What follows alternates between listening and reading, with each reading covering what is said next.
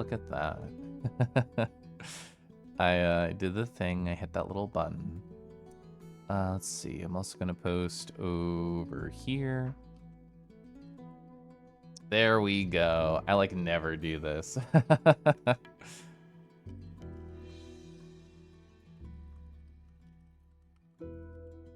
There we go. And it has been done incredibly successfully. Ugh. Gosh, it feels so interesting to like be wearing this shape once more. A surprise stream, it's true. Hi, Embellas. Embellas, I hope you're so well. I hope Satter Faye was very adorable. Gyoju, hi. Thank you so much for the chonk right there. Koralith, who are you? I'm just a little silly guy on the internet, that's all. You know, a little bit of a dragon, a little bit of a claw haver right here. The rare Nardo Ragan stream, I know. Hi, Kroot. Kroot, summarize all of your TFF in one sentence for me, please, in chat. Gyoju, I hope you're doing great today. You're so beautifully chonk right there. Oh, hi. Hi. Rego, I would ask for you to summarize your TFF in one sentence, but I know at least there'd be 10 key smashes in between the words you could fit into a single Twitch paragraph. So just tell me about the skirt. Nardorific. Hi, Arlo. Arlo, I hope you're well. Arlo, there's a little bug in my brain that I like associate with you so well. When I was really heavy and using this channel a lot, you were like, Kelef, I don't think you understand because you have no schedule. I just occasionally randomly check Twitch to see if you're on. And I think that's cute. But yeah, I haven't really streamed on this channel since I got my new job last September. And I was talking about it with myself in the shower this morning. I was like, this channel was mostly designed to be an unstructured environment, but my life, even if it was already a lot before, has become more structured. So that means the days that I would do on this channel, as in your Mondays, your Wednesdays, your Saturdays, all have had more bits and more bobs to take up time. Like, I've been working towards certification things, I've been just studying for a variety of new tech stack stuff for work. I've developed other hobbies, like I've tried to get more into creating educational YouTube videos for my tech stack, and I've gotten deeper into giving my attention to my crush on Saturdays, and if I don't do that, I tend to just go to the Saturday VR meets. So all of that unstructured space that I would fill has been taken up. And I was thinking, that means the only way that this channel gets attention is to introduce structure to it, which I thought would be like an identity clash, which is why I never really went for it. So I just kind of let it collect dust. And I don't know the exact way that I will take with this form over here. But a thought that I did have is like maybe in every other Sunday do an earlier thing like this and keep a Sunday evening for me, aka make it structured. I don't know. I have no promises. I just have presence. This is this is officially nostalgic. Oh my god, you did it in one word, Kurtan. Slutty. Oh whoa. Kurtan, I'll have you know, literally every single person I know who went to TFF can categorize their experience with just that single word too. Oh my god, Koralith, make out with you, please. Did Rego steal your account, Jake Bing, and make you type these things? That's how I make out. It sounds like a little orc chortle from Warcraft 3. I hope you're into that. Oh my gosh, Lan. A lot going on recently. Wanted to pop by because I think you're real neat. I hope you're doing okay, friend. I haven't really caught up on socials in a very long time. And I mean, I haven't like made a post on social media since like January 2023, I think. So therefore I haven't caught up with you and your feelings and your life much recently. But you can always feel free to DM me, Lan. I hope you're doing all right. You remember doing that back when I was doing it more? Yeah. Hi, Kieran. Yeah, it's been like 5+ months or what the fuck ever, but hello. Hi, Kai. Thank you so much for 9 months. 12 months. I was wrong. Hi, hope you're doing well. Right here, too. Hi, hi. You're gay for the dragon. You mean hi, sweetheart? You can do both. You can say hi while your mouth is pressed against mine. Hi, Minty. So let's see. So during an underwear party, says Rago, you were convinced to let a boy who was wearing a skirt and nothing else underneath to basically have your face covered by their skirt. So the only thing you could see was the and the well and the So I didn't know the thing that Seth was teasing you about is the story that I already heard in VR. You're gonna be punished. That would be fun. I don't have Hypno on this avatar, so I'll have to come up with a claw-based solution to that. It was a good time, I'm glad. Koralith's back. Hi, Akko. Hello. Koralith's making out involves biting, I mean. I hope everybody here has a very tough tongue. Do you think there are people who only follow this channel are so happy? I have no clue, Kurtan. I mean, back when I was a big Xenoblade boy, which of course is the vast history of this particular channel, there were people who only cared about that, not to say it negatively or to reduce them to a singular concept, but just true. Like, that's the only reason I think they stopped by was from Xenoblade. We're so back. Hi, Poppin. Hi, Zayden. Lan, hi. You've been slacking socially yourself like you can do. One of my friends has a sound redeem called Gweh, like Gweh, and it's like that, like, so when you said, I just thought the same sound. You've been meaning to, your brain has had worms when looking into instant messaging, but this is pretty easy for some reason. I relate to that on a core emotional level. Sorry, a Koralith emotional level, rimshot sound. I take forever to get back to DMs to people. It's just a thing that I do. Sorry about that if you DM me. But if I see somebody live on Twitch, it's like, oh my god, so easy. I want to say hi right now. And I can't tell you why, really, that it's easier for me to come by here than it is to respond to the one-on-one space. I don't get it. Brains are weird. Super sexy furries. Does that mean that Koralith's the first thing I see here? Hi, Silvers. Oh, that means I didn't save my changes with my title. My bad, I meant to. Gosh, Nardo, Caliph is so precious. I did daydream, Zayden, about like making a VTuber of my Moonfang, which I have not done, and there will be no surprise reveal. But I have thought about it, and that could be fun to also wear over here. Would they have the same, how do you say, personality as I wear them? I don't know. But it'd be another like soft space to use it.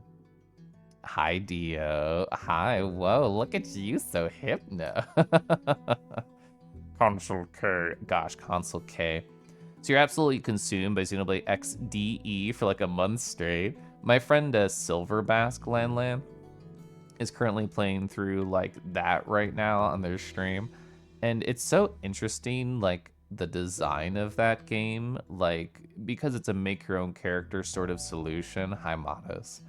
It's I don't know if it's correct to say it's less story driven, but it's just different. Like the vibes are more open world and exploratory, more mechanically based from what I can tell. So I hope it's been really fun. I was just thinking about how it has a different energy to it than the 1 through 3. If you don't have the Hypno, we bring the Hypno. Thank you. Gosh, speaking of, I did add Paw Hypno to my avatar yesterday, by the by. I don't know if this is an interesting idea for, like, anybody. I don't know if anybody really is looking for, like, a Paw Hypno-based solution. But it is a thing now, so hi, Kobold, pop in right here. Somebody asked me, like, in a chat on Thursday, Strutsky, if anybody here knows them. It was in Harvest's stream, and they just said, Caliph, when are you adding Paw Hypno? And I thought to myself, how hard would that be? Could I do that? And, like, there are so many horny things I don't find interesting on the surface, but I find interesting in the technical introduction of it. as in, how do I do this between the trifecta of Substance Painter, Unity, and Blender? Can I do it? Is it hard? Is this a skill that I want? How else could I use these abilities to do other things? So I just figured it out. To be fair, Value Factory, the creator of the Hypno Shader, shader.gay, the URL, beautiful. They have a video literally about paw hypno. They want you to get into this. So it's interesting. I did figure it out. Peak sound effect. Hi, Dio.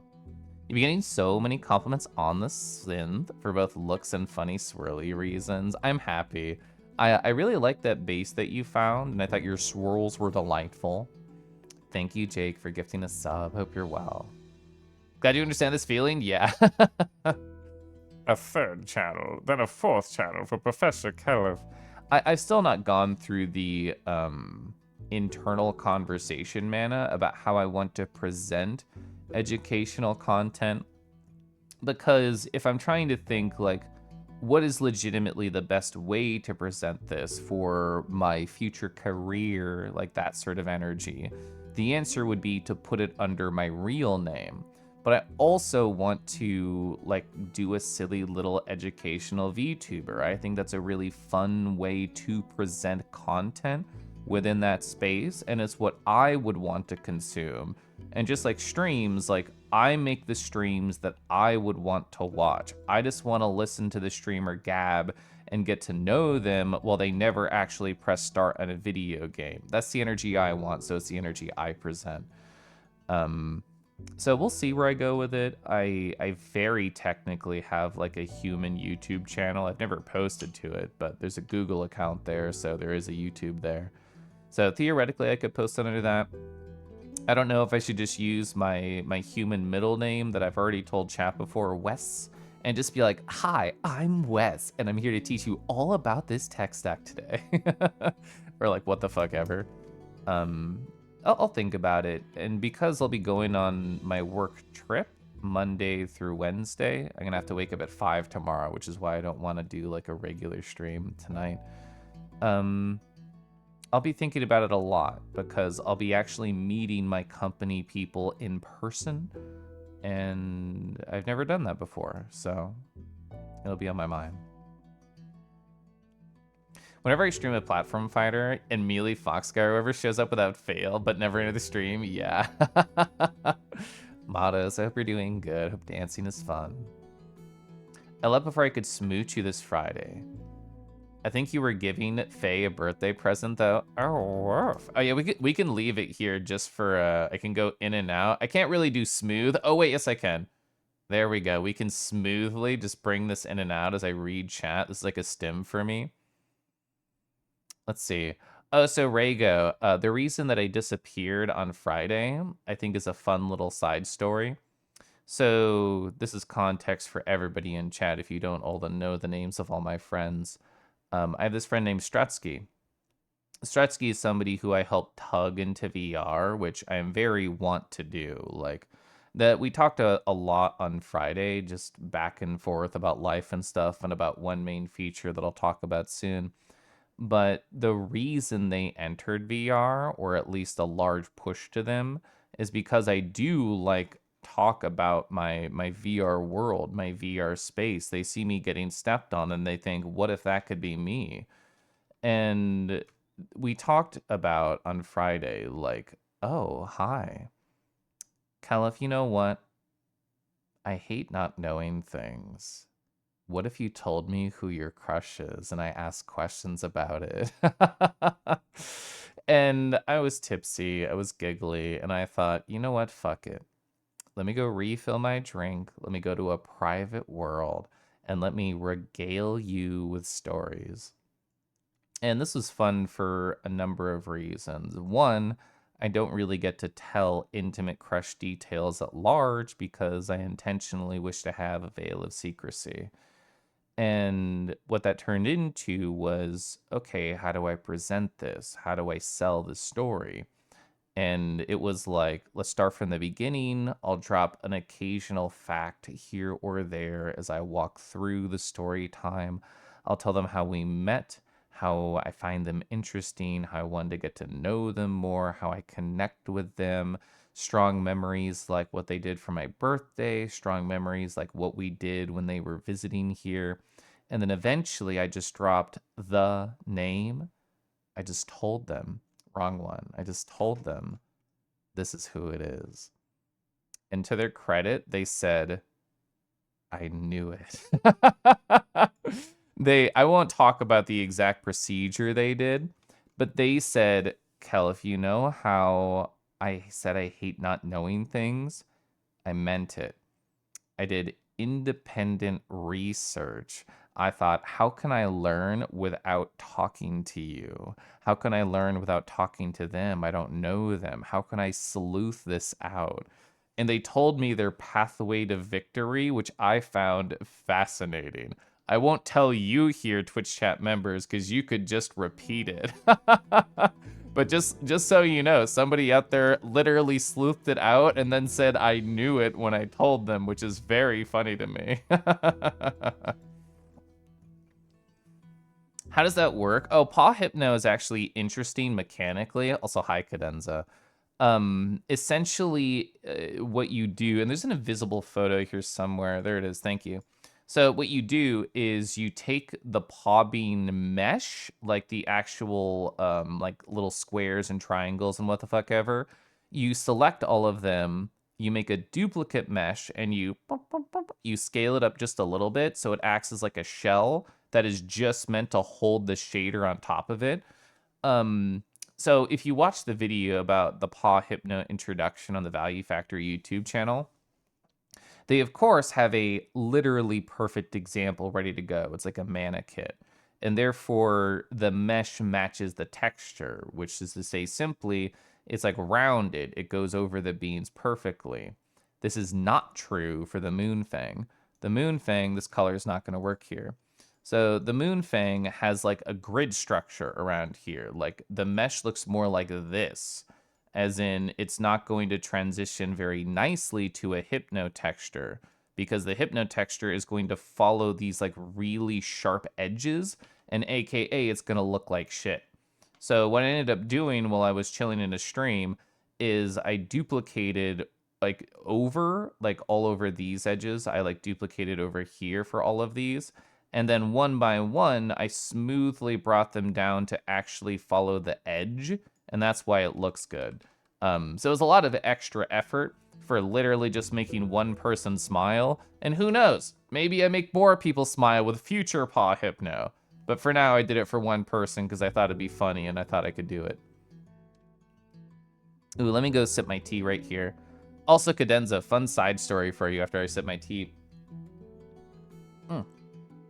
I saw that you posted a clip of your stream in my Discord, and I was delighted for a few reasons. One, any moment that I can take to appreciate making a 2D individual in my mind more three-dimensional through the power of voice, through the power of presence, through the power of VR, or what the fuck ever, I am giddy to experience. So I saw you post a clip of your own stream, and I'm like, I see Cadenza around. They're a very fun, cool chatter. What is their voice like? So I closed my eyes and I tried to imagine. And of course, how the fuck are you supposed to know? But it's fun to daydream. And then I clicked and I'm like, this is great. I love learning stuff like that. You have a few teeps you know who will bottom over the Paw Hypno. That's true. Yeah, the scrolls will help them look for it. Might be interesting. This Kako emoji is very good. I thought it was Croco. It's actually... Oh, Coco! Not Kako. I see. It's very different. Xenoblade Chronicles. It's less story is the strongest point compared to the Chronicles Xenos. The new epilogue got kind of crazy, though. You had a great time with it. Like the other game's discs, it managed to recontextualize every entry to date again. They love doing that. Sorry you missed me on Friday. It's okay, I disappeared pretty early for the reasons I explained. Paw Hypno? Yeah. That's probably the exact video I watched.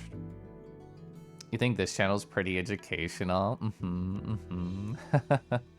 Oh, Akko, you started setting up for streaming? That was 8 minutes ago. So I'm 8 minutes behind on chat because of my stories. But you know what? That's what this channel's for, is very slow, sultry talking, not for playing video games. When maw hypno, have someone stare into your maw, completely lose themselves, you bite their neck gently. I think, so, Value Factory is multiple DLCs, and one of them is the focus, and you can essentially add a swirl to go to a point wherever you want. So, I know somebody who added this to their jockstrap, but it would work for back of throat for sure. Like, you could be, if I open my mouth, just enough, like a little swirl would start to like point to the back of your throat. That's very doable. Oh yeah, Hypnovisor, Hypno Wings, the shell. You weren't really into Hypno? You think your experiences with people you know made you really into it? It made you appreciate eyes and eye movements a bit more. Chiro, hi Chiro. I hope you're doing so well, lovely to see you. You listen to me lecture, you'd be leagues better than any of my professors. I do care a whole lot. Well, you got a hype chest. Chill Girl? I've never seen Chill Girl before. Kangi spelling secrets, just a little bit. You can get stepped on, the opportunities are infinite. Fun story about this step-on photo. This is Felix's paw, for anybody who knows Felix. I excitedly wanted to show Felix, get out of here. I wanted to show Felix my paw hypno because it's just like more Moonfang things that I haven't seen other people do that I did. So I laid on the ground. I was like, Felix, look, like a kid showing off their favorite art piece. They did this last week. I have paw hypno. And they said, that's nice, Kelef. Steps on me. And now you're stuck here. Which is so delightfully attractive of them to do. So Rego says, I mentioned like the reason why it really grew on you, lashed inside your brain, was the intoxicating tension between what the other desires and what I desire. What do I want because the other person wants it? Did I want it the entire time? Was I convinced to enjoy it? The tension was exciting. The idea of someone making me love what they love is fun. The uncertainty is interesting. The hypnosis really plays with the boundary really well. That is fascinating. I sell yig. Thank you so much. I hope you're well. As I mentioned with the paw hypno briefly, like, I like introducing things because it's a technical challenge and I like making my friends smile. Is this a little bit of a service top energy? I can't speak to that too much because I think of it as a gaffe. To me, it's a funny joke. It's, hey, this makes you horny, right? Giggles. Like, I'm not necessarily there to act with it, to be an actor in this horny scene. At least not right now. That's not how I see it. I do it because it makes other people go, oh, wow, California. That's why I do it. Someone woke up from hibernation. It was a really good nap, yeah. Hi, Lemon, hi. Pango, Koralith, Koralith. That's been so long in your mouth if you say Koralith. Ooh, Kafloralith? Ooh, can we add even more syllables? I hope you're well. Oh, the focus is what you showed off. Focus is really good. I like it. The pawsies, the steppies. You know, I know you're a paw slut, Chiro. I love this for you.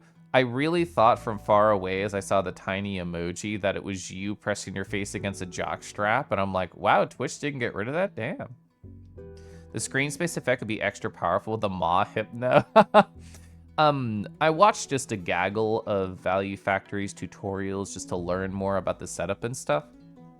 And the screen space was interesting, hi Deckies, because you can like put it on a really small object, like let's say a box inside your hand does it. So if you have it active and you put it in somebody's face, like it takes over their entire vision. And I feel like with Maw Hypno, it would work really well, like what you're saying with screen space. It's just like, you would flirt like, oh, aren't you just a nice little snack? And you get closer, and then your maw gets just close enough, and then they're covered with whatever hypno you did. Hi, Jovi. Jovi, I hope you're so well. So you have a preliminary ref sheet yesterday. Let's go. Have an idea for when I actually call an artist? Oh, Felix showed you the website that you used. Is it like one of those, oh gosh, how do you phrase, like a find an artist to commission website? Kelif, what was hot to you about getting stepped on in the moan if you care to share? Oh, I'd love to share. So somebody else actually asked me this. I'm gonna mute my mic and cough for a sec. There we go. So I did a one-on-one hangout with my friend Lysic yesterday, and Lysic is really creature-pilled, and Moonfang is very creature-shaped. So we talked a lot about the enjoyments of this space. This is related, and I'll get to your question. But the way I described it to them, because they lurked in my stream one day, and I said out loud, truthfully so, that the Moonfang brings me creature joy, and it's an interesting space to explore. What does this mean for me right now? I don't know. And this was weeks ago. So they said, Kelif, how has the shape of your feelings changed? What's the creature feeling landscape? And I told them, well, it's a gift. It's a gift that's been wrapped and the label says joy, but I have placed the gift under a tree. I have not opened it. I don't know if I want to ruin the wrapping paper. There could be a lot of details in there, or it could just be an empty box that symbolizes things. But I have not unpacked the creature feelings that I do in fact feel when I wear this avatar. And I think that relates to your question. What did you feel when the paw stepped on you? To me, the focus was not the paw. It was not this up here, Lamau. It was more of the presence and the act. It's the you have to stay down there because I want you to, and they're gonna stare down at me. That was the interesting set of the interaction of feelings inside of me. Is like you can literally see my facial tract face right here. Was I one whiskey in? Yes, that probably adds to the smile. But that idea of sort of what Rhaego said is like, oh, I need to like what you like, or oh, thank you for that pin. That's so funny. The creature landscape is yeah.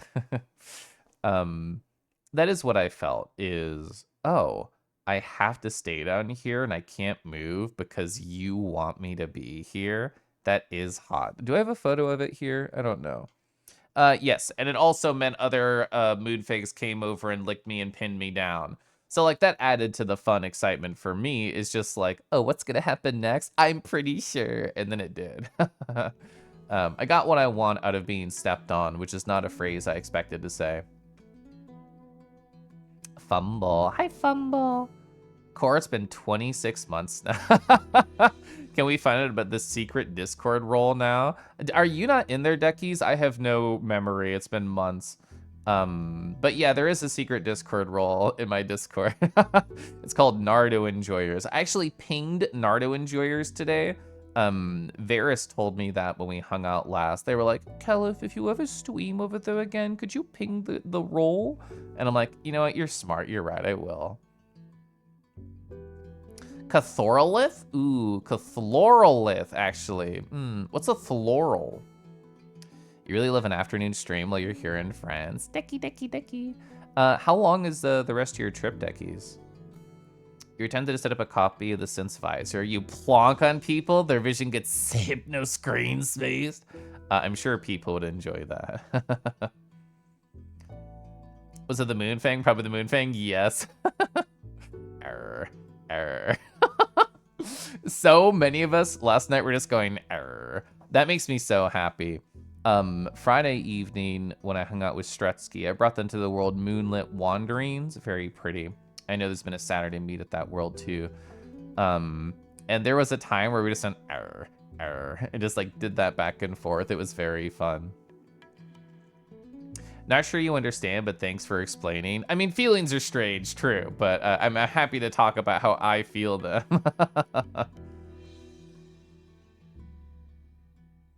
You're in the role, you just want to be a dork? Oh, okay. The ping is much appreciated. I know, Kai, you've asked before of like, you never do a little ping. You didn't say it like that, but that was the space between your words. So yes, I know people do appreciate it because I intentionally try and have like a different energy over here, a different presence over here, a different mindset. You know what my pre-stream ritual was, chat? Lie on the floor for 15 minutes listening to soft meditation music, and then just like being in the moment. So softly present is who I want to be right now.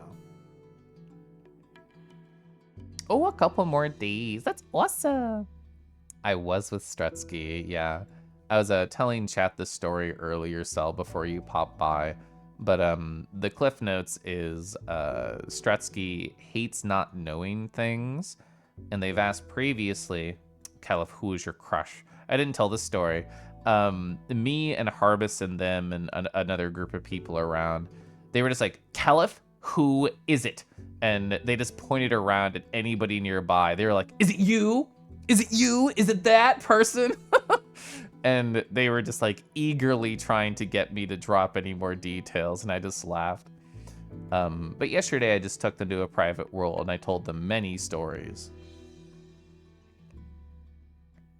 You trying to be too needy? No, I love the neediness. I love providing. I love seeing a need and then filling it.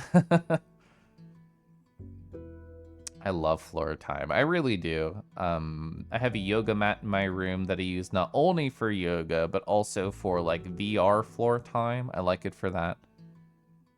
You've been meaning to play this for a while. Hi, PJ. Yeah, I thought to myself, what is a good game for me to play over here, even if it takes me like over 30 minutes to click the new game screen? And something like this that is mostly exploratory and mechanically based and not too heavy of a narrative. Like, yeah, sure, I can just run around. Caliph immune to pressure about crush. I think I'm pretty good about it. I will say, when I was regaling Strutsky with stories, I was 2 whiskeys deep, so therefore not as good at stringing words together as I traditionally am. And I was telling them like my birthday crush story, and then I was just like blah blah blah, and then redacted. They said, and I'm like, fuck, I just said the name. Ignore that. Keep going. So I did think that was funny. I do think they heard me perfectly clearly and loudly so, but later on, I literally told them stories for like 2 hours, and they did ask a lot of questions, and I filled in many gaps. And at the end, they were like, so Caliph, actually didn't hear that name that you said. Could you tell me again? And I love that they did that because it made me feel better about fucking up and just saying it. It could be someone, it could be someone in this very room. Word hard when drink. Other thing get hard too, so true. Arky, hi Arky, hello. Welcome over to my little side space. I've spent 33 minutes just chatting with no plan, which is very much just me as a streamer, and especially me over here. Side story, error. So I've had this internal paranoia. I've owned a mug warmer for years now. It's the simplest possible mechanical setup you would expect. Off, no warmth. On, yes warmth. Oh boy, drinks stay warm, so nice, so good. Simple. But with simpleness lacks the complexity I may desire at times, as in, what if I accidentally leave on forever and then house explode or enter fire? Like, it's hard not to worry about that. Like any source of heat, especially if cheaply made, I get worried about. So this past week, this is a side story in a side story. Since I'm traveling for work and I do government contracting, there are a lot of thoughts of you are going to be traveling with your government mandated laptop that is worth multiple thousands of dollars. This cannot get lost. It cannot get damaged. Here's a bunch of advice about all of this. And one of the things my boss told me, my boss was like, Caliph, you need a locking cable for your laptop. I will pay for it out of pocket for you. Here's the exact one you should get. And I've never paid attention to the location of this on my laptop. There's like what I can only describe as like a nipple. I guess an inverse nipple. It goes inside, not outside. And it's just like a tiny little square, and I never noticed it really before. It's intended for like a locking cable to, like a bike lock, sort of same idea, where you put it in, you turn the key, it locks, and then it's attached to a very strong cable with a loop at the end, so you can tie it around an immovable object or an inconvenient to move object, and to make sure it's safe. So when I ordered that, we're back to my first out of 2 side stories. I thought, I want to get a mug warmer that can turn off if I accidentally leave it on, because I'm very paranoid about this. So I found one that had 3 buttons instead of 1. 1 is the on, 2 is the timer, and 3 is like you can turn the light on or off.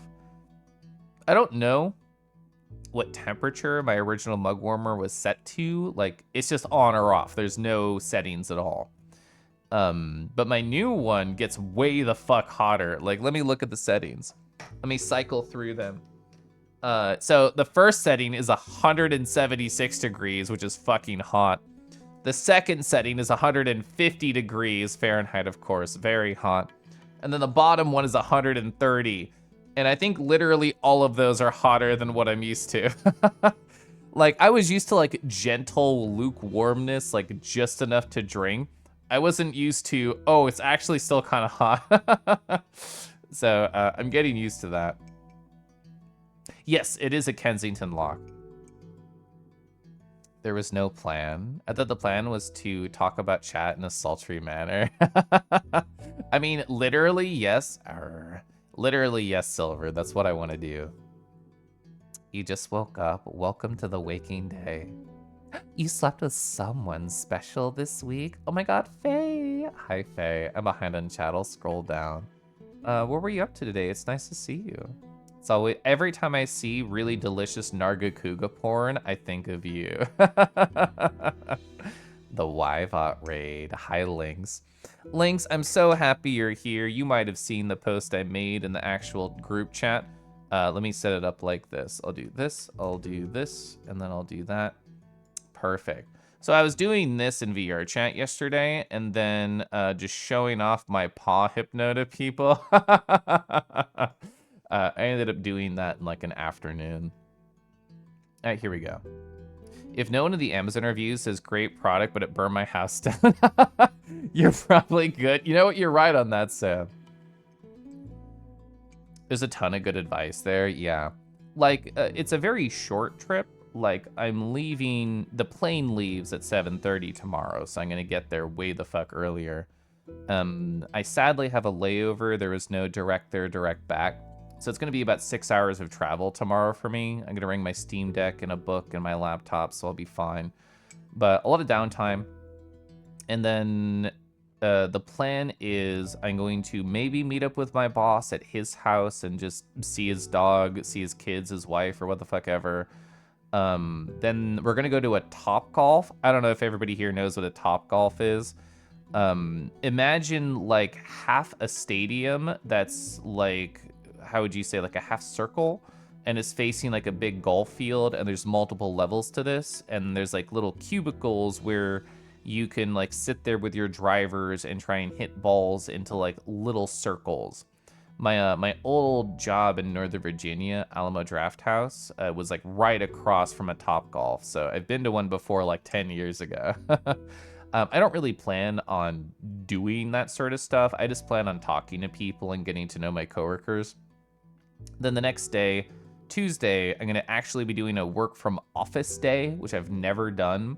Even at my old job, I've never had a work from office day. I've been working in the corporate environment for 4-ish years. I've never worked from an office. It's going to be so emotionally strange for me. It's going to be a short day, like 9 to 3 p.m. And then we're going to go do the Q2 all hands company meeting. Then we're going to have like a food social, and then I leave the next day. So during all of that, the whole fucking time, I imagine I'll just have my backpack on with my government secure laptop, because I do not want it leaving my site, period. So you have a government-related item. You had to sit through hours of rules and regulations. Your cousin has a bunch of stuff, a bunch of those things for his computer stuff at cons, yeah. Warm, warm, and warm. Are you the all caps warm, Draco? Should I get close? Extreme, yes, yeah. Unstructured free chat time for enrichment, yeah. Chat, you can ask me any question. I will gab on. I literally don't care if we start the game at all. You'll have a good hot coffee. You hate when it's so hot it burns your tongue. I don't think I'll ever use the top setting, which is sad because each of the 3 settings of my new mug warmer has a nice pretty color to it. The top one, of course, is red, which is what I want because it's my favorite. But this one, which I'll probably keep it on, is like a purple. Creature. Strutsky, I talked about you. I talked about what we did on Friday and all the things that I talked about. I didn't mention, of course, incredibly specific details, but I talked about you. Creature, creature, creature. Top golf implies the existence of bottom golf, which is just mini golf. I talked about you. Hi, Felix. Felix, I got asked a delightful question earlier, and I tried my best to explain it, of how did you feel when Felix stepped on you? I'm gonna sip my tea. I made a vanilla almond tea, and there's this brand of syrups in America called Torani, and they have like a bunch of different flavors. I really like the raspberry one. I have that at home. Lavender Fox told me they have a lavender syrup. I've never seen it. I would like to try it. But recently, a couple weeks ago, I found a peppermint syrup at the store, and I'm a slut for Christmas style flavors. I love them. So I've been doing just little dabbles of peppermint syrup in my teas or coffee here or there. So my vanilla almond tea has just a splash of peppermint syrup in there. I like it. You thought of me when you attempted to set up Obsidian.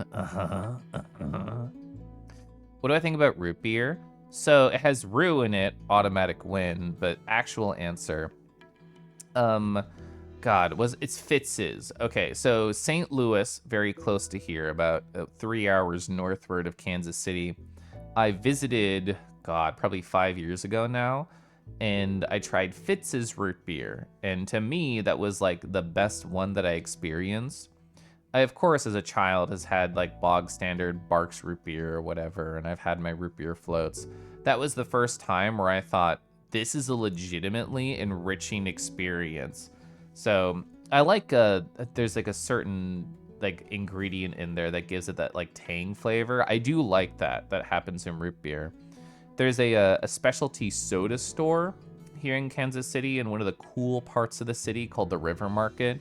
And it's a great thing just to bring bring friends to. It's like, oh, you're from out of town? Let's go buy a weird soda and try it together. And they have all gamut of like horrible things no one should like that you buy just to try and say that it's super gross, like ranch soda. And then they have like a section for orange sodas, for cream sodas, for root beers and everything. And there's a lot of stuff that's like imported from overseas. They have a lot of like Japanese sodas that I've never seen before. It's very fun. Creature. Favorite color versus good temp? I know. Do I want to get burned or do I want to be cute? Oh, you have the lavender syrup at home. Time to visit Deckies.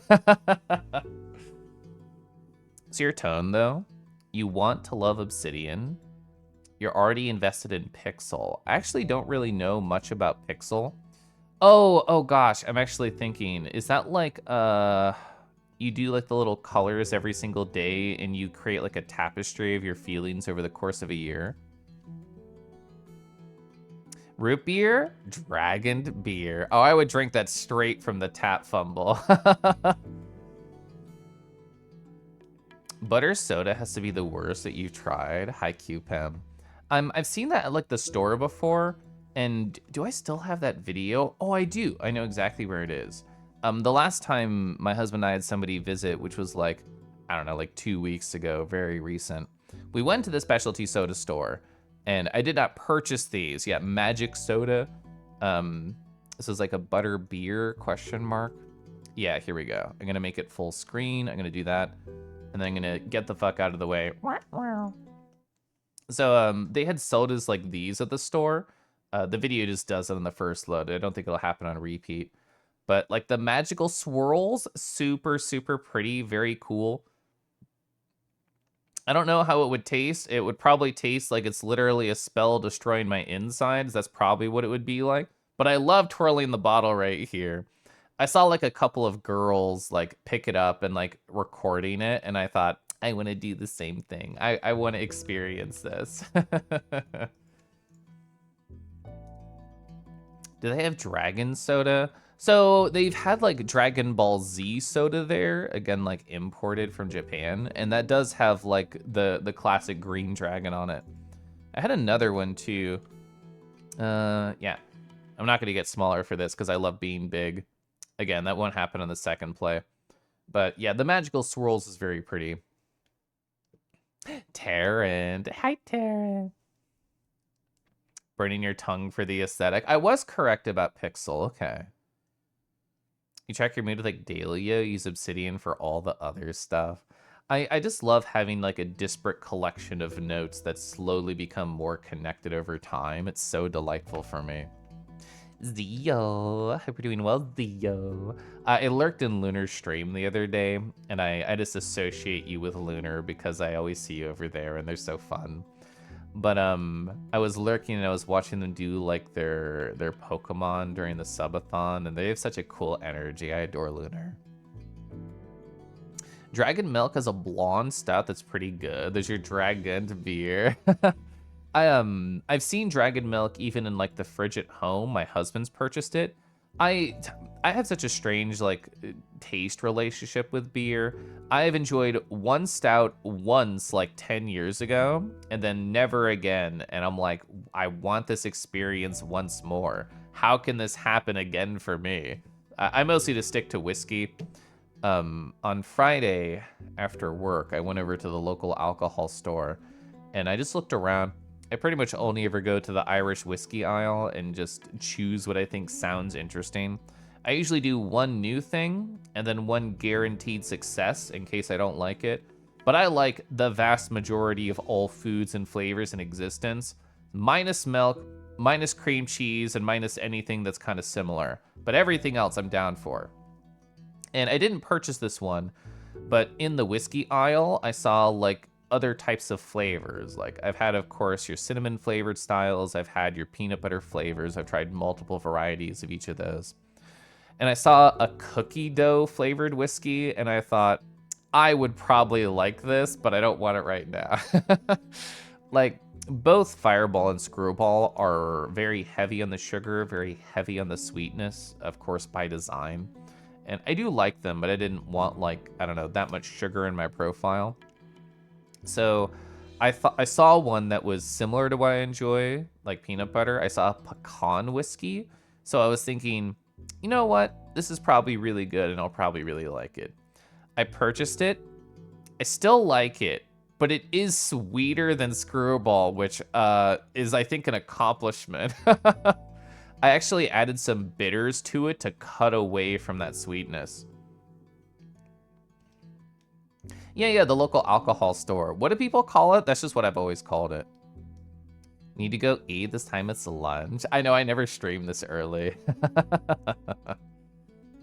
Hypnotic. Your problem with Obsidian is not necessarily the program itself. Oh, okay. You're used to like sync thing to sync it up. You haven't figured out the proper setup. I've only ever done the paid version of syncing before. I've not explored the other options. I think it was like Dusky who said that they've used like alternatives out there. Oh, Orangina. I love their furry commercials. Gosh, who is it, Kofu, that has like a stack of those ready to go? Being big is so nice. Do you also enjoy the I'm gonna push my paw on you and keep you down energy? Hi, Sancho.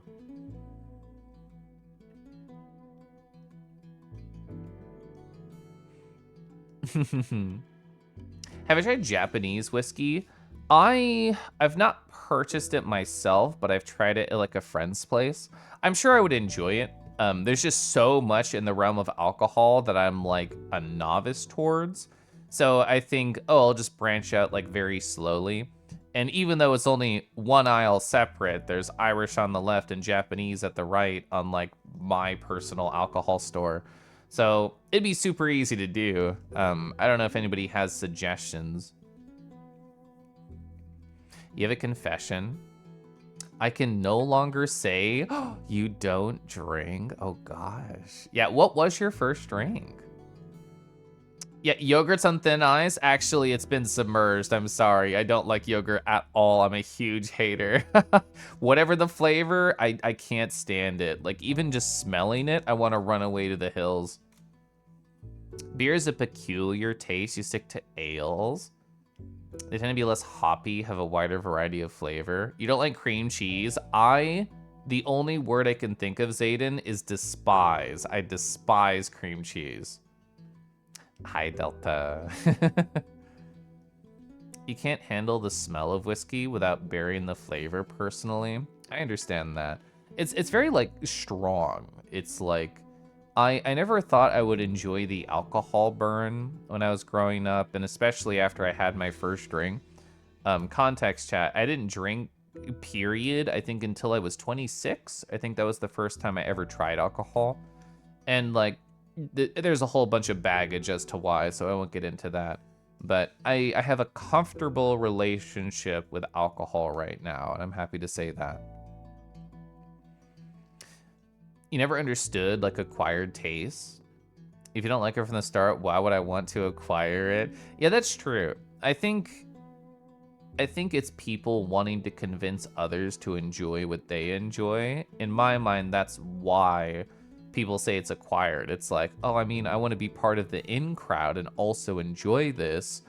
Like, sure, like, I'll keep trying it until my body accepts it and then go for it.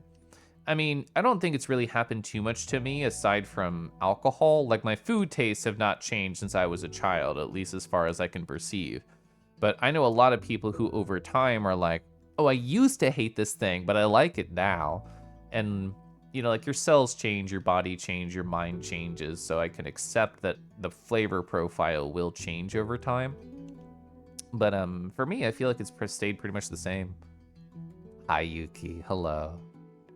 Wolvie. Hi, Wolvie.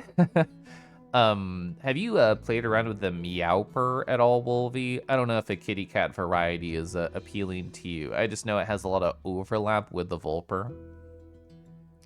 You can often tell what the state someone is from, what they call the local alcohol store. Mine is Gomer's. Oh, your husband and you, Taryn, are not fans of Japanese whiskey. Okay. Why would you branch out when you get to drink Malort? Honestly, maybe hot take. I don't think Malort is that bad. It's a great social liquor. It's like, we're all going to hate this together, and that's going to be the bonding experience. Oh, I missed this. Let's see. Oh, grenadine, hot pepper, apple liqueur. I don't know if I've ever had like hot pepper in like an alcoholic experience. You're precious. Hi. You like the I'm grabbing you and keeping you with me, whether that's under pot, in floof, or more intimate. I'm so excited, Silver, when you like get VR and you can actually grab people. I think you'll have quite the joy with it. You recommend Tori or Hibiki Suntory? All right, I'm going into my Obsidian. I have a whiskey list, which I've been told to call a whiskey lisky, which I think is very cute. Let's see, recommended. Oh man, I have an old recommendation I wrote here, Mana. 1910 Old Foresters, very sweet, almost malty. I think it'd be better in an old fashioned than neat. Gosh, I love heavy notes. I don't have to remember shit. Oh, yeah, I actually have, like, a lot here. Is it fine if I show this? There's nothing personal here, right? I'm always paranoid when I show, like, my personal notes.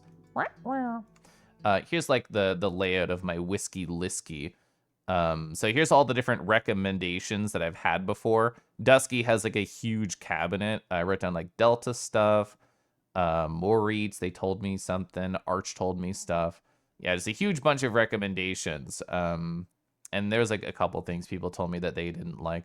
But yeah, like I just had like a bunch of different like pictures of like, oh, I've had this, was very smooth and happily get again. I want to eventually like, you know, fill this out. Yeah, this is a different like cinnamon whiskey I tried. I didn't take a picture of like my pecan one yet, but whatever. I'll eventually get to it. Arr, arr. I do like ciders a lot. The gimme dot is so perfect for you.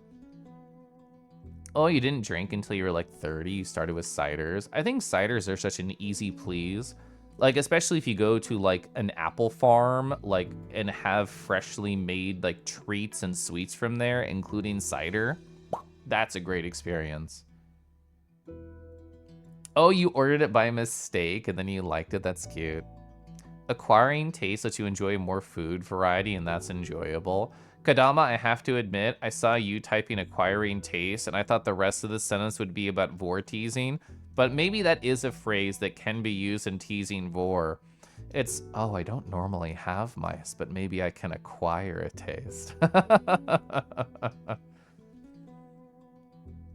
Acquired taste just feels like like gaslighting yourself into liking something you don't like. That is funny.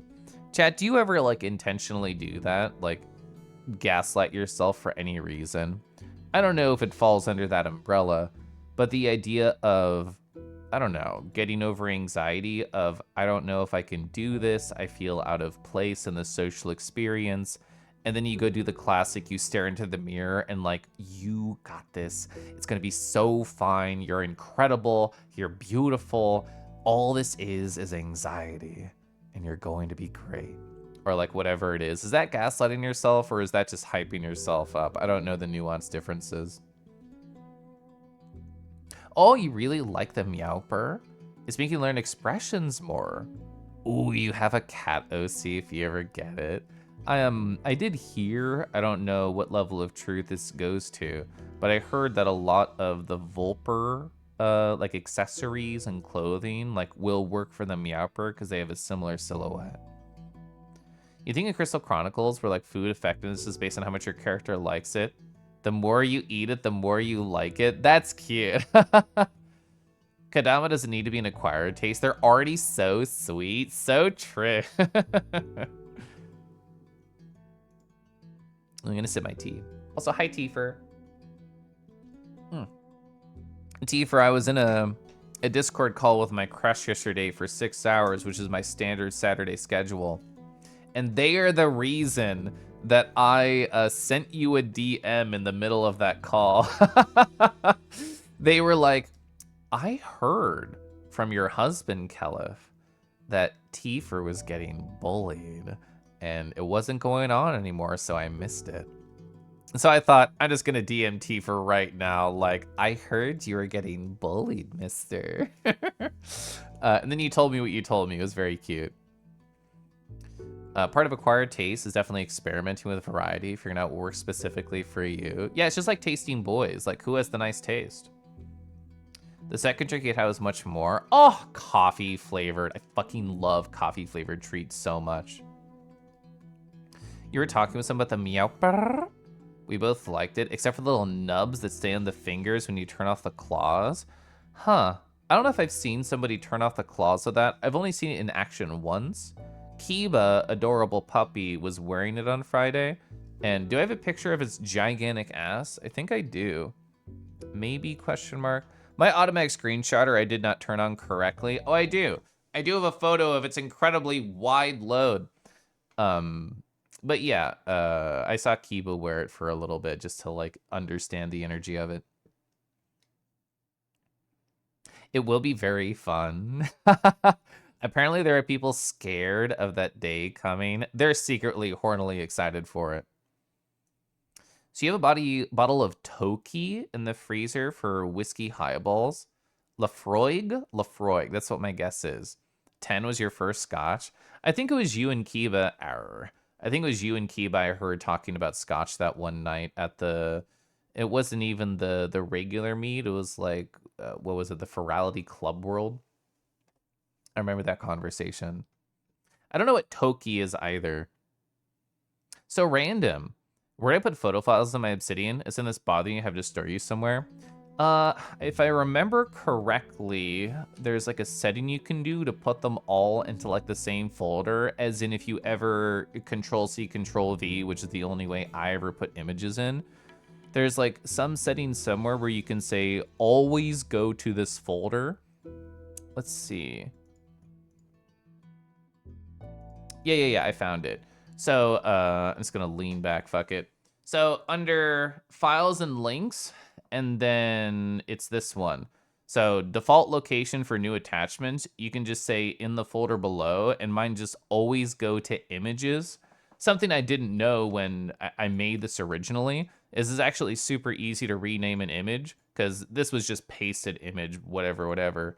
But I can like open it up and I can just modify it right here really easy. So I can say like whiskey, Selkie, and then boom. And then I can always find it really easy. Oh, this is a tip that I learned too that I really like. By default, it's wide and thick and not in a good way.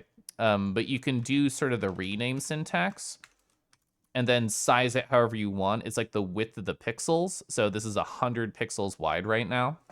So, I'm a big fan of that particular feature in Obsidian, which I learned from a random YouTube video.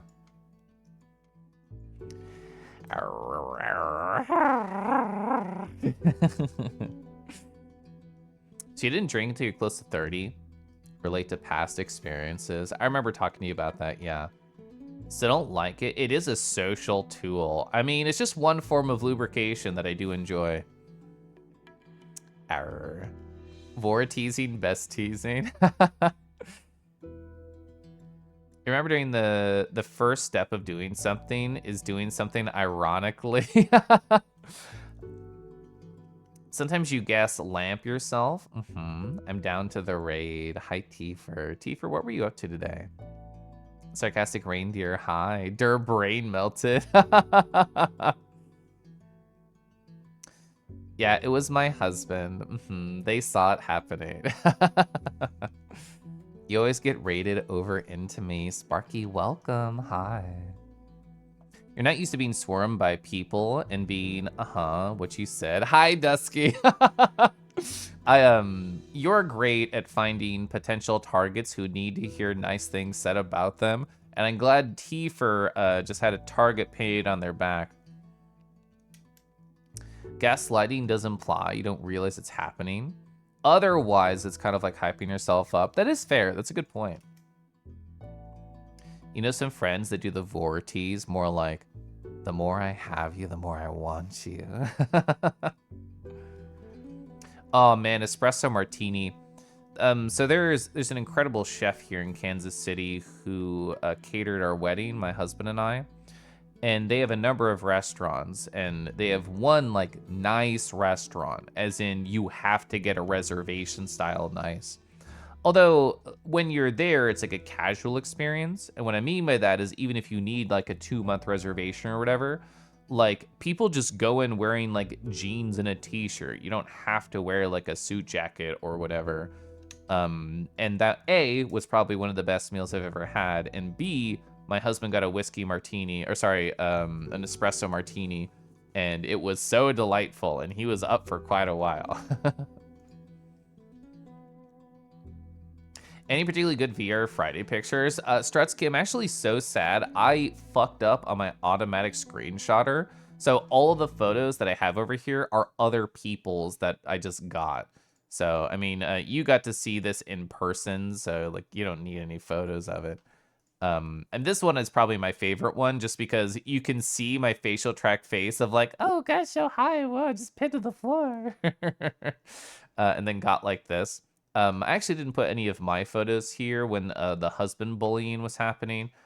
For people who weren't there on Friday, hi again, Dusky. My husband got Moonfang destroyed. Like, I've gotten there. I was there again on the floor, and I was just giggling and smiling, which is always a great time. But they were squeakily wrecked from all angles, which again is always delightful.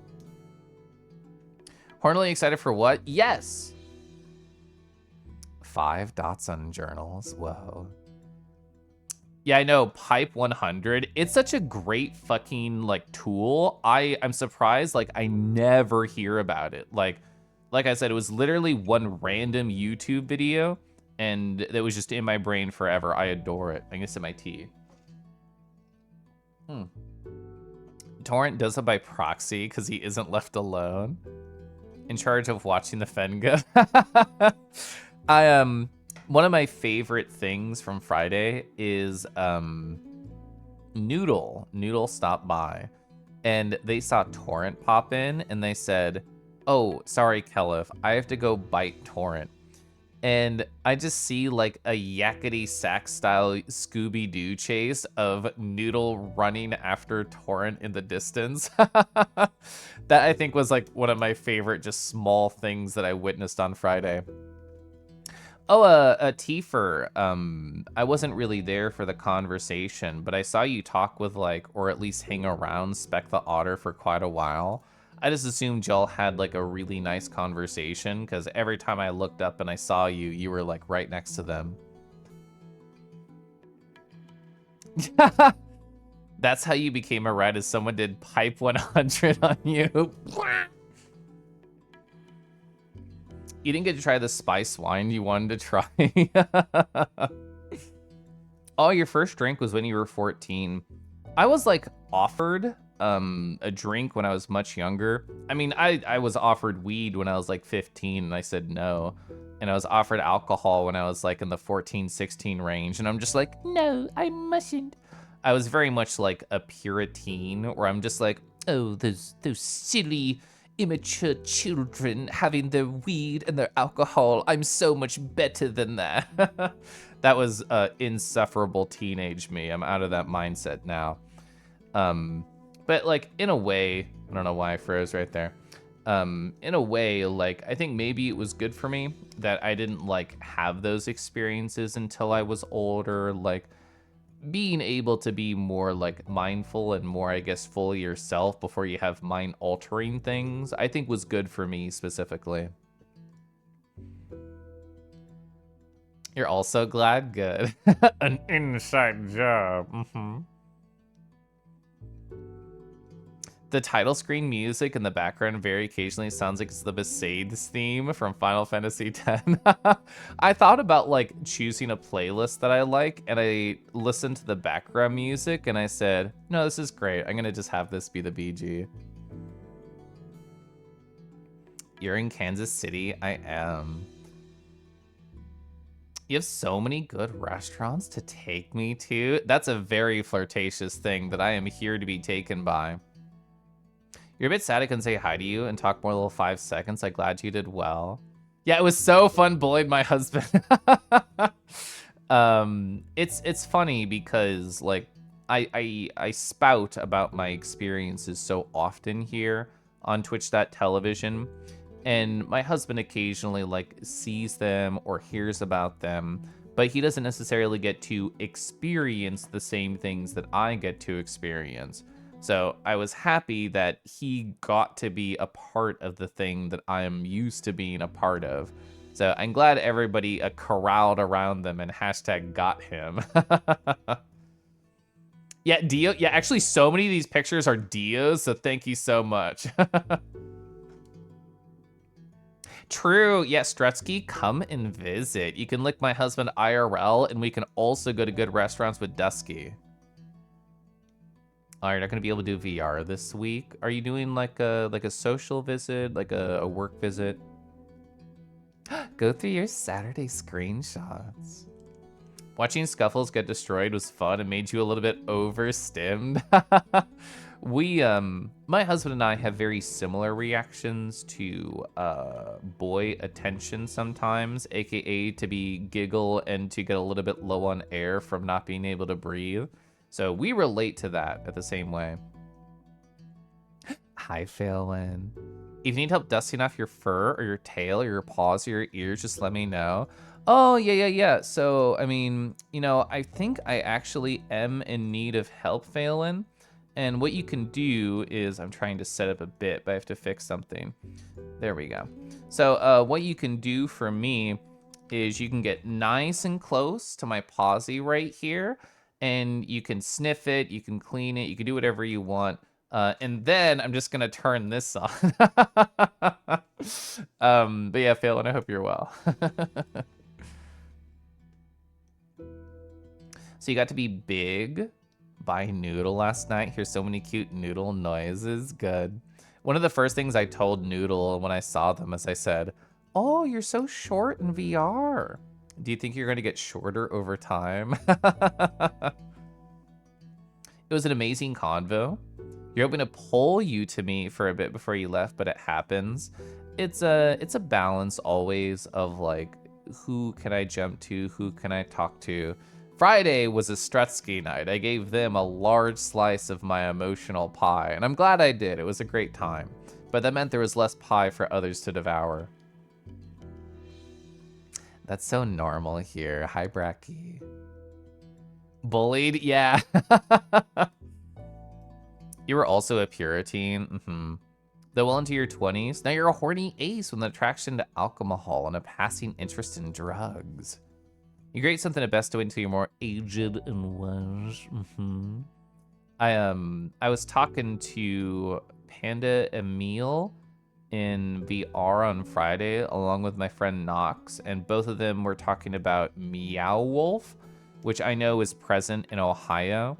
And the group of people I stayed with last time I went to Ohio for like last Anthrocon, they were so fucking jazzed about Meow Wolf. I saw like a collection of photos from them.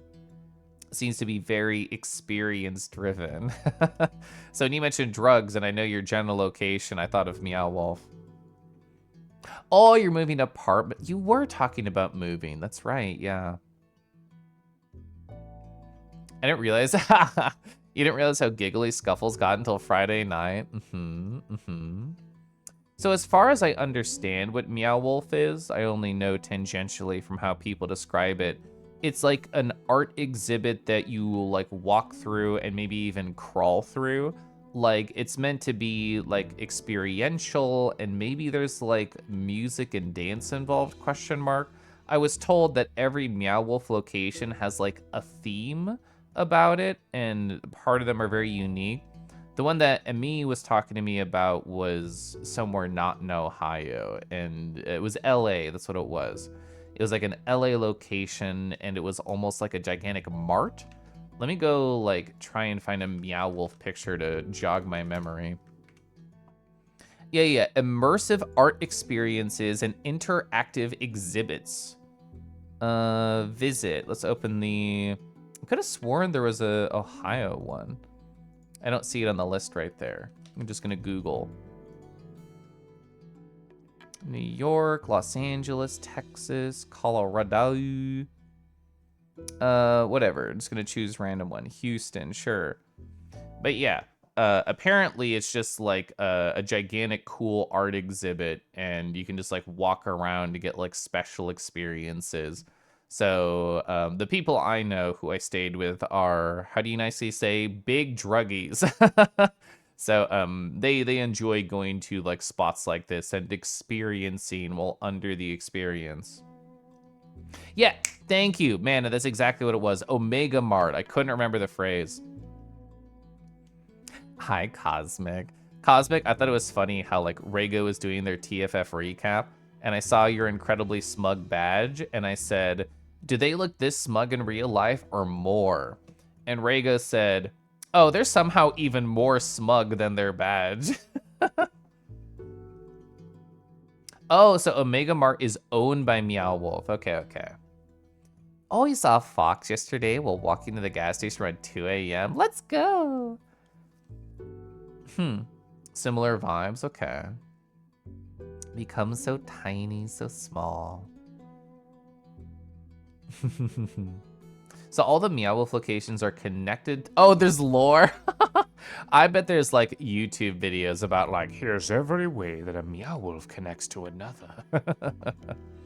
Yeah, I didn't see an Ohio location on their site, but I could have sworn maybe just my friends in Ohio like went there together and it wasn't close by. I don't know. That was like 3 years ago, so memories get more muddy over time.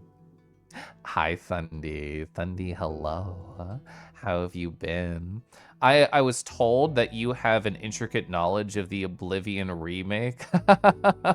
I don't know if you started playing that since you played Avowed, and it's a similar, you know, first-person magic combat stamina management. I assume Oblivion is close to your heart.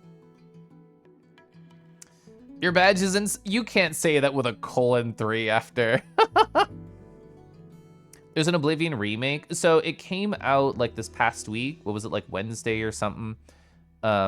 Where it's essentially like UE5 over the top of the old Oblivion. So like a huge graphical overhaul.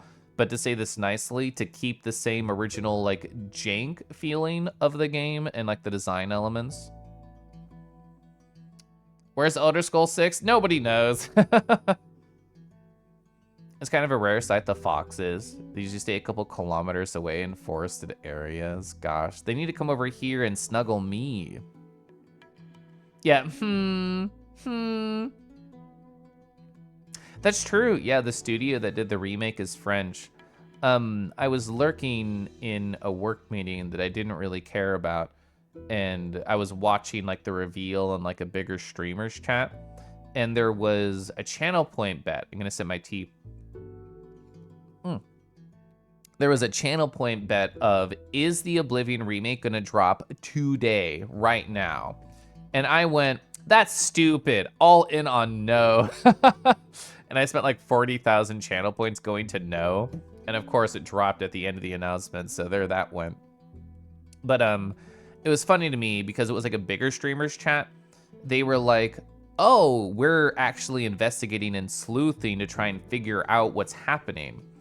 And in the middle of the presentation by Bethesda, apparently on Twitch's API, the category for the remake showed up already. So people are like, yeah, it's probably a guaranteed thing if the category just suddenly appeared out of nowhere right now during the presentation for the remake. Oh, your partner was so hyped for the reveal video. It was adorable. Oh, it was Tuesday, okay. Literally the whole game, yeah, the whole game of Oblivion's there entirely intact. UE5 is a wrapper over the top of it. Same graphics pipeline to piggyback on. That it's just so fascinating that that can be done. Like, I can't think of a good example of one, but I know it's a thing where there's remakes where you have the original graphics there and you can just like toggle in between one and the other on the fly. So that must be like another wrapper kind of experience. Oh, they did make some QOL changes, I believe. I don't really know what's different, so a knowledgeable chat member can definitely speak to it. Cappy. Hi, Cappy. Capybara. ES6 is a myth. It's going to be Skyrim re-release with an extra 1 on the cover and like taped on and shoddy. Fun fact, because we're talking about Bethesda. I used to live in Northern Virginia, and Bethesda is in Bethesda, Maryland. So very close, like one state apart. And I worked in like a town center at a cupcake shop, and I worked there for like 3 years.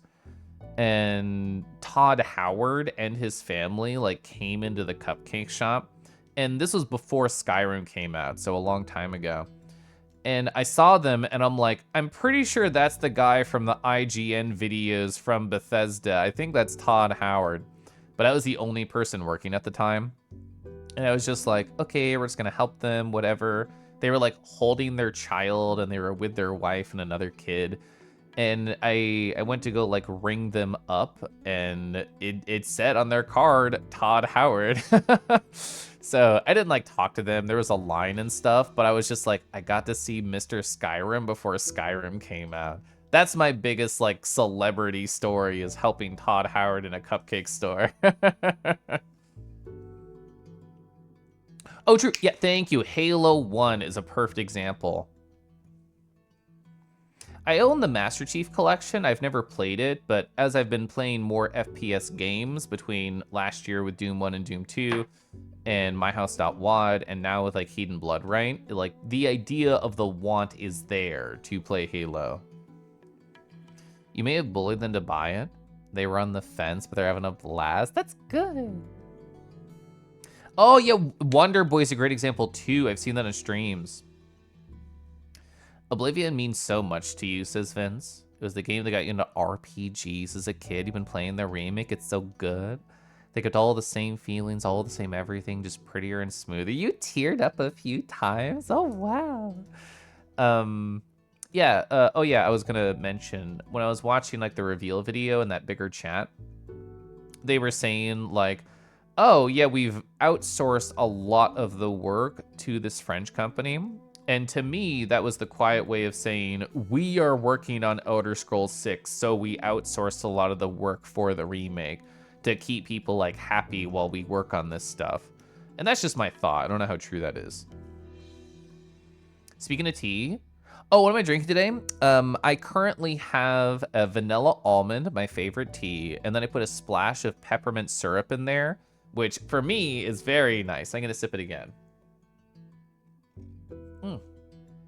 That was delightful, says Naki, who is also delightful. Hi, Naki. I hope you're doing so amazing. I'm gonna pour more hot water into my tea. There we go. You worked a summer getting paid shit, working carpentry to buy 360 and Oblivion. You were the one kid in your group who had it, was so huge. That's so cool. Fucking Thundy saying I fucking hate Todd Howard. You know, it's the same thing exactly. Tomb Raider, Legacy of Kain remasters. You can switch between the original and the new graphics with the push of a button. I think that's so cool. Like, just from like a nostalgic perspective of going here or there is so fucking sick. Dragon Quest, what was it, 12, 11? Whatever the Switch one was that came out a while ago. I, A, really liked that game. B, thought it was adorable how they had the 3D version, which is what I played. But you could also play as like a retro-inspired version, like an old Dragon Quest 5 or 6, just going around as pixel guys. I never actually went through the game like that, but I appreciated that it existed. I've emotionally decided that I'm not interested in the direction that Final Fantasy as a series is going, which is fine. Like, the audience shifts, the wants change, but like the action adventure combat style to me is less interesting than a turn-based art style or mechanics or whatever. Like, I think the ATB is exactly where I would want a Final Fantasy to be, but I understand that blockbuster games nowadays have shifted. Like, it's not the same era of PS1 with Final Fantasy 7 and 8 and 9, which is, or 10 too. Like, that's where my heart is.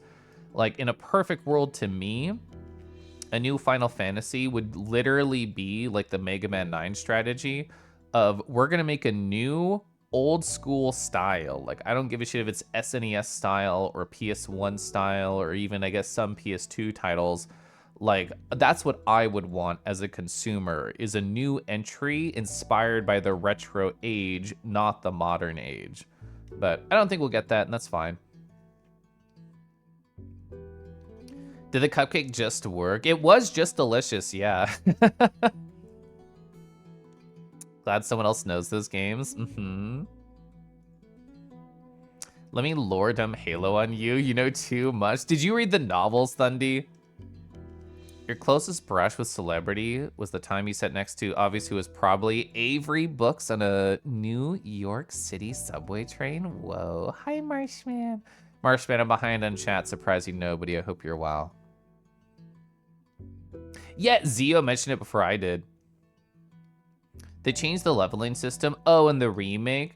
Yeah, my husband was saying that he thought the remake looked more interesting to him because he was one of the many people who got like soft lock, quote unquote, in the original just by leveling the wrong way.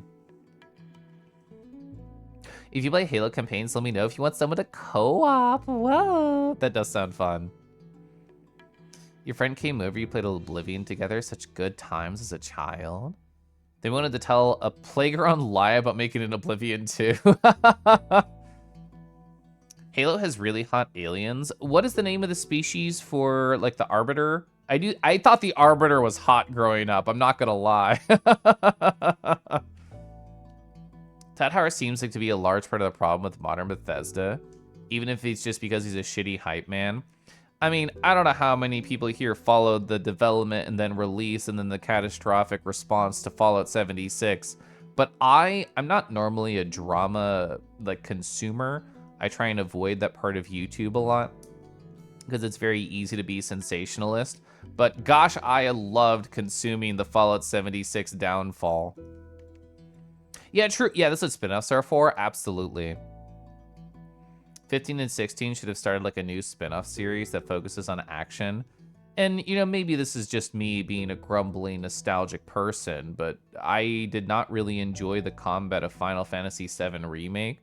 To me, like, it did not have any of the feel that I wanted it to feel like. It felt like the surface had the design of a turn-based combat, and even though they gave you agency, you couldn't really use that agency in a way that made me feel good as a player.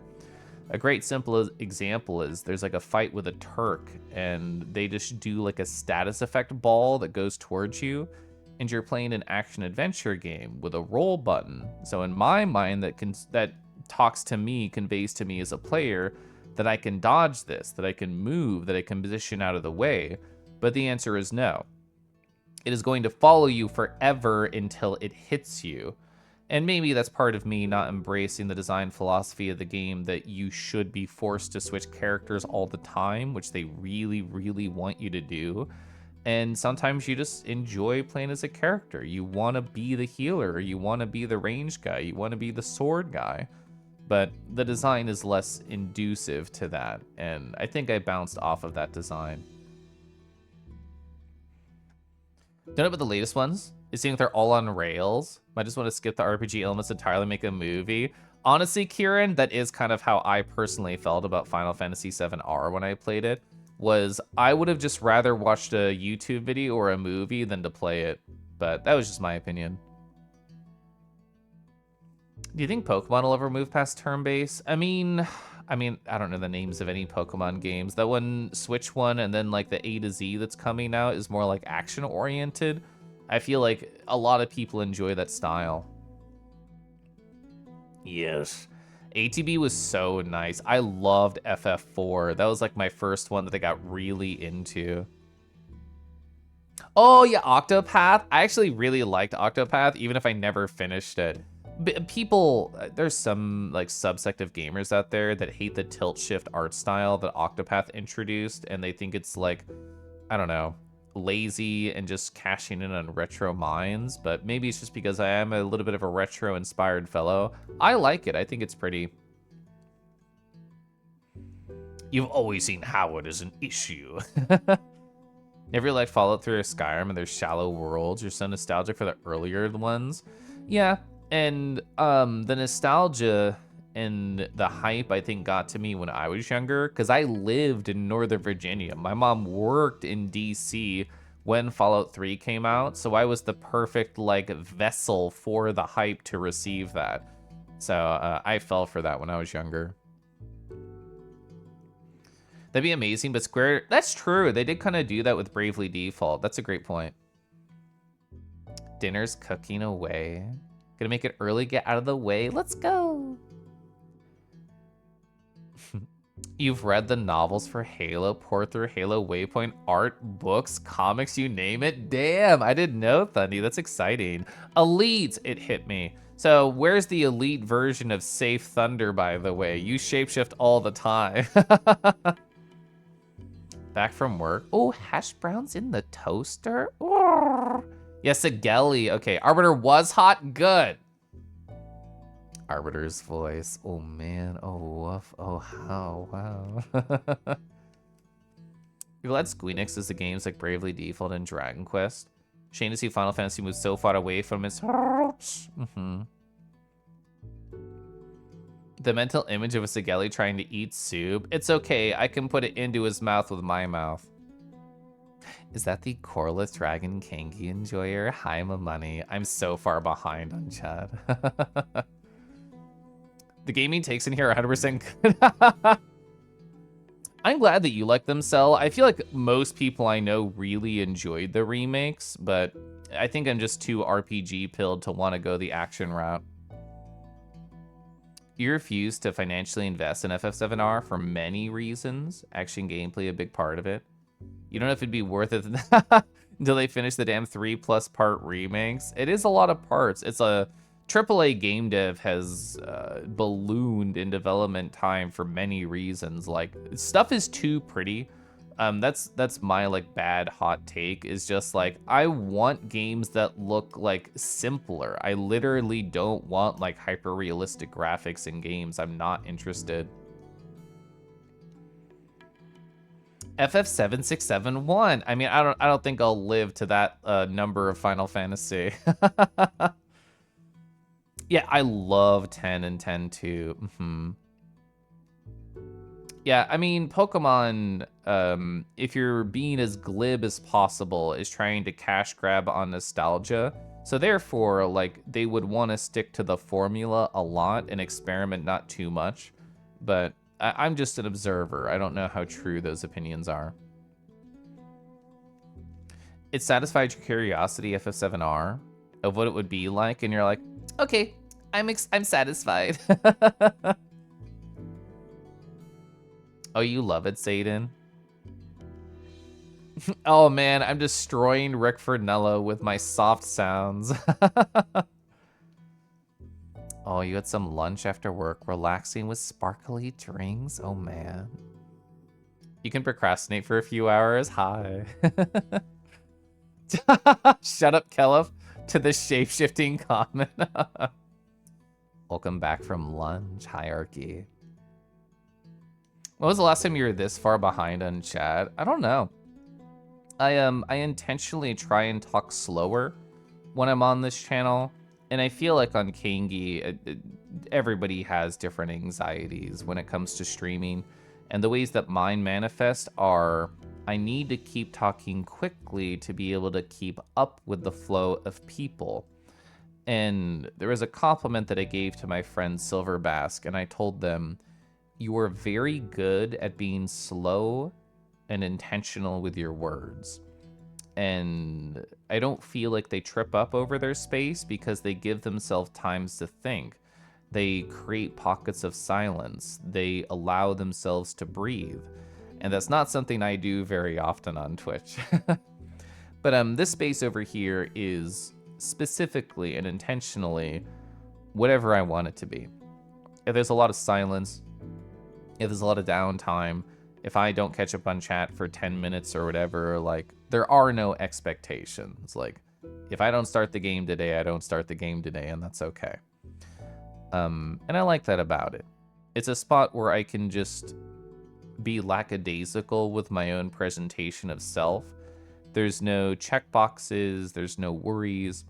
And I've already used the phrase, and I think it's true, that I have plateaued on Twitch.television. I have hit every goal that I have ever hoped to hit, and the only goal now is to just play games and to get to know people better, which I think is the best emotional spot you can be in. I see friends go through what I went through with the whole like Twitch partner application process, literally having to think about numbers and hitting metrics and having yourself defined by this number at least a little bit. For me, sucks. I tried to play it off, but there was one comment on, I think it was my last stream, where somebody, and I love and adore them, so if they're lurking, I don't mean this in a bad way, but they said, oh, Kelef, you're almost hitting 5K. And I don't pay attention to my numbers, like, at all. Like, I knew they meant followers, but I told them, I literally have no idea what you're talking about. Because I just wanted to sell the feelings, even if I knew the truth, that, like, this is unimportant to me on the most basic of levels. Like, everybody in chat here is a perfectly realized individual who I legitimately want to get to know better. And to put that down to a number to me feels like a disservice to you all as realized individuals who I could become creature with and go, arr. Hi, Spotter. Hello. So nice to see you. Didn't he make Migbar its own entire single segment of the remake? I feel like that almost might be like a nostalgic thing too. Is like Midgar, while incredibly large in the base game, was made even larger in the remake. And the idea of, oh, this is what we wish we could have always done with the limitations. But limitation breeds creativity. Like, it is nice to be forced to say, we have to cut it off now, move the fuck on. And almost having too much creative expression of, oh, well, we could add this, we could add this, we could add this. That's how I imagine it is, like the scope creep mentality. And trying to, like, make your world as deeply and intrinsically, like, defined and interwoven as it can be. But I do like just, like, dipping my toes into an experience and moving on. I like the limitations that a game can present. FF7 is a bit benefactor to a remake because it's... Yeah, the models have not aged well. That's so fucking true. Cloudwood in the baseball bat. If he's not holding the Buster Sword, I don't know him. Pretty is nice, but really unnecessary. Giving our style to stand the test of time like Okami. Yeah. You worried about an FF9 remake going way overboard with the graphics? I really adore the mechanics of 9. You have the first alpha version of your model? Oh my gosh. Oh, I see 8 messages from Tifer. Is one of those like a picture of your model, question mark? Thank you. Yeah, I couldn't remember the phrase, Cadenza. I want developers to make shorter games with worse graphics, be paid more to work less. True. Thank you. I always fuck up that phrase in my brain. I love that phrase. Actually, you know what I'll do? I'm gonna copy this over to my journal because I literally always forget it. I actually haven't journaled at all today. Don't judge me too hard. I wanted to stream early. Oh, Nanaki is actually so cute. I've been consuming the, I don't know the names of all the subsections of the FF7R or whatever stuff. But I've been watching Harbus play through the newer one, and I've gotten to see the Nanaki stuff. It is actually really cute. Oh, yeah, Claire Obscura. I watched a streamer play that the other day, and it looked interesting. Is a quirky tile doing so much correct? I like the basic story concept, like the hook. The hook of Claire Obscura Expedition 33 is, for whatever magical in-lore reason, every year an age disappears. Like, let's say age 59, gone, 100%, all disappeared. Next year, age 58. Next year, age 57. So, of course, eventually, society will be completely dismantled. They are at Expedition 33. All of the older people are gone, period. So the idea of how can we reestablish and save society? How can we finally solve this problem that no one else has been able to solve, and what is the reason? I think is very, like, motivating as a player of, I want to know what happens. Arr. You trying to avoid numbers? Absolutely. Arr. Hi, Kiba. Kiba, you were so fucking cute in the fluffy moon fang. I love it. I'm not gonna assign tag numbers to everybody, even if that is a good creature energy. Oh, you always thought Midgar was the most boring part of F7? Maybe the whole first part of the remake was a problem?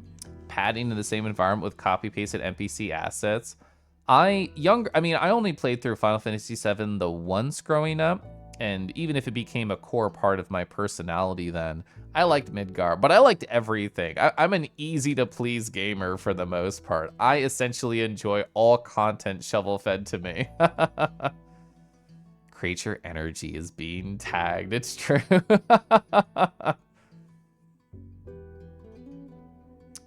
Tis a question of what you prefer. You have 2 options and don't know which to pick to keep it vague. Okay.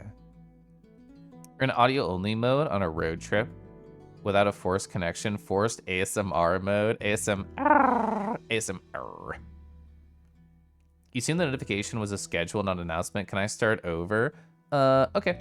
So, let's just, you remember nothing. This is the start of the stream. Oh, hi guys. I know it's been like months since I've streamed here. It's been like since September, but I have my tea. Oh God, you were all chatting while I was offline. I have to catch up. Hi, Golden. So the 9 remake rumors reminds you to play 9 with a fan-made Mogiri mod. Revamps the PC port. Oh, like an HD version of the original? That's interesting. When the 32s just turned 33 afterwards, I saw a chat member, I talked about Claire Obscure in my mainstream, and I saw a chat member pause, and they were like, well, the story talks about like people who would be near like a turnover age. Like apparently they resolved that. I have no idea how. The fluffy moon thing brings out a whole new creature out of you. It's so posable. Ah, you looked amazing in it for sure. I should have cloned it. I didn't think about it in the moment. Oh my God, I'm at the bottom of chat. Whoa. Fluffy Moon King captured your heart. That person who did it, like, incredible job, 1, and 2, like, I tried to do like a fluffy version of my Moon Fang with the same shader set that they're using, and I like ran into a lot of design struggles. I'm just like, what do I do here? Like, how long should the fur be in this area? How do I handle like the lips and like the face and everything? And I think they solved all the problems that I couldn't figure out. They did a really good job. Oh, what did Lunar show that off? Question mark. Somebody on a stream showed off the Memoria thing. Oh, actually, no, maybe it was linked to me. I watched a video about the Memoria project. It was really interesting. That is true. You know, great point, Kieran. Like the concept set play and the FF7 story original with like the sectors, I think fidelity graphically wise, the remake amazingly captured that. The Moonfangs are spreading her. You definitely spread the fluffy thing public as much as you could. Oh, we did watch it on Lunar Stream at some point. I did remember. Gosh, I left my brain. You've only watched but not played. They did some amazing things in like Midgar and stuff. Oh, yeah, the ghost. I didn't know how to feel about the ghost when I originally played it. Because I wouldn't say that I expect every remake to be faithful 100% to the original, especially when it's like a newer, bigger IP. Like FF7 is probably, at least in my nostalgic brain, the biggest Final Fantasy that had the largest cultural foothold. But I'm saying that as somebody who went to DeviantArt to look at pictures of Cloud and Sephiroth. So that is my biased brain. So being in like an executive boardroom of how do we not fuck this up, I imagine there's a lot of conversations. And then it's like, well, if we just do the same thing exactly 1-to-1, then that's boring. And trying to find the perfect middle ground, I have no idea how you approach that. I'm gonna sip my tea.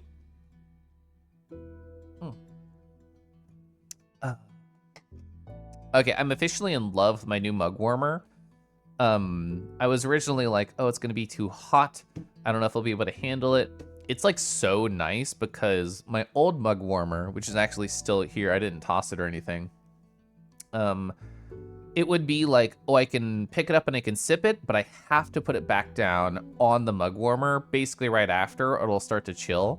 With this new one, I can get it up to probably slightly too hot temperature and then just hold it while I talk to chat and then sip and then put it back.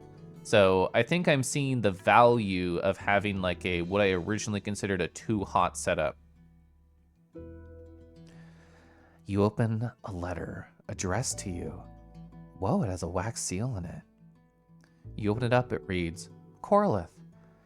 I struggle actually asking people to make out with me. Next time, could you just pin me to a wall and then just do it? I consent ahead of time. Thanks, Dash Rago.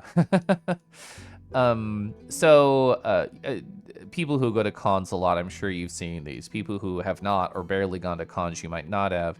But there's essentially like a touch consent badges, like, oh, I consent to hugs, ask me, or please don't. You need that for making out. Like, I consent to your tongue in my mouth whenever. I think that would be a very, very simple to make badge. Like, it doesn't have to look too professional or 3D printed or anything. It could just be like, I consent to your makeouts, and that's just sitting on your chest. So it's like a status in VR chat, but just temporarily there at cons. I feel like that's what you should do for AC, to voice that, so you don't have to say anything. You become a canvas, and it just says right there, this is your little warranty terms and conditions, and you have already accepted. Hi, Koralith. Can I get a puff for the good old times? Anything for you, Marambo.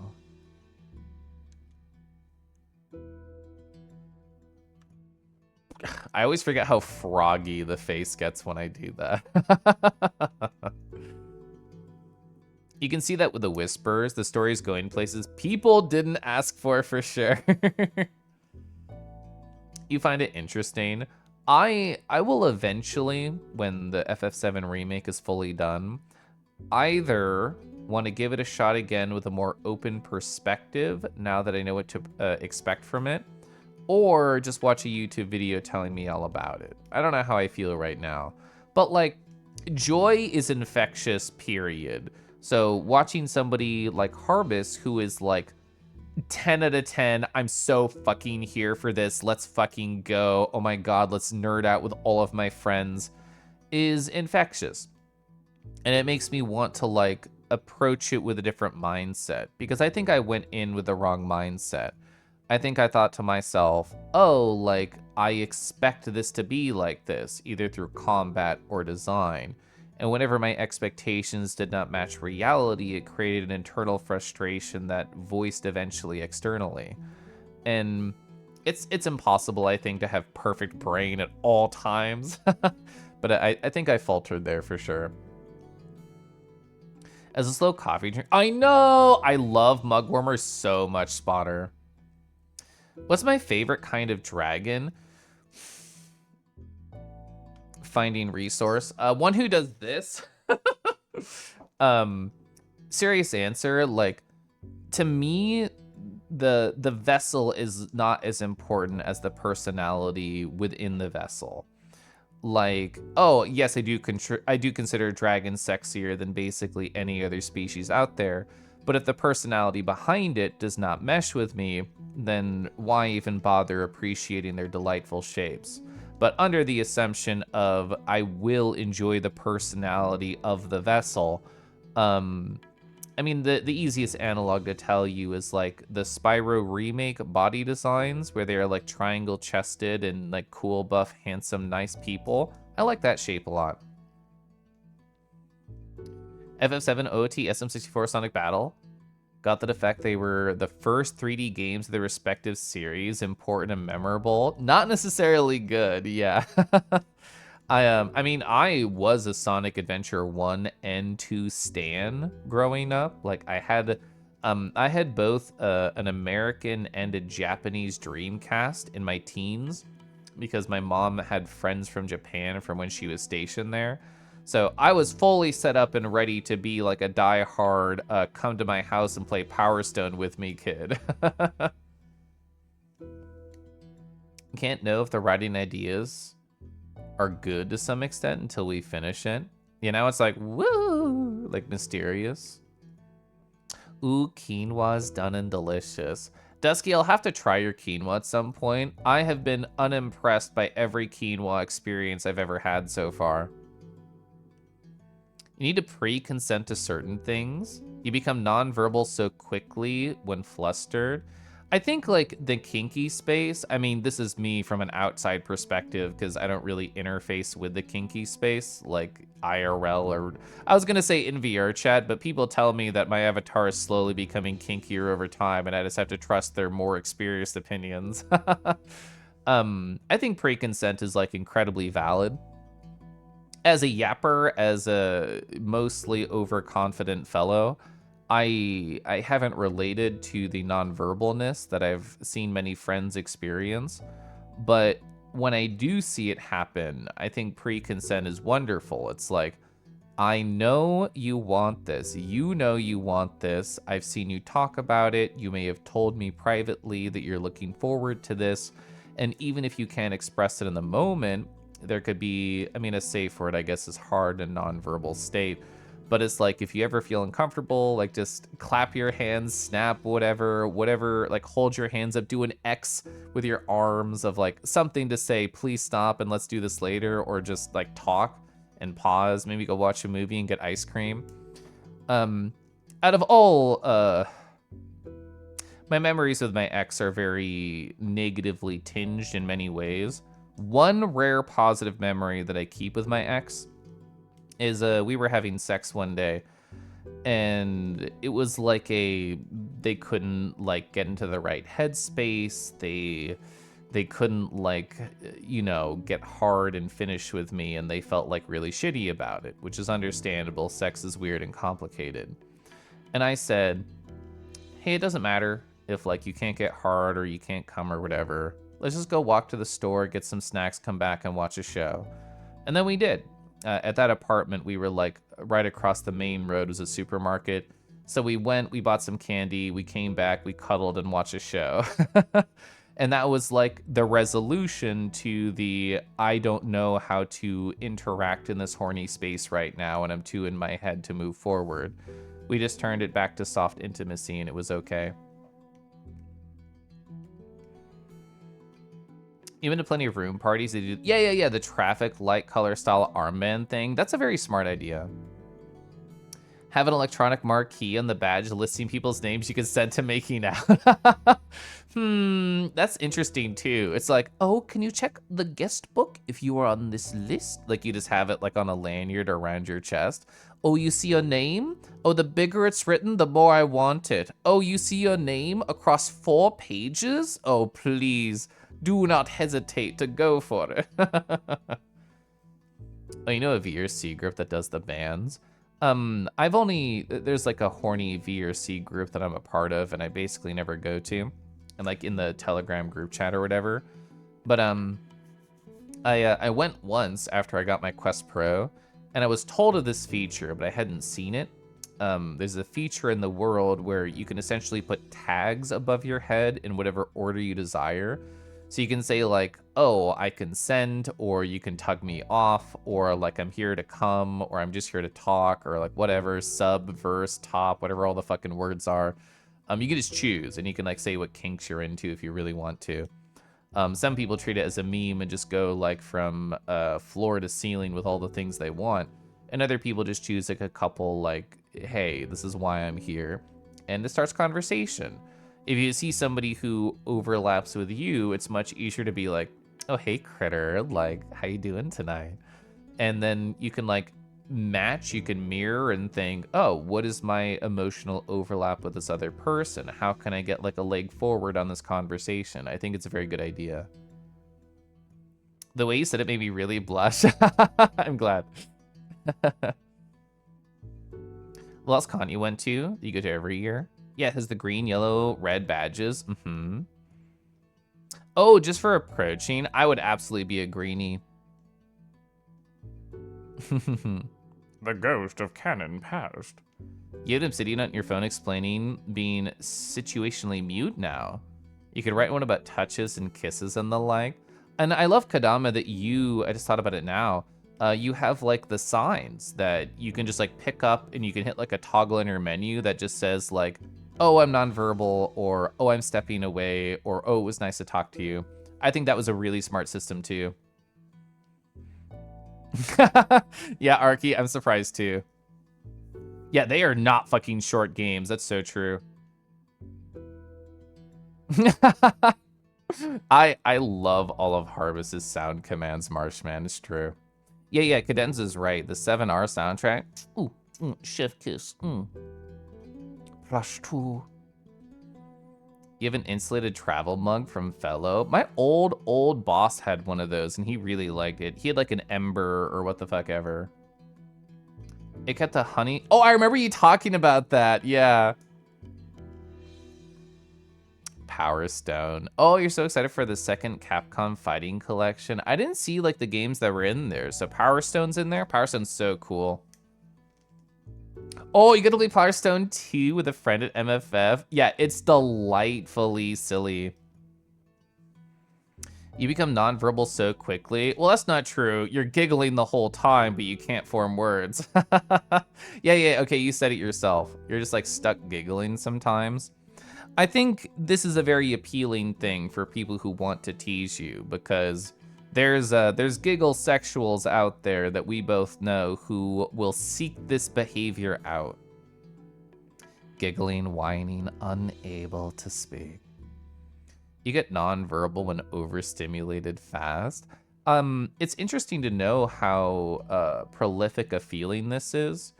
Maybe it's because I don't really interact in like the kinky space. Let me reframe the conversation. Okay, so yesterday I hung out with my friend Lysick, and we talked a lot not only about creature energy and mindset, we also talked about the concept of headspaces. I'm curious for people in chat who enter headspaces, for subspace, pup space, kink space, whatever these are for you. I'm like on an outsider of this. I think to myself, I can understand in one sense of like, I need to be in a certain headspace to be able to do a particular task in my real life, either it be for work or for stream. But for pleasure, I don't know if I've ever really understood this as like a headspace thing. Like, as far as I understand, it's like you essentially lose yourself a little bit and become more malleable, more vulnerable for a limited amount of time. That's how I like parse it from my outside perspective. Oh, I'm connecting to chat. Oh, I need to reload it. I forgot OBS does this. There we go. Okay, I was not actually at the bottom of chat. There we go. My chat's back now. Minus int and overstim. Oh, yeah, there's a limit with the tags. Unsure how I'd feel if somebody walked on up and called you critter. Critter. I think critter's a sexy word, personally. Oh, yeah. Sorry, brightness warning. 1, 2, 3. Yeah, these are exactly what I was thinking of. Social animal, antisocial, non-social. These are really good. Also, yeah, great fucking style on this site. Great shout right there. I love badges like that. The two green armbands hook up and try and find out they're both bottoms. Oh. I love they're not like this. That's so good. Giggle sexuals are very creative when it comes to the way they refer to clowns in the king scene. Yeah, definitely not Felix. Certainly not a giggle sexual. You every weekend going, why do people hone in on you? Kind of realize that you're just allowed to exist like that. It's been interesting, Thundy, and this is me like seeing your journey from afar. I'd be curious to know your delightful inner discussion, inner journey of how like the kangaroo has been for you. I've seen you talk briefly about it in the Discord and how it's been good to allow yourself to be more within that space, and of course to allow others to do what they desire within that space. Oh man, Caliph, I feel you regarding headspaces. It's so crazy to learn. At one point, kind of having your perspective, seeing other people talk about it, feel it, trying to tell you about it, but I felt somewhat like I was seeing it from an outsider's perspective. I think it's only been recently that I've been able to explore that concept. I'm assuming this has been part of your TFF journey. Look at me. I love this emote combo, Marshman. Explaining headspaces is like so hard for you. Oh, you have both sets of this Howl Up banner. They're so cool. Critter. Chat, ideal scenario, the perfect body shape, perfect personality comes up to you. What is like a phrase or a word that they could use to actually get you like exhilarated? Critter obviously does not hit everybody in chat. Creature, Little Rue, I've had people do that to me in a flirtatious voice. Gaby, who has one I think of like the best flirtatious voices. The first time they walked on up to me in VR chat and they were like, "Hello, Little Rue." I'm like, "Whoa, well, hi, how's it going?" Yeah, Felix, you're actually really good at causing the nonverbal. It's really good. Headspaces are modes of thinking. It reminds me of something you mentioned in Bug Husband's NSFW general chat. I think it's something I talked to you personally about. Did you see that very long story I told that one day? I told you to look it up once. Goblin. Oh, how's it going, little goblin? You want to start to gobble up? Anyway. So it's funny. I'm gonna sip my tea. Perfect. You like the tone of voice? Would you be more if... Oh, that's true. Yeah. It's funny because it made you understand some of what Rhaego had described, where your self-ego is not present. You don't really bring yourself to the equation. So when I reflect on being vulnerable, chew toy, whatever, I never really consider myself, only the others and how they feel. So, side story. I don't really ever talk about this, and I don't know if people think it's weird, but people have called me slightly autistic before, and I agree with them, and I think this might be an affect of that. Because I have a collection of 3 rings in my life. I have one on right now. I literally always have a ring on. I literally always have a ring on. Not counting shower, not counting like doing dishes, but every other facet of my life I have one on. And because of this, I have prescribed emotional attachments to them, situations where I wear one over the other. And in my mind, this is broken up into 3 categories, almost like a video game ring that has bonuses. I have my ring of self-reflection, let's call it, and I wear this whenever I meditate, or I go on a walk, or I need to like find space for myself. I put that on and I think, I am now in the space to do this. I have what could be called like a ring of focus, like when I need to hyper-focus on a project, or like a Unity thing, or like especially a work thing, whoosh, I put that on and I say, I can now focus. And the ring that I always wear when you see me chat, or when I literally talk to any of you, I wear this one ring, and I basically call it the ring of expression. And I say, when I wear this, I am ready to share and be excited by other people's presences, to be social with them. And I told this to Lysic yesterday in VR, and they said, Koralith, that's interesting, but what would you say if I asked you to take it off? And I said, but I don't do that. The ring does not come off. And they said, you didn't say yes or no. And I said, okay, I'll take it off. And I'm not exaggerating when I say this. It was literally the first time in like 3+ years that I had talked to anybody without a ring on. What does that mean? I don't know. But I will tell you what they said. We just like kept talking. I did not put my ring on for the rest of the hangout. But they said, I don't know, 10, 15 minutes after I took it off, they said, Koralith, I don't know if you realized, but your tone of voice changed. And I'm like, I can't parse it.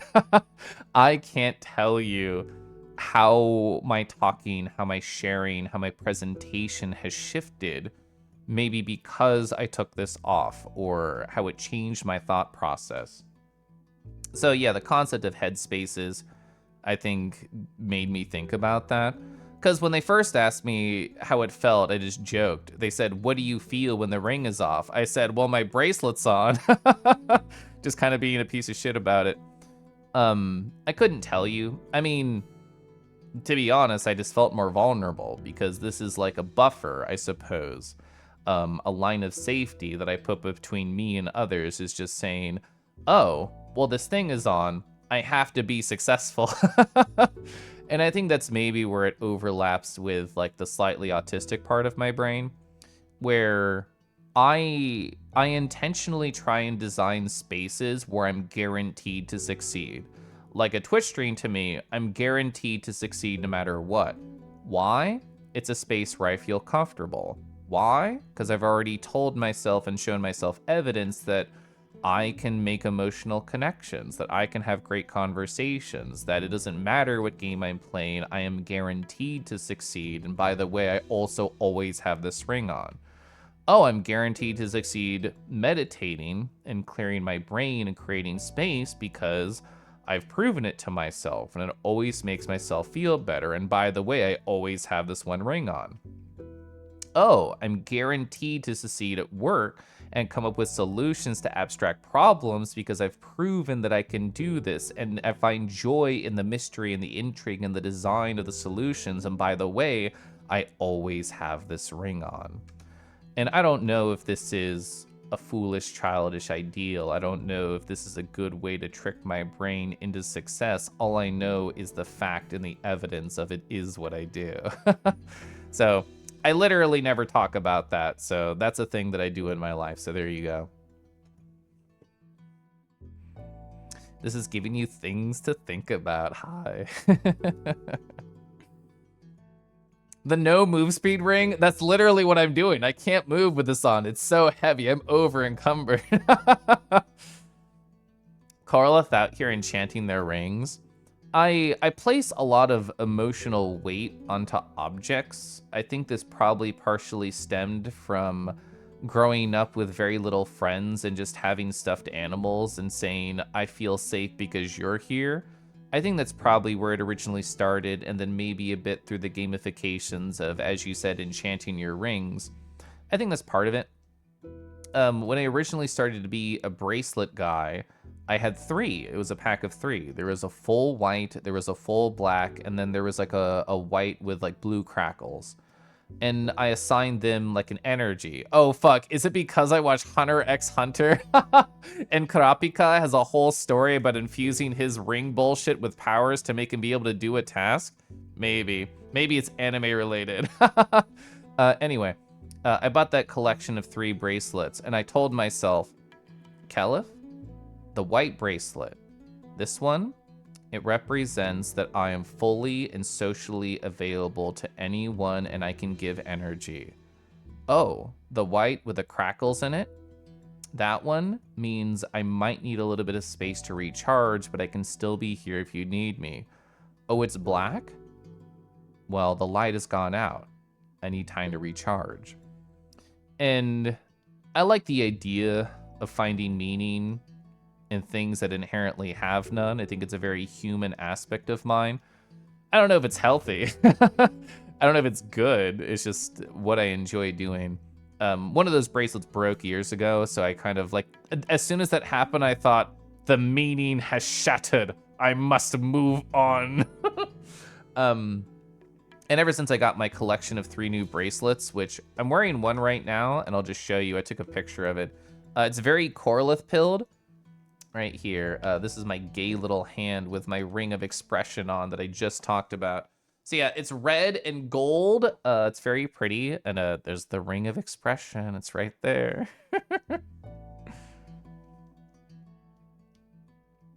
That's literally the concept of headspace. Is you're describing a concept, but I put it associated with an object that you put on. Yeah, and while we were having that conversation, I was putting the 2 and the 2 together to make the 4. You do this with music. I know people who do it with music too, where it's just like oh, I need to focus. This is the focus music. Oh, I need to like wake up. This is the high energy playlist. It's, I've prescribed more meaning, I think, to the things that I have, but it's the same general idea.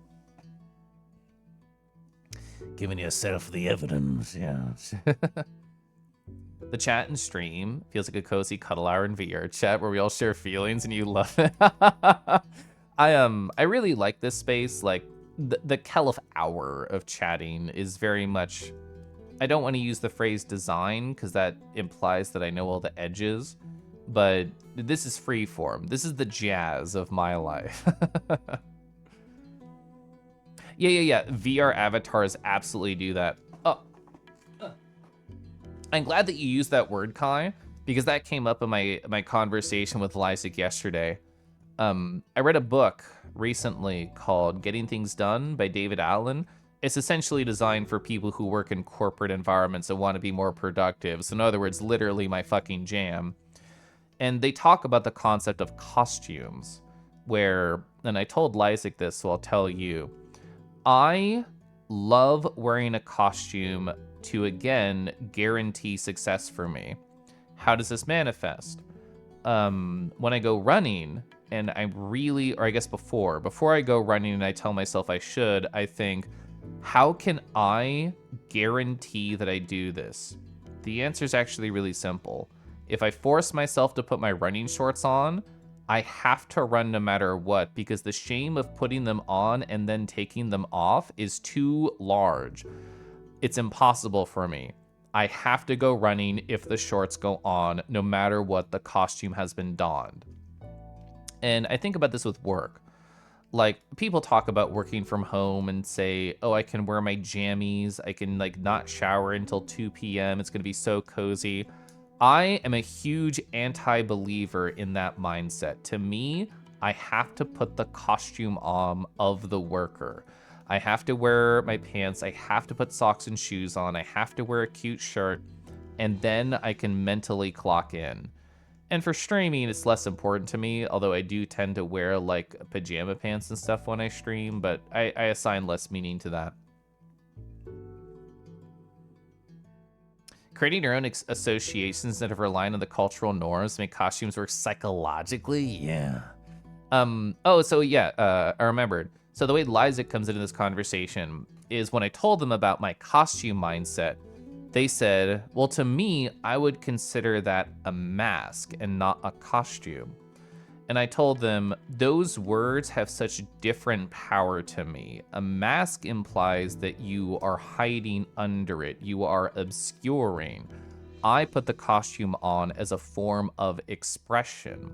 I wear this costume and I know I can do this thing because I have it on. I am prepared. I am who I want to be. I am not hiding. I am expressing. I am being vulnerable in just the right way for this task.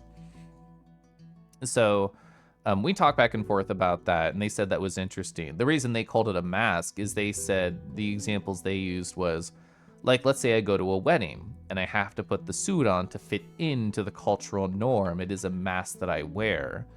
And I said, that's fair, but what if I want to wear this suit? What if I want to express myself in just the right way for this occasion? Like, I do very little in my life to please the common man. I guess the way that I talk at work is more restrictive, just because I don't want them to know about my incredibly queer times that I get up to. They don't know how much I come for people in VR chat. That's neither here nor there. Like, you filter yourself for the restricted world, and trying to find the right words to still express yourself, but to be seen as like a regular human member of society that's so normal. I do find difficulties with that. Hi, Chaos. I'm very behind on chat, I assume. The externalization of headspaces, literally crafting a specific mode of thought using something that you put meaning into. You're interested in this? Time for a new hyperfixation. I have thought about like getting other rings. Like, I would really love like a red and gold ring. I've not done any research to see how pretty these would be. But then, because I have prescribed meanings to these, like, what would I be missing? Would this replace an expression or a focus or a self-care ring? Like, would I have like a new thing, a situation for that? It creates like these little like hoops to jump through when I try and think of purchases. But I will read this like small win before I go on chat. You took like a nice like 5-mile walk today. Whoa. Dressed up in a casual cowboy outfit, yeehaw, felt cute, gonna lose your mind. Because you and your now boyfriend in a VC last night, talking about work and enjoying each other's company, neither of us had used the label of boyfriend for each other. He used it in passing in a convo. It made your heart flutter so bad, and by bad I mean good, and I guess it's official now. I certainly hope this isn't a last to know situation. That's so sexy and exciting, Chaos. I love this. Thank you for taking me on that journey. Oh, a Jungian? Yeah, Carl Jung, right? In Jungian psychology, a persona is a mask you wear to interact in a specific situation. A person has a multitude of personas for dealing with specific situations. You're just attaching those personas to external objects. I guess that's true. Yeah, I did see you say persona, and that I appreciate that blurb there. I understand more now. I say it's just a simple thing in the sense that it's not a childish thing. Thank you for validating me. Oh, the only ring you wear is your engineer ring. Okay. I don't think it's negative at all. It's like a tool. You're describing something that could be used to like be able to do things you'd normally be capable of. A psychological tool. Yeah. And like, I don't talk about it because I don't think about it. Like, I would never stream with a different ring on. I would never work with a different ring on. I would never meditate with a different ring on. It doesn't feel like an active thing. It feels like a, that's who I need to be, so I'm wearing it thing. And I don't know. It's just interesting. It's a facet of myself. So long as you're not hurting yourself with the tool, the substance addiction. Oh yeah, I can't wait to become Gollum and just like really get obsessed about my ring. I don't want to intellectualize it though. That's all you do. What do you mean? I think part of the importance of it, or effectiveness, is the emotional weight that I put on it. We're going to voice chat where you could talk about this concept, but it's deaf and mute. Well, I've already put the running shorts on. If I don't shower, your day has not started. Nothing productive happens before the shower. Here's a story I didn't tell on my other stream because it didn't happen at that point. But 4 p.m. on Thursday, there was like a work pipeline issue. I'm the pipeline guy right now. And I understood it from a technical problem standpoint, and I could see the way towards success, but I also could not accomplish this in an hour. And even if I could code it, it would still have to run. It would not be finished by 5 p.m. no matter what. And this created a little bit of like internal stress and tension for me of thinking, I'm about to go on a trip on Monday and be gone. This has to be fixed and perfect by tomorrow. So I tried to set myself up for success as much as I could, and then I streamed and tried not to think about it. But I will admit, when I woke up at 6 a.m. the next day, the Friday, I thought, there's literally nothing I want more than to finish solving this problem. So I told myself, and I reminded myself of a thing I saw in Headspace, my like meditation app. They get like guests to come on for a variety of reasons, and these two girls are like, we can make corporate existence so fun for everybody. Let's do this together, like that energy. And one piece of advice they gave I latched onto, which was, if you are trying to relax, but you're too distracted with the want to send an email, the want to work just a little bit on a thing, and it's literally getting in the way of you taking care of yourself, just fucking do it. Set a timer, take 30 minutes, get it out of your head, and then relax. So I did. I worked from, it wasn't 30 minutes, I worked from 6 in the morning to 7 in the morning because I really wanted to fucking solve it. And then I went and I showered and I had breakfast and stuff. Overthinking it might reduce the effectiveness. Your inability to talk yourself into things like this has a lot to do with that. They're forged through consistency and presence, true. They are huge in a lot of things, yeah. I feel like a lot of my mental health tools are tricking myself. I don't know if that's the right phrase. But essentially, like, I can guarantee success by doing something in this exact way. Why would I not do it? A mask is a form of expression as part of a costume. I understand your delineation. A persona can work both ways, as a defense true against some situation, or as an enabling force to be more of a specific aspect of yourself for situations. And like people have already mentioned the analog of like VRC avatars, but I feel so different wearing this, feel so different wearing Kangi, different Pupper, different Moonfang, different. It's easy, I think, to highlight a different part of yourself by putting on a different costume, the costume being an avatar in this sense. And I love that. It's easy to think, to like boil yourself down to the simplest possible solutions. This is my friendly face. This is my horny face. This is my silly face. But there's always so much nuance in that. And I think it's cool to think about wonderful individuals like Deckies and Noodle, people who are like systems, and think like, how are all of these facets of self different? How does the universe sparkle different stars? I know that when I'm acting, I do a lot of these things very purposely. Get yourself in the character's headspace. A script helps a lot too. I have to figure out the educational headspace. I need to like think, how can I become educational VTuber pilled for just a moment? Obviously, I have the answer. It's to buy another ring and put power into it. But actually, I don't know. I have to think more about it. You got some chores done, took a shower, made lunch, and now... Yeah, I literally haven't moved. I haven't even touched the keyboard at all. Yes, I've literally been on the new game button for 2 hours. Koralith's getting their just chatting fix after being locked away for a year. I can't believe I've been this into chastity. Funny you should mention that. We've been having a bit of self-reflection lately. We think we can feel something happening regarding the plural thing for us. We've been extremely blendy lately. We're gonna have to analyze that.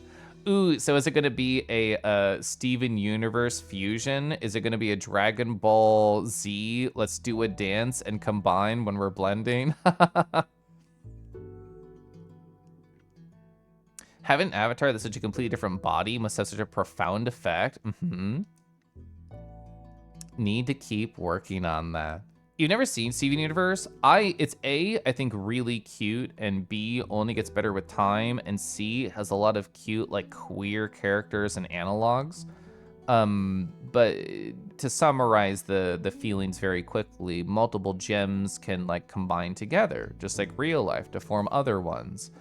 And, oh god, I haven't seen the show in so long, like Garnet. Garnet's like a collection of 2 different gems, and it's a very, like, poignant thing of, like, separately, we have very different personalities, but together, we are very strong.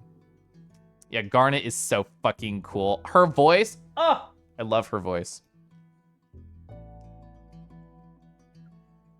Oh man, I'm at the bottom of chat. Chat, we did it. Hello. You learned so much about me. Kieran, I don't know if you're still here. I saw your DM and I thought it was a bit. They sent me a DM called boy kissing parentheses not safe for work. And I thought, wow, that's so funny. It's a bit. And it was blurred and everything. It technically was bits, but it was not safe for work. True, all caps, that's what I'll say. Arr. Arr. I'm gonna sip my tea. The amalgamate person becomes their own distinct individual, so long as the fusion persists. The fusions are more stable, more in sync than the base personalities are. Yeah, that was phrased much better than what I did. So true. It's really cute. I haven't seen Steven Universe in a long time, but there's a couple of songs from it that like still stay in my head. I don't know if it's called this, but when Pearl sings the "It's Over, Isn't It" song, oh, I love that. When that song came out, that was my shower song. That was my like walk around the house and just go, "It's over, isn't it? Isn't it? Isn't it over?" Like, it's so fucking good. I love that melody. Another thought I had is that it's also past 9 p.m. You should not do deep thinking when tired. Do people prefer to be morning thinkers, shower thinkers, afternoon thinkers, evening thinkers? I guess whenever I just have free space and the need to process, I think that's fine. It's so good. Same choice in shower song, good. There's other good ones too. I can't remember any names at the top of my head, but I adore a lot of the melodies in there. Bedtime overthinkers. Oh, Stronger Than You. Yeah, that's really good.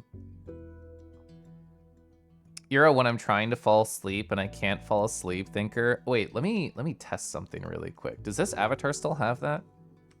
It does. Oh my god. I don't have this feature on my Kangi right now. Chad, I'm gonna have to do a bathroom BRB. You can stare at my beautiful body while I'm gone, okay? Ugh.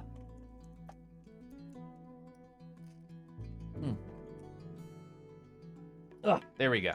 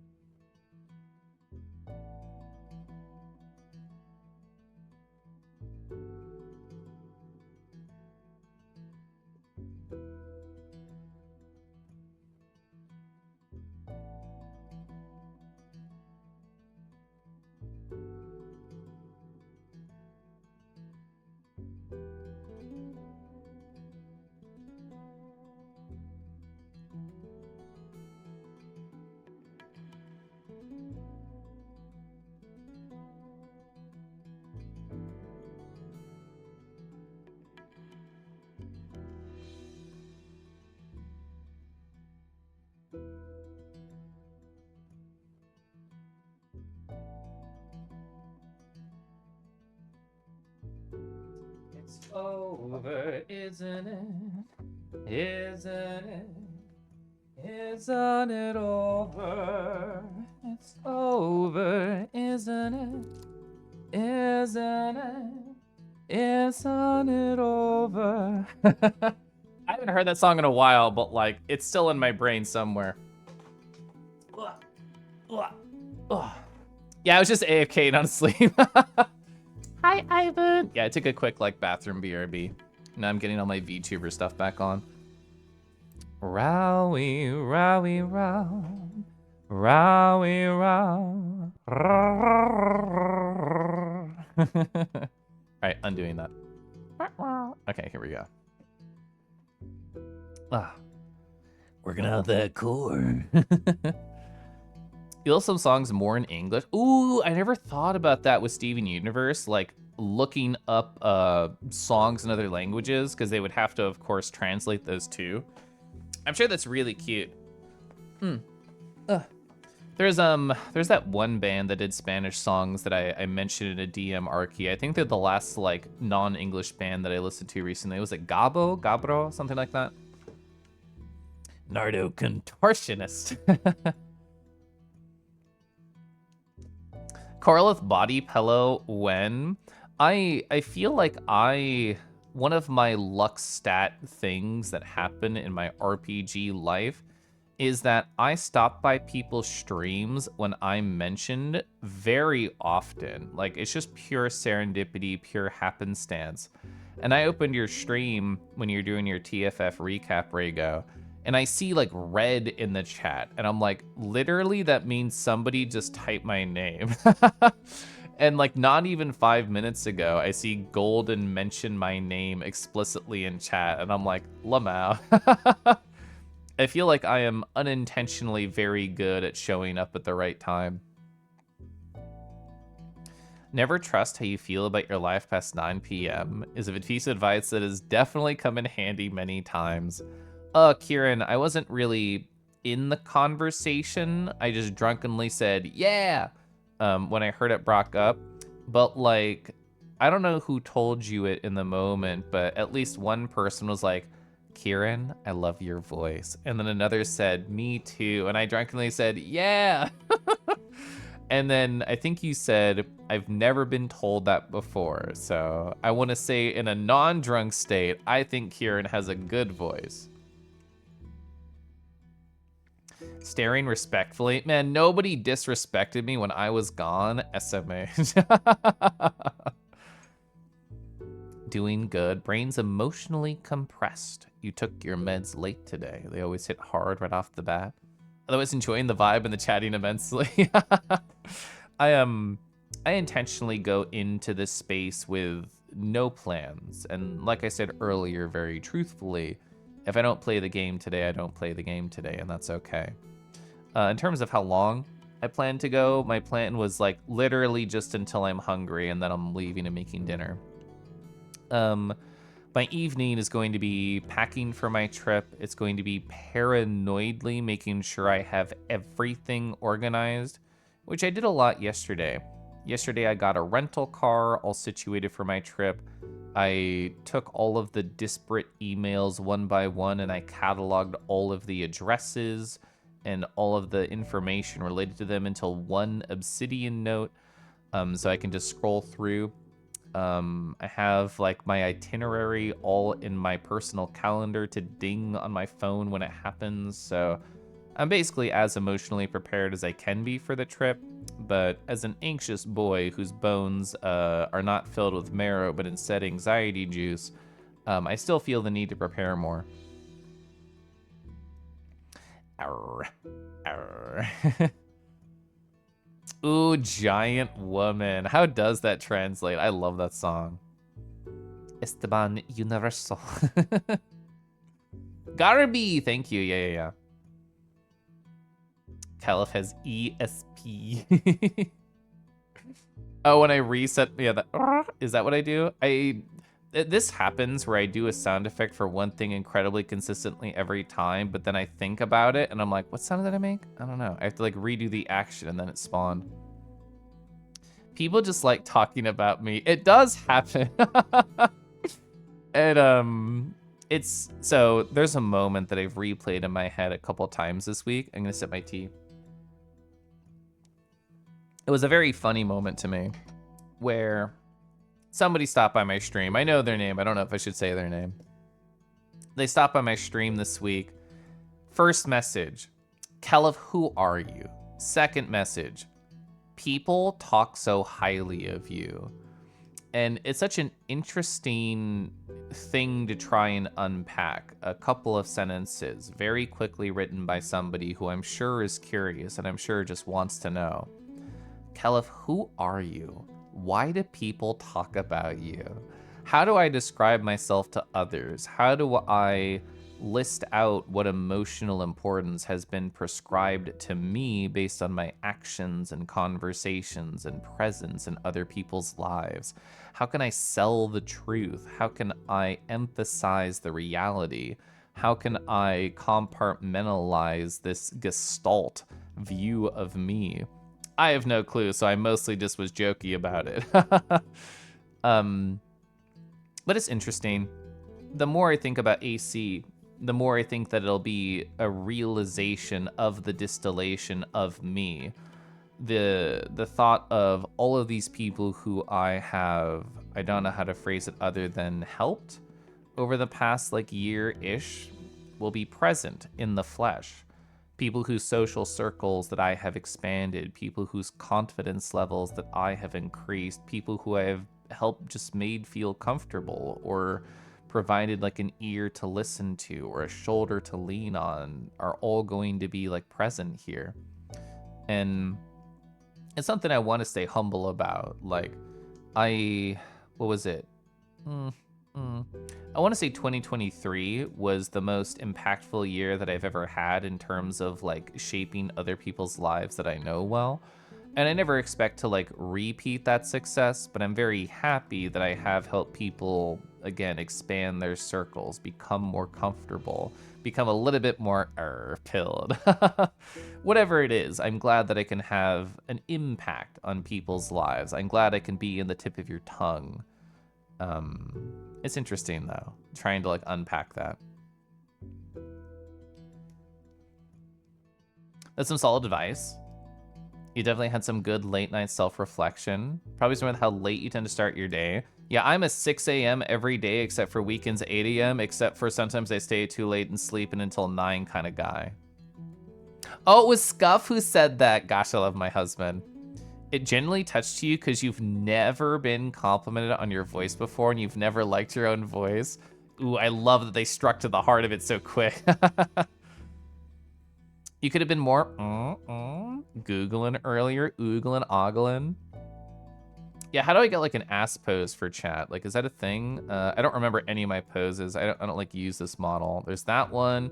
There's another one, isn't there? Yeah, there we go. Like that's the pose. That's what we need. The ass tubing. Just a hint of the cheek right there, right in front of the crystal project. Yeah, we're not gonna stay that way though. I don't remember these key commands. There's a scrungle possibility if I duplicate. There we go. I figured it out. I know what you're saying, Cal, if you gotta have more sex appeal, I don't care.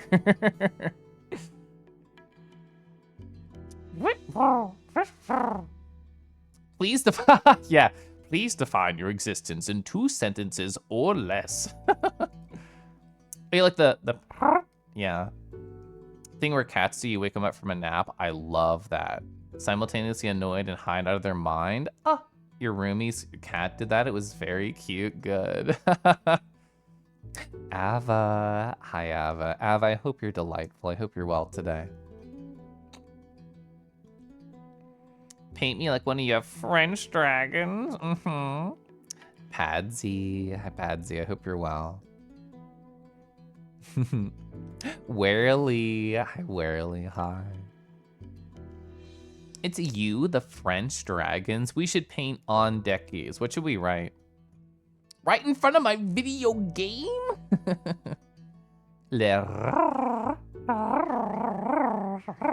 Anyway. Oh, you have a dragon OC. Is it just as cute as you are? Painting on Jewel would be adorable. So we already passed it, but imagine Easter where we just like paint little eggs on Jewel. I think that'd be perfect. You're waking up and your nose is running. Have you caught up to it yet? All caps, yes. I was gonna ask what you thought of this game. I guess you've been, yeah, I literally have not clicked start. We've just been talking about whatever. I mentioned earlier, but I was inspired by a friend of mine to try and intentionally exist slower. Try and intentionally provide more space for my words, my thoughts, chat, everything. And that had the ramification of not playing a video game for 2 hours. You can go back to the States for me? You want to stay there? You played it for a bit, it felt incomplete.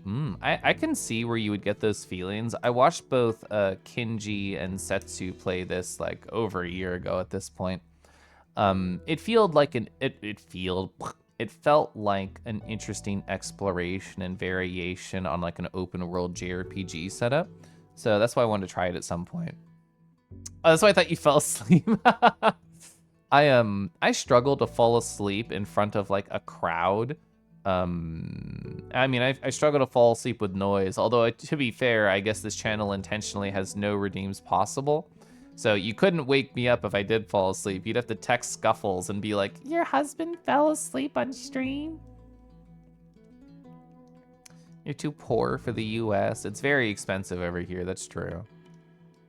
Crystal Project, start the game % by Koralith, SGDQ 2025. I could not keep up with the chat that big. I mean, I mentioned earlier, and it's true that like I love the personal facet of Twitch. I love getting to know you, chat member, whoever's listening, more. And like I said earlier, you can distract me with any question, and I'll be delightfully ready to pounce upon that and share with you in a sultry voice whatever my answer is. And if that means no game, it's fine. But like a large collection of a chat that I don't know scrolling quickly, I don't know if I'd ever interface to that well. Like, kudos to Merle, kudos to Pronzo for keeping up as well as they do in their respective realities. I don't know if I ever could. They're so good at it. But I guess that's, once you are there, once you have that like quick pace rolling, scrolling chat, you just like learn to adjust to it. I really like how PZ reacts to the speed, which is to say he commonly and routinely reminds chat, hey, if I miss something, you could just at me. You can just like restate it and I'll be here. And I like that because you can't read every single message in a chat like that. It scares you. It's okay. We were all molded in the fear. We're used to it by now.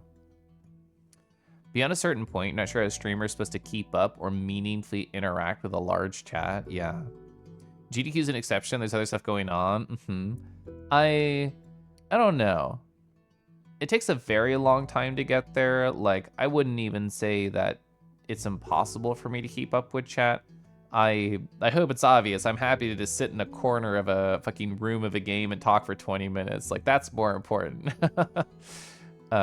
The game's like a background. The game helps generate conversation. It gives me something to emotionally latch on to if there's nothing else to latch on to. You can't keep up with the speed as a chat member. I can't keep up with a chat when no one's talking. So in other words, I need to come talk to Ava. I need to give them company. Kel, can I hoard some of the chat members as kobolds under my wing as I sleep? Chat, if any of you are tired, there's a wing that's ready. It'll protect from rain, it'll protect from sun. It won't protect from a dragon holding you close though, so you have to remember that. Yes, please. As much as I love having an interesting game to play, the chat interaction really makes it so true. So true. Like, that is one of my favorite things about Twitch as a platform, is it makes any game social. Like, you could be playing a game meant only for one person, like this, and it's inherently social because I am presenting it. And that's really what I care about. Like, the idea of doing actual, like, group or social content on stream is like a middling idea for me. I do it sometimes with friends. I've had my husband on my stream twice at this point. I've been on other friends' streams. I've had Derek over here before. And all those are alluring in different ways, but at the end of the day, this is where my passion is, just talking to y'all. Here to vibe with people in the game is a useful medium to facilitate, yeah. The opposite is true for you. You like to have more chat interactions, the audience tiny. Gonna say pretty focused on the game you're playing, gonna be tough. It's so hard, Cadenza. Like, I mean, it's been 4 years, so there's a lot of space between me and my feelings at the time. But my experience when I started streaming was a big burst of support at the beginning, which is expected. It's exciting, it is new. And as soon as it becomes routine, it becomes like a little bit of a valley, I suppose, where you slowly start to build your audience, you slowly start to like build connections. And sometimes you're playing a game that people don't want to watch, or sometimes like everybody that you know happens to be busy, and that's just it. Like, the first thing I do whenever I log onto Twitch is scroll all the way to the bottom of my following list and think, who do I want to say hi to? And I don't know. It's fun. I like being the singular chatter or the group of like 5 or whatever in a stream. I think it's fun. You love chatting with your friends and playing silly golf games. You want folks to be cozy enough to fall asleep. I think your stream has that vibe, yeah, positive. Yeah. Exactly what Embella says. Like, then the support dampers off. It lulls. It's hard. Yeah. What's the point of streaming if you can't interact with the people who are there for you? Exclamation point play at a Dr. Hawk. Hawk, I loved what you did for Saturday. I love that you called it Saturday, by the way.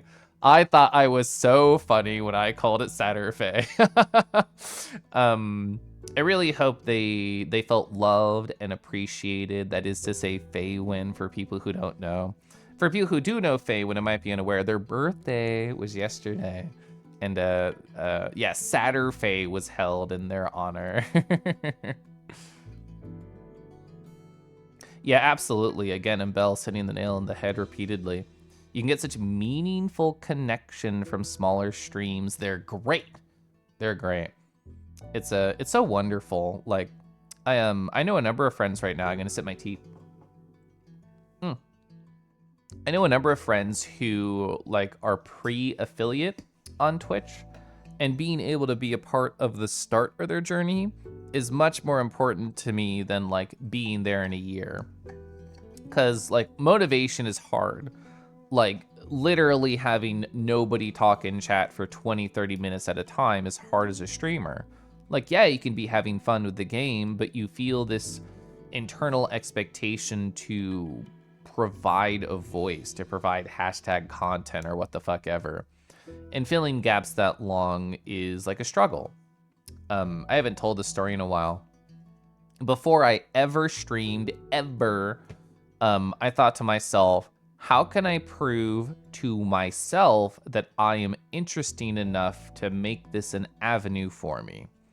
So what I did is I set up OBS just enough to have something, and then I played Risk of Rain 2, and I pretended to stream and recorded it to an audience of 0 people. And I said, if you can do this for 45 minutes to an hour, and at least like be able to talk while you're playing, to be able to say at least one thing that you think is funny, then I will allow you, Caliph, to attempt this in front of a real audience.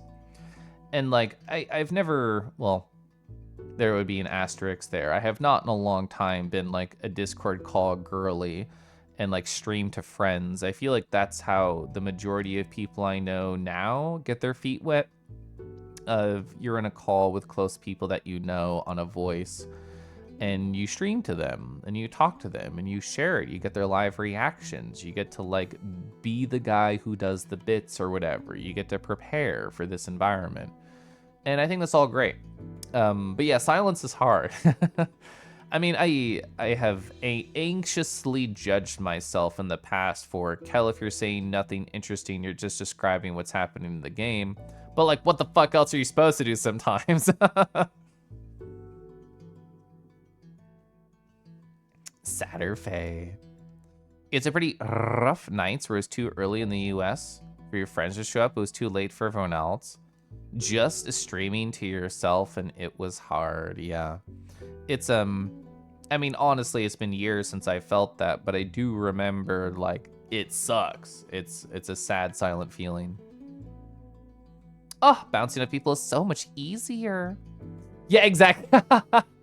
Hawk being like 5 minutes no chat. What am I doing wrong? That's so real. It's the, oh, let me reload my chat. Did I miss anything? Oh, it was really just quiet for that long. Oh, okay. I know that feeling. Siren. Hi, Siren. Very often it's not factual. There's a lot of variables. Yeah, like legitimately, in my heart of hearts, I believe it's 90% luck. Like, oh, did somebody happen to discover your stream? Did somebody happen to hear about you from a friend? Did they happen to get rated into you? Did they happen to be busy or not? Like, there's too many fucking variables. And anxiety is great at seeing the absence of a fact and then providing a fact right there of you must be the problem when there's so many things at play you can't possibly know. As like a chatter, sometimes I don't have anything to say. Yeah, I know, I agree. A lot of the times I lurk and I think, I'm not helping the streamer feel less alone. But I also don't know what to say. Sometimes your cat's laying down to you in your arms and typing is hard. Chatters have a lot of reasons, true. But they might not be chatting that have nothing to do with the streamer is doing. All absolute facts that Kai is saying. You don't want to complain too much about it, it's just tough. No, I think it's a very real thing that literally every streamer has dealt with. Like, unless you are, for the lack of a better phrase, popular on another platform, it can just transition that audience over to where you currently are. This is a very real state of things, like, on the platform. You're saying, like, trying to be so hard on yourself for it? Oh, yeah, and, like, I don't have too much, like, actual anxiety now. I'm just sort of, like, relaying that I have been through it. Like, I understand that, like, I am a successful streamer on this platform. I can stream an account that I haven't touched in, what, like, 5 or 6 months, and then immediately get a bunch of people showing up. That is not normal. I understand that. I know I'm very lucky. But the start of anybody's journey is difficult. IMO luck, but you can roll that dice a lot. You can find success. Panic talk about boys. Yeah, when you're in doubt, just say something horny. It always works. Busy chatting about boys. And so much luck. There's other factors. Luck is definitely the biggest, yeah. It's good and valid to want to vent and talk about the sort of things as a streamer. I mean, I think this is like the safest possible space to discuss those feelings. Like, we aren't interrupting the game. There is no fucking game. It's a title screen. We're not like in the moment of another conversation. Like, this is life for like streamers. Like, people go through how do you phrase, like, waves. Like Pronzo has talked about it. Like, they used to be an IRL tuber before a VTuber, and they used to only do speedruns of like a very specific game and category. And when they pivoted from that to like general social fun variety content, they lost the vast majority of people. They went from a successful chat that had expectations for them to pretty much silence overnight.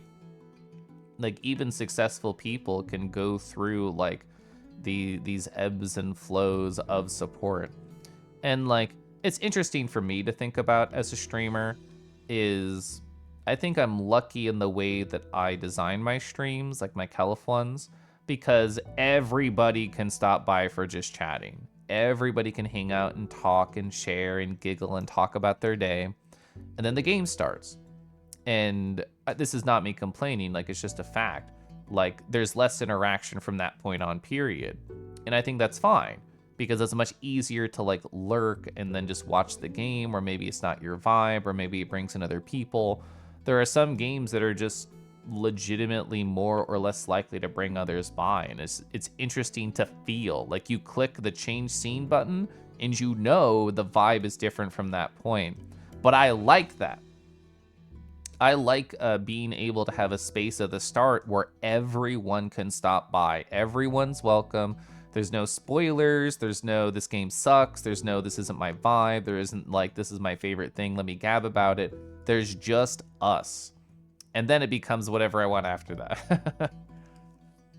We're not normal. Gosh, I love being normal. Yeah, PJ has streamed much longer than I have. You have more experience in this realm. Your stream's AARP card is in the mail. You like sitting and listening to your friends have fun. I do too.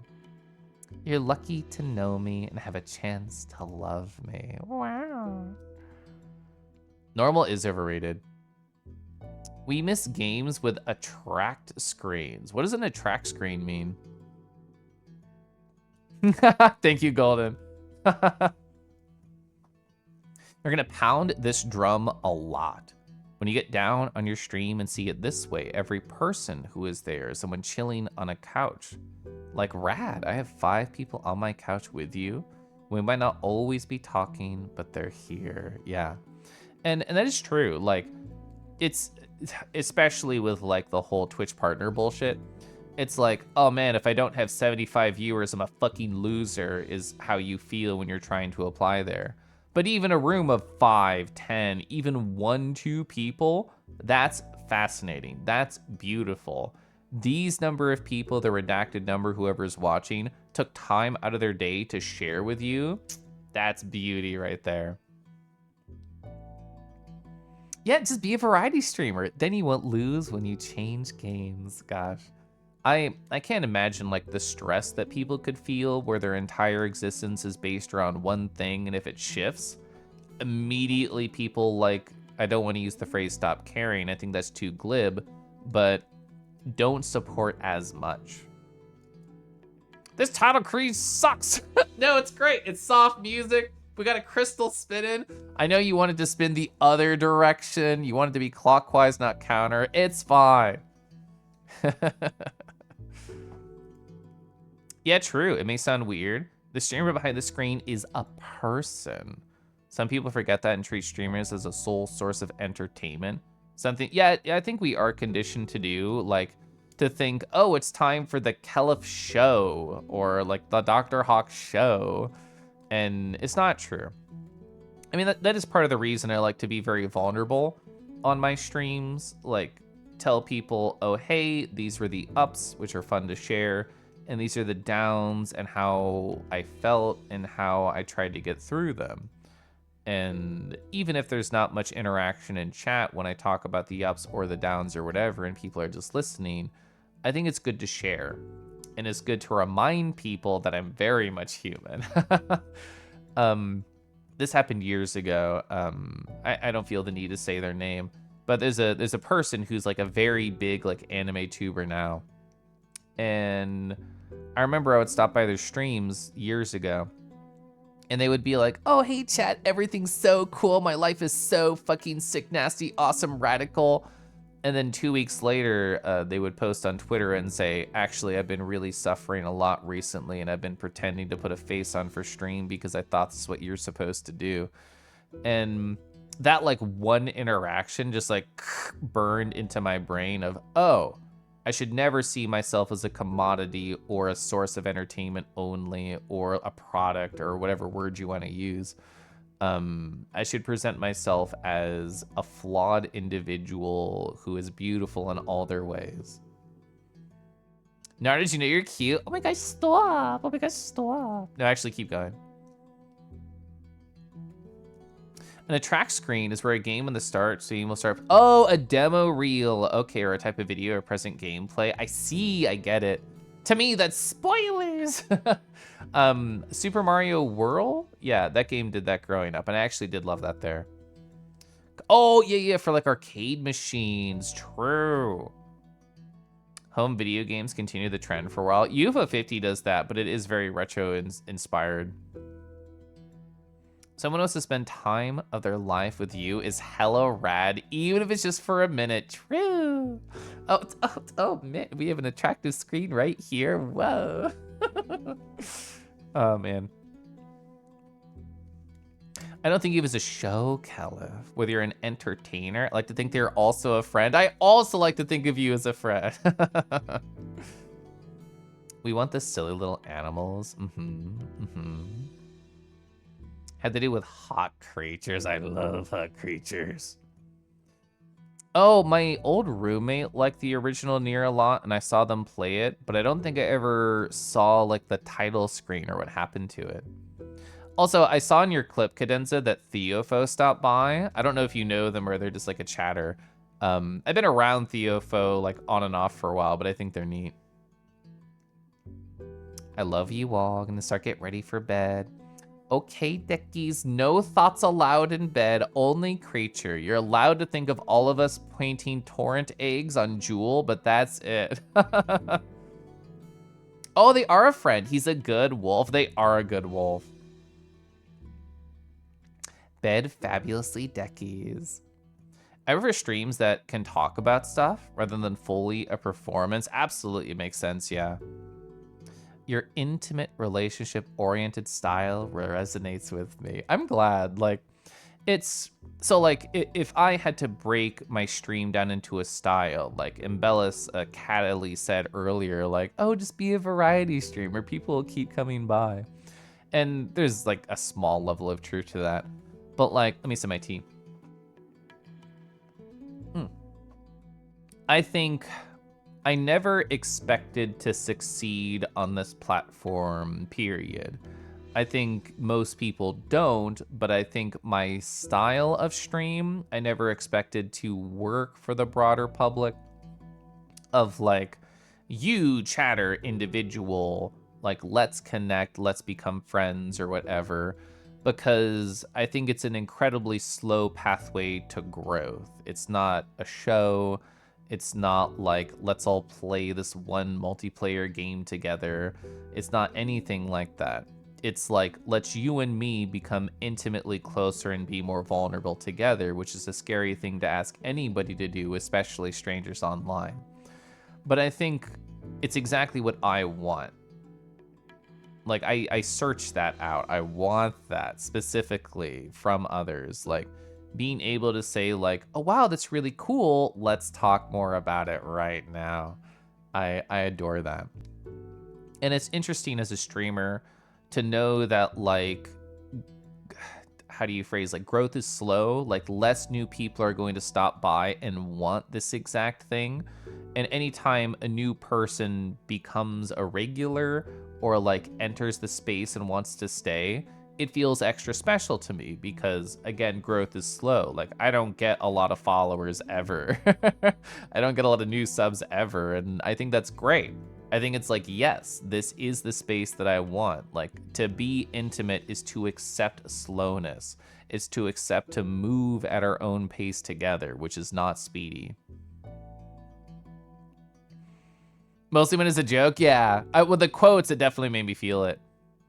The unholy trinity, gay, furry, variety streamer. To me, the phrase variety streamer is so interesting because I think of it as the de facto default, but I think it's more like, oh, hi, I stream on Twitch, and it should be implied that you're a variety person. But I think it's phrased the other way. It's like, oh, well, I'm a World of Warcraft guy, or a Dead by Daylight guy, or a Super Mario guy, or whatever. Like, you have a one thing, and that's considered the default, and then variety is secondary. I have a book that I'm really enjoying, No Time for Thoughts, We Love a Minus End. Yet cultivating a garden. Chat, would you let me plant a seed? New dragon just dropped at Echo Fae on B-Sky. I do like that artist a lot, they're really good. Oh, purple. Gosh, I love. Hi, Lyra. Hi. I'll let you plant seed wherever you want. We'll have to find a nice plot. Fucking me flashing back to the Brony fandom where plot meant butt.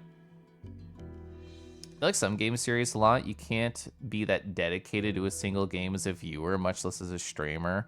I definitely relate to that. Like, kudos to my friends who, like, only play Fortnite or only do like one genre ever. I think it can work very well for them. Like Spacing, I'm not like close to them, I just said friend earlier, but like they play like JRPGs and horror bullshit, and like as far as I know, that's basically it. And I think that's really cool that their love is so strong that that is what they want to push upon. MLP had great plot. Yeah, all 6 of them do. There's a few games, Outer Wilds, that you can watch over and over. I do love that. Chat, not a bit. I think I'll actually hit new game and explore a little bit. Don't be too shocked. Don't be too scared. I promise. There is life past this title screen.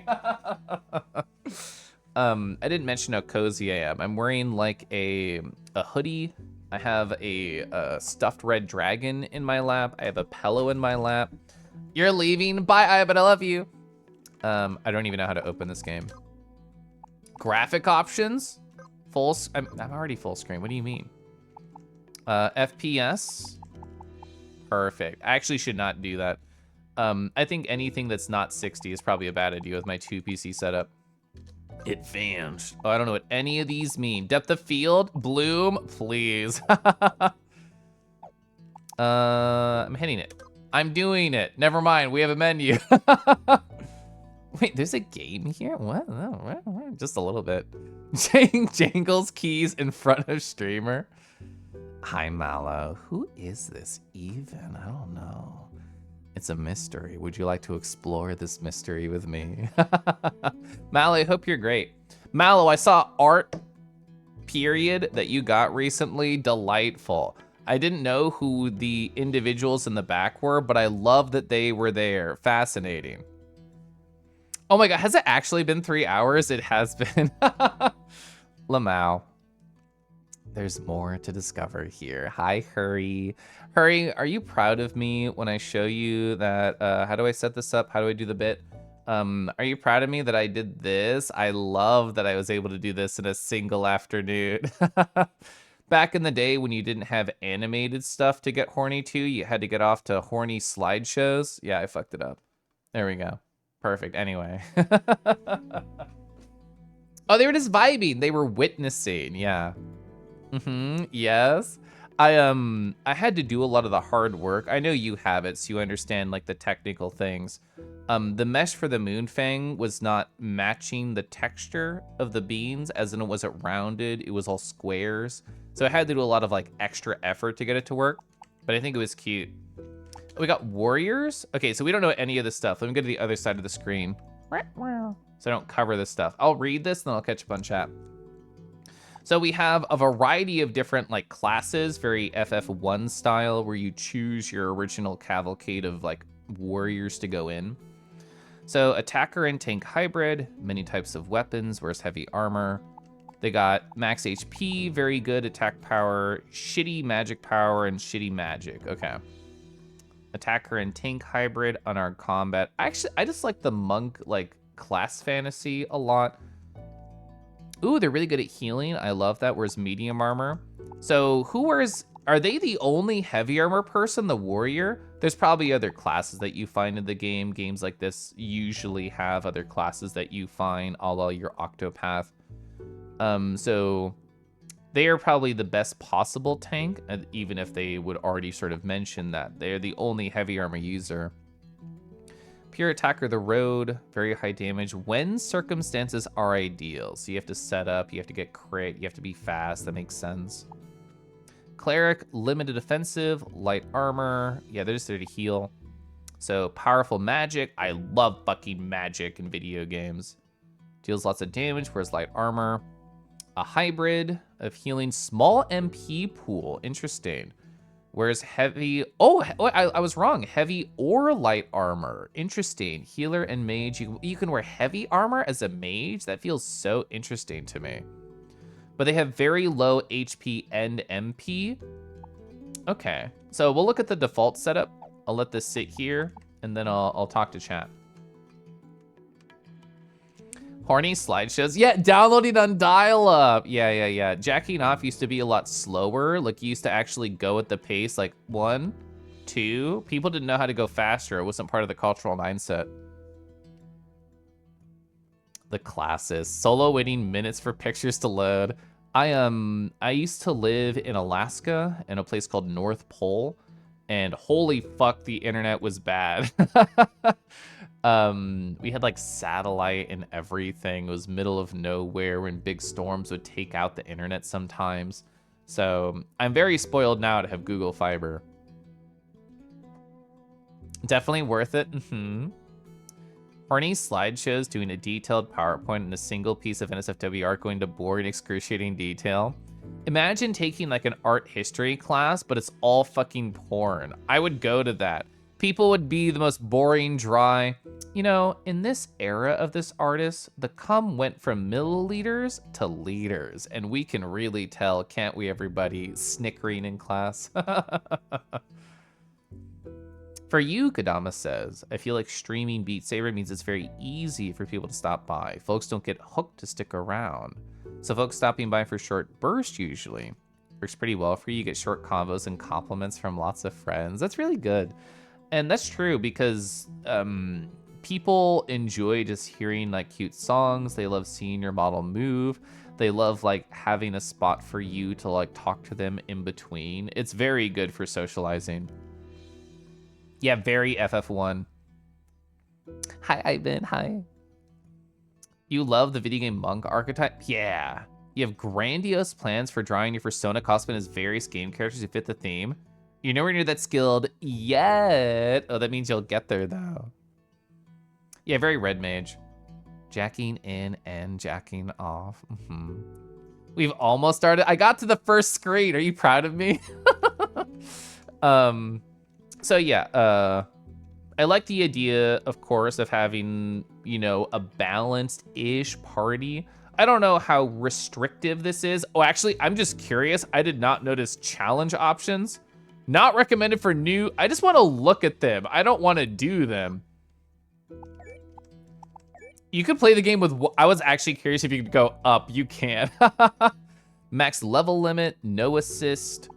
Oh, there's telegraphs. This might actually be spoilers. I should leave. Clear selections, yes, leave. Okay. So, damn. Oh man, there's gender lock stat things. I see. This is a Final Fantasy Tactics styled video game. I understand. Unfortunate, but expected. So I kind of want like a balance. So I like the idea of having like 2 melee, 2 magisticals. What do I want for my magistic Lees? I kind of enjoy hybrid classes in games like this. So I like the thought of having a red mage. I'm gonna put my bottom as that, a warlock or whatever. Max MP is probably what I want there. So if they're a red mage, they can like heal, they can do the other magic. So maybe getting like HP and healing power is smart, but you already said they have less MP in the description. So I feel like I should boost the MP to counteract that so they can do more spells and I have to use less stuff. Shift lock, random. We can think about this later. I want to think about it. Cancel. Can I mouse here? I actually can't mouse here. So I want a warlock because I think they're cool. I want a monk because I think they're fucking awesome. Okay, so yeah, it's always that. I will give you the HP and healing power because then you can heal. A warrior is like a classic tank, and they're probably going to be maybe like a berserker style where they could do a lot of damage melee. So we'll have a melee, we'll have a nice intermix, we'll have an intermix. And so here becomes the harder question. Do I want to have a pure healer or rely on 2 off healers between a monk and a warlock? Is that a shit idea? Kind of, but I also love the idea of having a wizard. Hi, White Wolf. Yeah, so it's like Final Fantasy NES meets Minecraft. It does have the voxel adventure.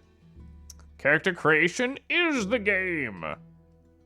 Yeah, I can't imagine trying to do what I assume is a hard game with like 3 or 2 or 1 members.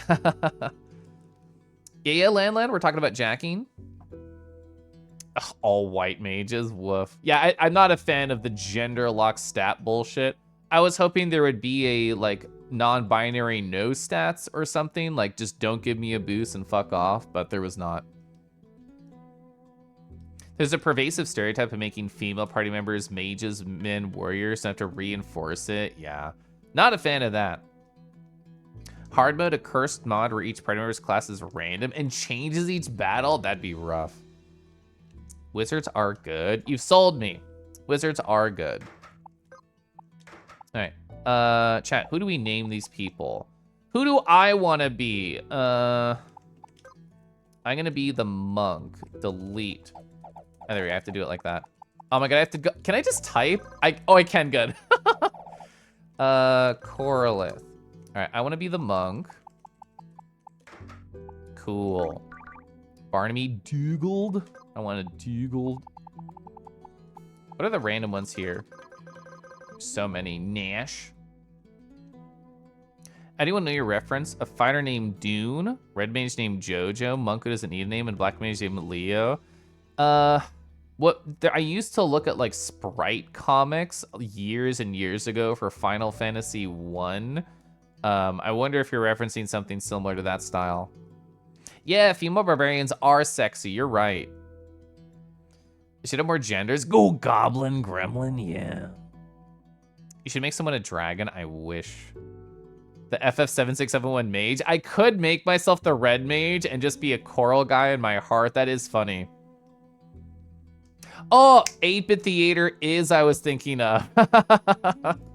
God, 8-Bit Theater is weirdly nostalgic to me. I don't really care about the names for these other people. I'm not emotionally attached to them yet. And I assume they will never have personalities, so I just wanted to be one of them. Hekate, Xenia. Xenia's cute. I'll keep that, sure. Why not? Dima. Paulina, sure. I'm not emotionally attached to that. Go. Ooh, okay, so I'm actually curious about these. Laid back experience, battle's not the priority. Well, I mean, battle's like the whole game, right? Enemies have less HP, deal less damage. Standard RPG boy. Grinding should not be necessary. I don't fucking believe you for 1 second, video game. I don't believe you at all.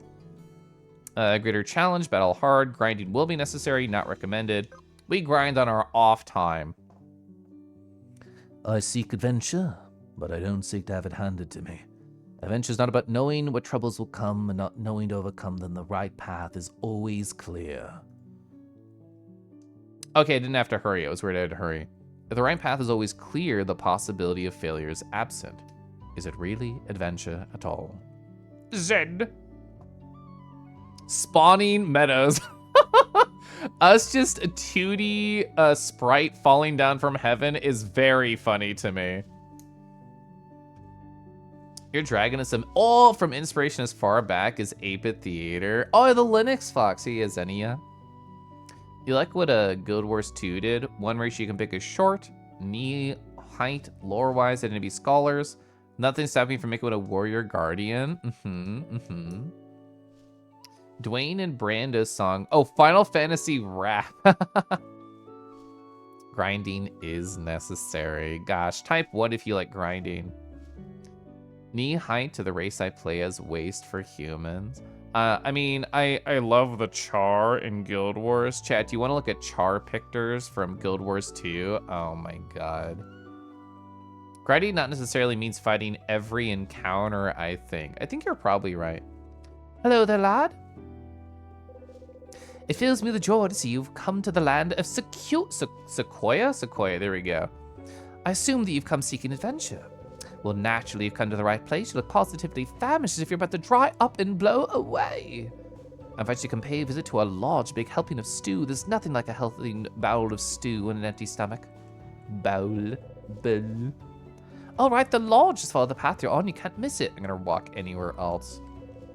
Spawning Meadows. East, Old Nan's Watering Hole. I love the hop. There's like a little bit of pixel squish as you fall. That's cute. World map. Okay, so I don't own the map. Items, you come with some tonics. There's 3. Recovery 50, nothing else. Abilities. Yeah, battle skill. Oh, so it generates threat. So I actually have to balance threat as an RPG mechanic, which I don't expect from like games imitating this era. I expect that more from like MMOs. But I actually do appreciate that. I like threat in my video games. So let's see. Martial arts. Single target, unarmed staff, beatdown skill. Variance? Is that like an uppies and a downies? Like statistical variance? Fire elemental. Yeah, mixed magic. Oh, I see. I only have the heal so far, which I am down for. 27 and 5, so we have 5 heals that we can do. Oh, wow. Holy fuck. Like, you have so much less MP than expected. They told me, but still, fuck. Equip. Got like wands and stuff. Crit chance. I'm not gonna worry too much about that. Passives? Oh, I got PP for passives? Okay. Oh, it's a skill tree. Oh, you can be a multi-class hoe. I was kind of hoping you could be a multi-class hoe in this game. Got it. Got it. Okay, there's stances. There's lots of stuff. Gosh, I love grinding, yeah. Oh, Asura. What was the name of the plant race? I actually had some plant characters and some char characters when I played. I've never been into being like the tiny race in games. My husband loved Lalafell because he loves being a tiny little gremlin. That was never for me. You like threats in your games too? Yeah. LFG comics had race class combinations. Oh, like EverQuest? Oh, couldn't be an EverQuest. A trip of the Gnome Monks, Clan of the Waist Down Fist.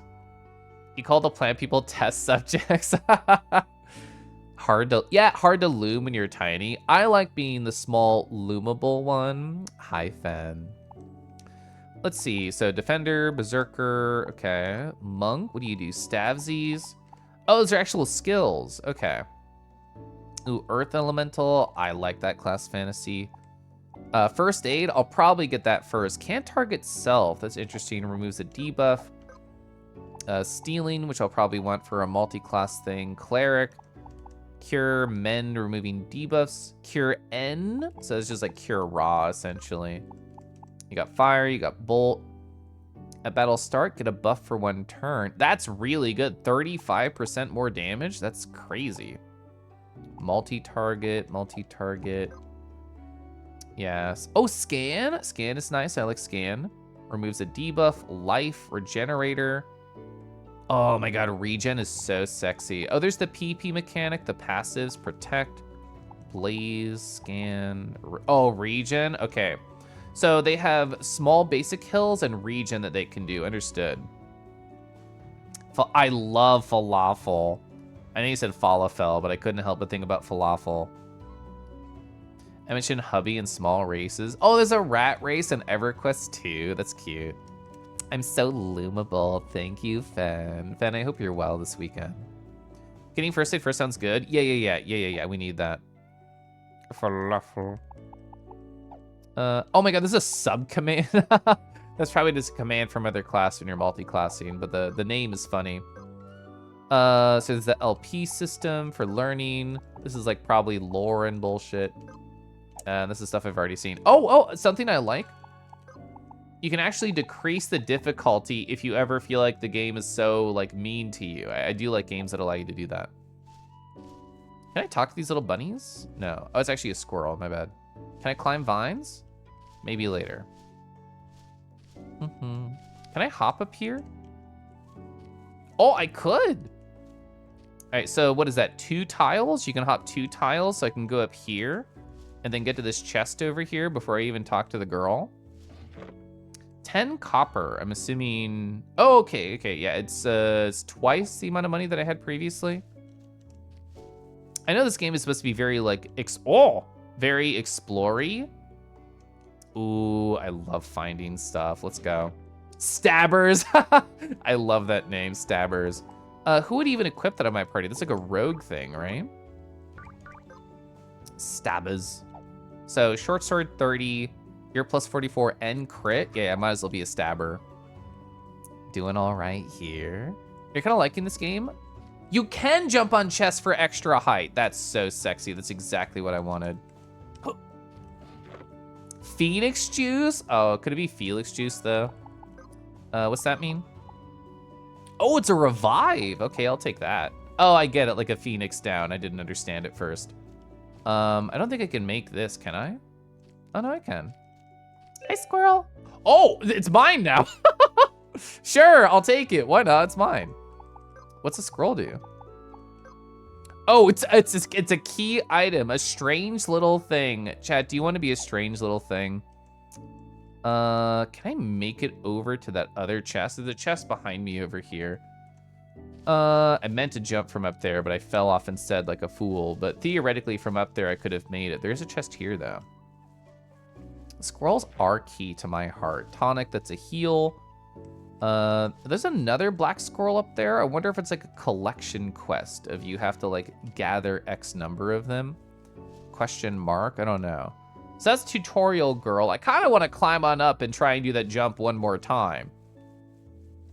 And if I fail, I fail, and that's fine. You would love to be a strange little thing. Oh my gosh. All right, so there's another squirrel over here. I can make that jump. Can I make this? Yes. Another one. Okay. So that implies to me that we can get all 3 in this area, that we can get over to this guy.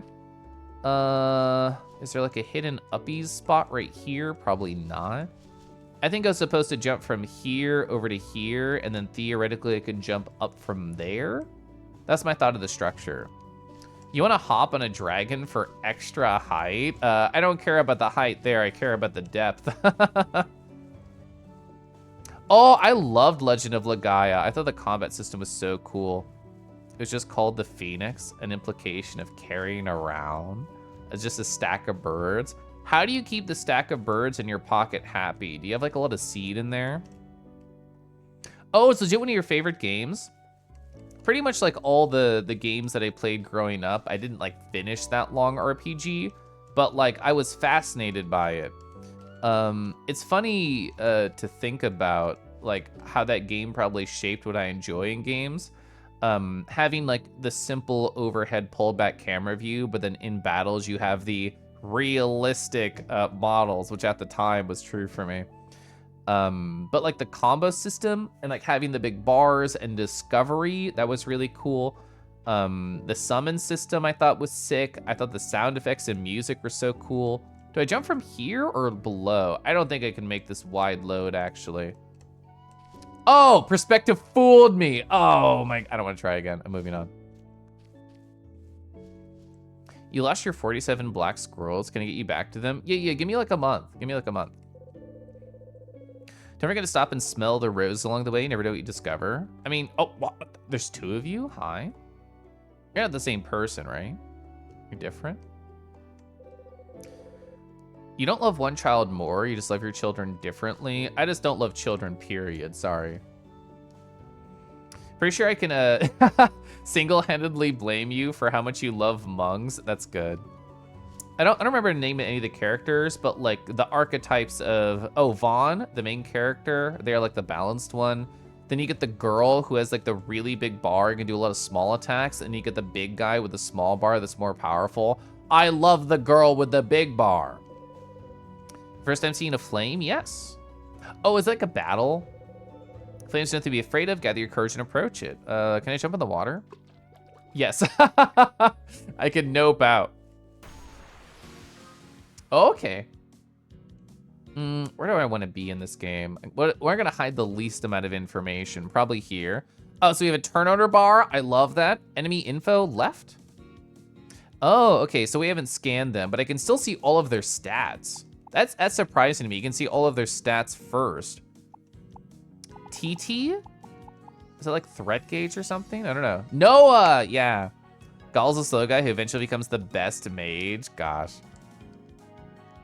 You love the girl with the big bar. Uh-huh. Ooh, sweet barbecue sauce. I actually like barbecue sauce a lot. Okay. So mixed magic, we only have the heal. Oh.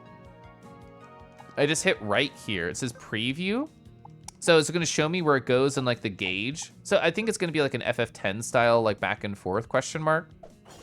Regular attack did 28. Oh, it even shows you the threat bar. I really like that. Battle skill, taunt. So it's so AP builds up over a battle and it's like a temporary resource, and MP is the full on resource. So if I taunt here, I'll have them focus on the tank, and that's where the bar is. I don't eat to, but we only have fires, so. There's this 39 at the top. Is that the amount of damage that I'm going to do? Hit the chance and then crit. Oh, so I know the exact number that I'm going to do? Oh, I did not know that. Okay. Interesting. Also, why is like the experience bar negative? Am I parsing that right? Negative 250? Interesting. It's almost always like a positive number for you to see what you're, I guess it makes sense in theory, like you're missing that amount, but it's just weird to see it negative. Tonic 5? That's a lot. Oh, you can jump on people. You can definitely get to higher areas by jumping on people's heads, can't you? Hey, do you want to jump near that wall? They can just walk around with you on their head. Do you want to walk northward to that wall so I can get up there? Just a little bit more. It's wrong way. Keep going. Fuck, I don't know if I can make it actually. Have to pause every now and then, take in the beauty around us. The beauty is how your head feels on my shoes. What can we do up here? Anything? I don't think so. I'm just delighted that I could get up here. Anything southward? I was hoping for a secret cave. Don't think we can get up there either. Okay. Secret cave? Secret tunnel for me? There's no hill here for a stepper. Hold. I think I'm supposed. Yeah. Oh, I didn't even think hold. They said hold X. I wasn't doing that. Phoenix juice. I already found one. Oh, this is a shortcut to see in the menu. That's actually so choice. I appreciate that. Because every time I get a new item in a game, I want to open it immediately and look at it. A countdown to next level is useful. Numerical count up without context on how long it's to the next level, even if it's unusual. Yeah, like I understand what they're going for. I just didn't expect it. Star? There's a star up there, so we'd want to loop around. How could I possibly get over there right now? I don't know. I mean, I probably can't get there right now, and that's okay. I'll loop up there, I'm sure. Ring. How aggro are they? Oh, okay. So you can just like move around them. It's not a big deal, but I will fight. So 2, did we learn? Yeah, so because I killed one, I know that they have 50 health now. Bottom threat? Chad, are you trying to be a bottom threat? Hold X, call me X. Damn, hi Cosmic again. Okay. So 28, they only have 50 health, so half down. Full threat, we don't care about that. 48, oh my God, you're so strong. Where are they in like the turn order? Oh yeah, we can just like attack and not even think about it and we'll be fine. I said that their attack was so weak, I should have thought about it. That's okay.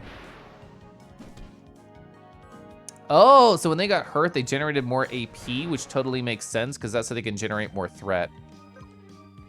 They're very large. Whoa! Okay.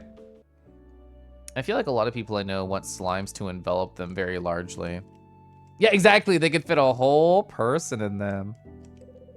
Be nice to people on the way up as you'll meet them on the way down. What if I just jump on you, though? Is that nice? I get the feeling that one day you're going to make us very proud. You can tell? Oh, my gosh. I'll do all these fights. Why not?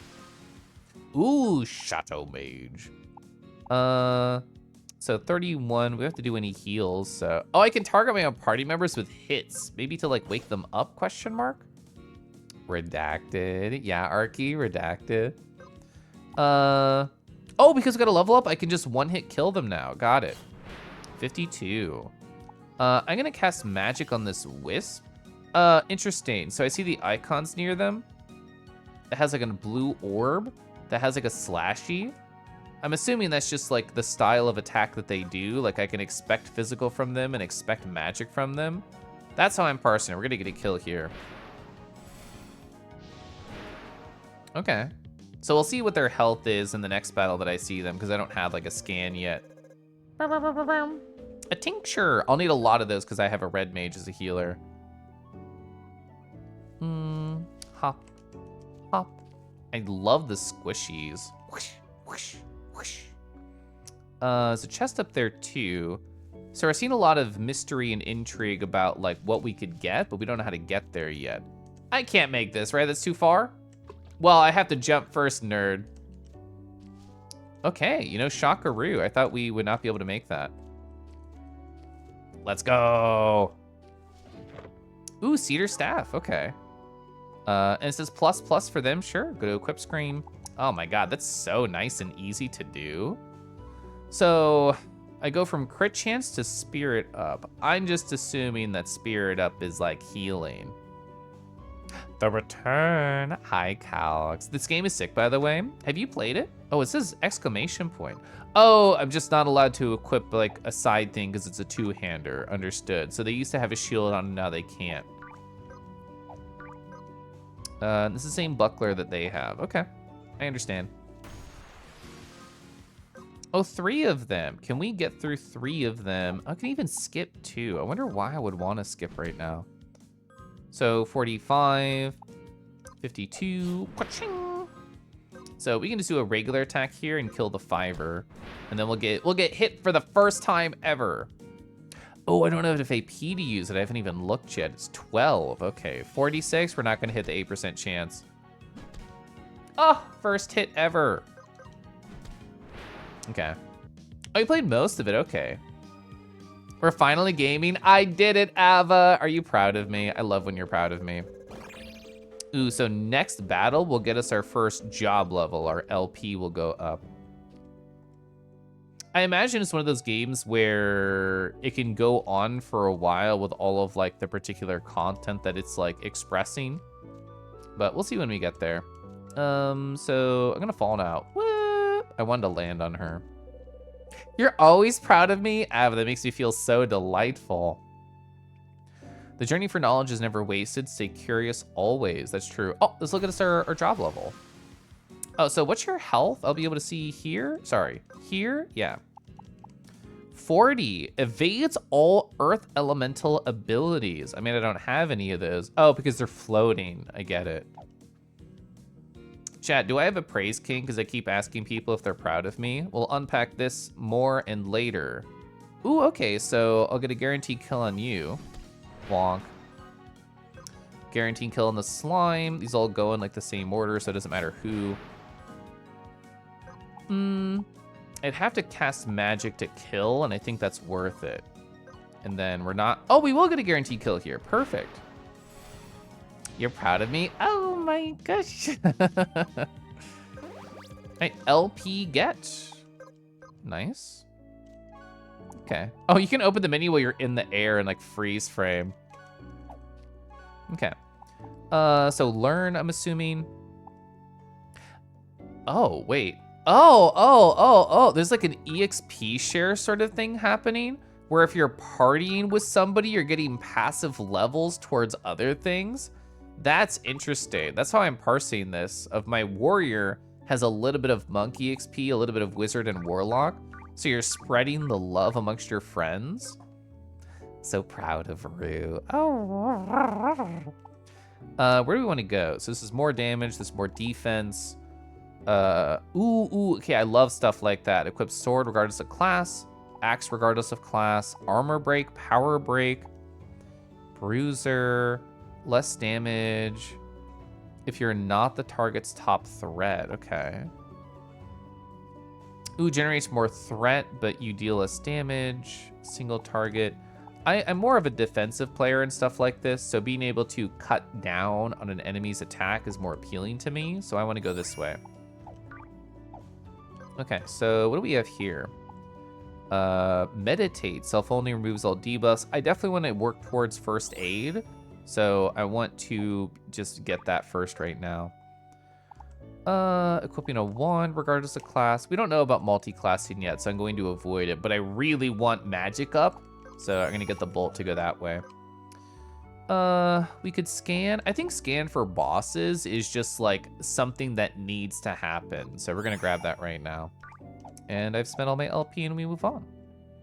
Calx, how are you doing? I hope you're well. We can't get up there. We can go over here. I thought it was a kitty. A kitty. I wanted to pet the kitty or the bunny or the puppy or whatever it is, but I cannot. Is it a save crystal? Old Nan's watering hole. West spawning meadows. East Delend. So we don't know what Delend is, but it'll be that way. Oh, okay. Set home pipe. Sure.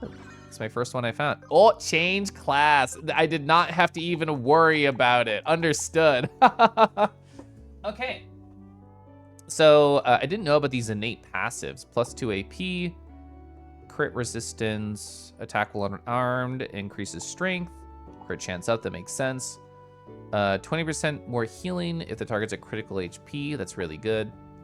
More damage. Double cast costs 16 less MP. Well, we're not there, but I do want that eventually. I love this growth on the right side, that's really interesting. So, in other words, this will probably affect like the stats of the character and what they will keep. So my monk will get a lot of HP and strength and spirit, and therefore I'll want to pair them with other classes that'll do the same. So my monk might want to go over to a cleric eventually to get even more spirit. Stat growth, yeah, you're great. I love to hear that. Templates? I don't know what this means. Oh, I get it. So you can have like a setup for a party. Okay, member order. I don't care about that. Save, sure. I understand everything. Man, it's just all, there's Dans everywhere, Cam, I know. Also, it says their class, which I could tell, but their level 2? That's interesting. Yeah, so my fighter will probably stick to strength classes. It is interesting, I like that system. After enough battles, you're in the experience to level up. We've done this.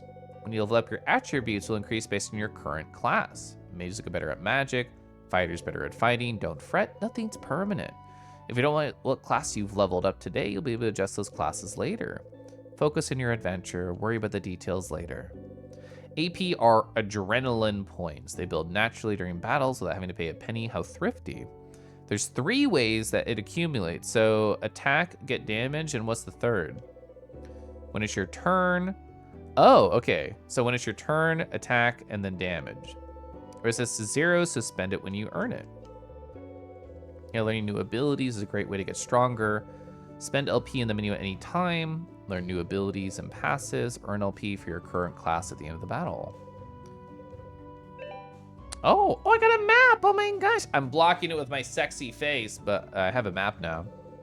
Good to have a map on hand while exploring. Don't have one, don't worry. Sometimes the best adventures are had while exploring blind. I super agree with that. Any area where you don't have a map will be filled in automatically later when you do. I appreciate that. Experimenting with ingredients is the secret to happiness. Are boys considered ingredients? Oh, okay. So price 0, own none, a multi-target heal. I'd have to get a secret herb, veggie, and meat. Okay. I can sell here? Okay. The famous stew shop. Help yourself to a warm bowl of stew. The first is complimentary. Thank you. Stock up for the journey ahead. Never go adventure without a plan to fill your stomach. Let's see. Single target, recovery 40. It's really cheap, so I might as well get some. I don't know how expensive this will be compared to actual potions, but 2? That's pretty cheap. I'll buy a couple of those. Why not? Knick-knack. Oh, I see. So downsies. Is there any uppies? Buckler, that's actually a false uppies because they have a 2-hander on. I think I do want to buy an uppies of defense for my tank specifically. I think that's a very good idea. So we'll get a chain helm here, and I'll put that on them. There is the head, chain helm. Kangi Koralith would be the best party member. Good note, taking enables EXP share skill. I love sharing, I love giving. To the lodging, the first day is free, thank you. Yeah, why not? I'm technically missing a small amount of health, sure. I'm gonna sip my tea. Oh my god, it's so warm! Oh my gosh, I love warm tea. Okay. It's smart to plop the save now, because we just did stuff. Ring! All right, so we do have a map. Let me actually open it. Can I zoom in here? Markers next layer, that's Q and E. Okay, I don't have any of that. Oh, F view markers. Oh, Z is add a marker, I see. So in other words, I should go mark the chest that I saw previously to know to go back to them when I can loop up higher. That's how I'm parsing that. Like right here, we should do a marker. Oh, it's technically part of a different region, the spot that's up there. That's interesting. So would I be able to mark like that over here? So how do I do this? It's Z. So it'd be like there, question mark? Oh, I see. I mean, star? Sure, I don't know what it is. It's just like a sparkle. There was one more thing. I think it was actually up the ridge from here that I wanted to mark. Gosh, I love when a game gives me ability to take detailed notes right off the bat. I think it's like this spot around here. There's some sort of like chest above me. Yeah, it was right here. So in that little nipple on the map, we should be able to put a little spot, like right around here. So I'm gonna put ZZ. I'm gonna put a chest. All right, perfect. And when we can get there, we'll know to look around there. I like the soft, like RPG wandering music. I can't jump into these on my own, right? I need a head to jump on. We could probably like hop around the top of the building too. I see that there's a Nan back there. Is it this way how I get up there? Probably to loop around fully. Can't get behind. With Monster Sanctuary, you tried to take a lot of notes like that. Usually do for the same reason. I love having notes around. You love the more relaxed energy of this account. I do too. Like, I originally made this account just to have a cozy space to exist with no like alerts. Even if somebody raids me or gives me money with subs or follows or anything, it's quiet here. And I love that. Treat others as you wish to be treated. Oh, so like a dog. Find your passion and make it real. Okay, there's more signs up here. They're guiding me. Don't look at the calendar. Keep celebrating each day. Thank you for the platitudes. Go ahead and live the way you want to live no matter what, by jumping on signs to get higher and taller. Can I fall? I was hoping it was like a cave and I'd fall south? So Delend is over here. We don't have a map for this area. We would technically have like the little barrier over here. Ararier? Arawi-row. I think that's all I can do, and that's okay. I'm gonna move on. Gosh, I love soft RPG music. I think I can get up to this lower spot, correct? Oh, I like how it disappears when like it would cover over the map. That's actually a nice little feature. I feel like some games would just let you be fucking blind. So if I was able to get up to the top over here, I'd be able to loop around and go a little bit farther south. I bet I can actually interface more with this upper direction, and I just didn't see the vantage point. So let's try again.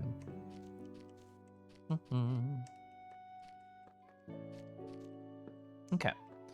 So can't go left over here. I didn't even need the sign to jump upwards. Oh, it was right here. I'm silly. Yeah. Okay. Love these trees. Vinsvet did a great job on the soundtrack. I had not heard that name before, but they did a lovely job, it's true. Can I land on the lilies? No. So we can't get up here. We actually can't even plop onto the map. Actually, question. Ooh, so it doesn't show me where I am? Can I technically try and guess? I could try and guess. I think it's a bad idea. I'll do this fight, sure. Whoa! Okay, so we got a carrot. We got like this. Oh, they have the names in the upper left. We got Nut Muncher and Koralith. Okay. Yeah, we don't know anything about them. They are gonna. Oh my god! Didn't know you could see all the damage they do. Okay, so they'll do 60 and 71. So the Nut Muncher does more damage. So we should focus target them.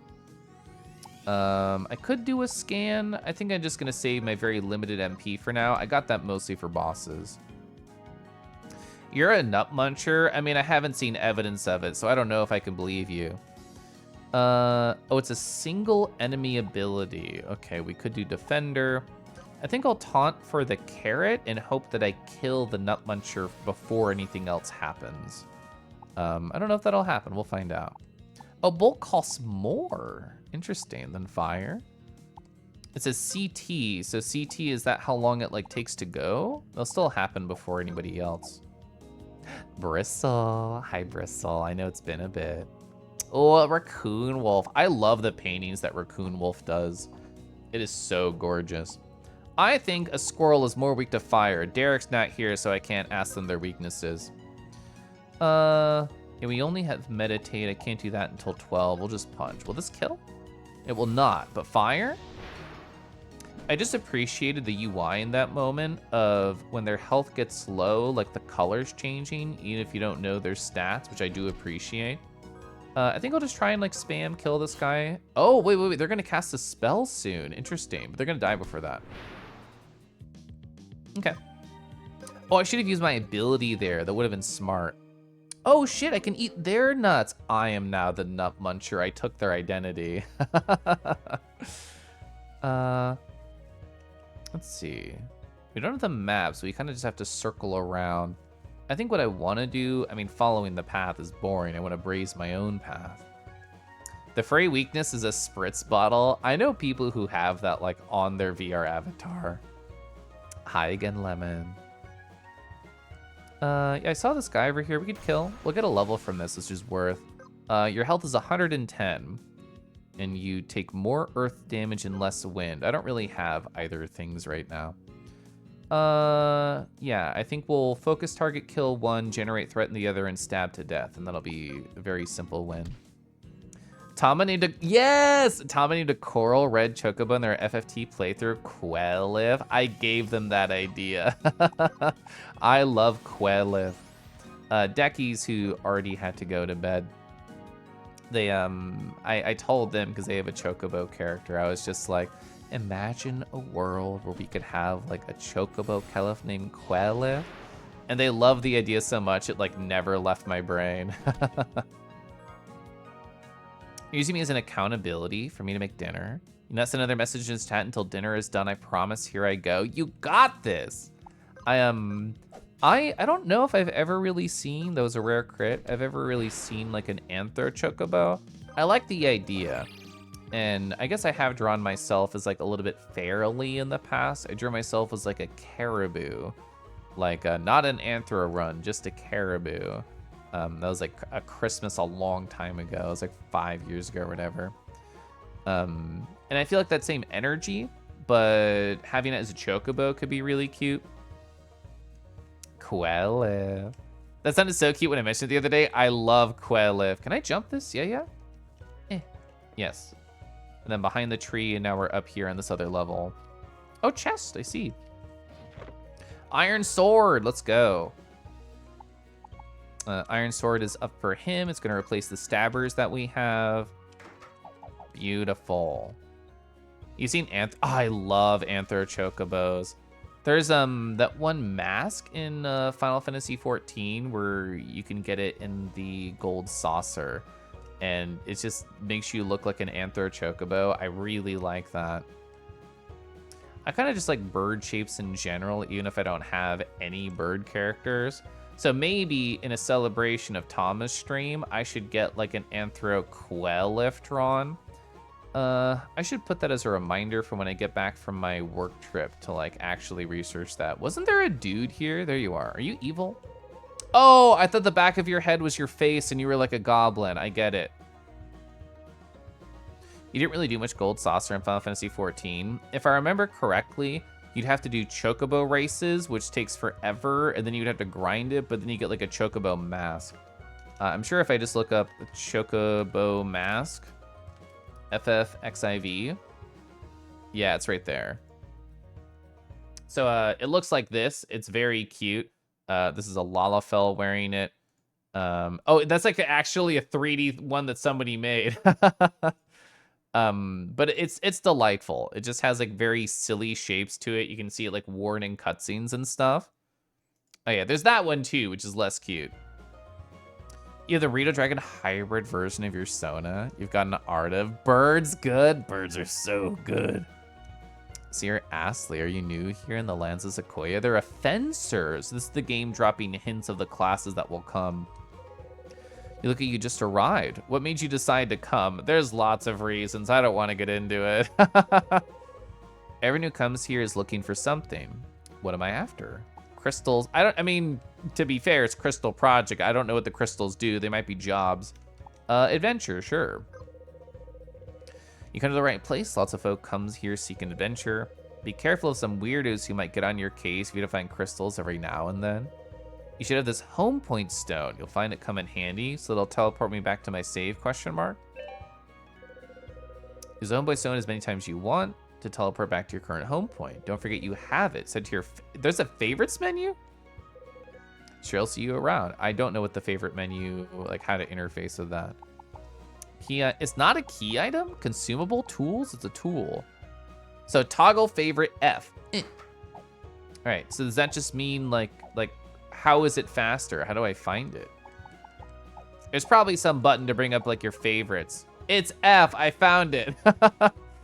Okay, perfect. So I can hit F to get to this really fast. That makes sense.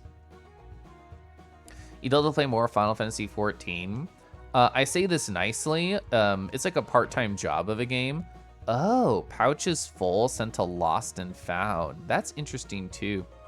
It's like you have to put a lot of time into it to get the value out of it, which is just kind of how MMOs are designed. They don't want you to just like play once a week. They want you to play every day. And if you have like a good crew of friends, it is really delightful to like go through those experiences. I had so many great memories of Final Fantasy 14.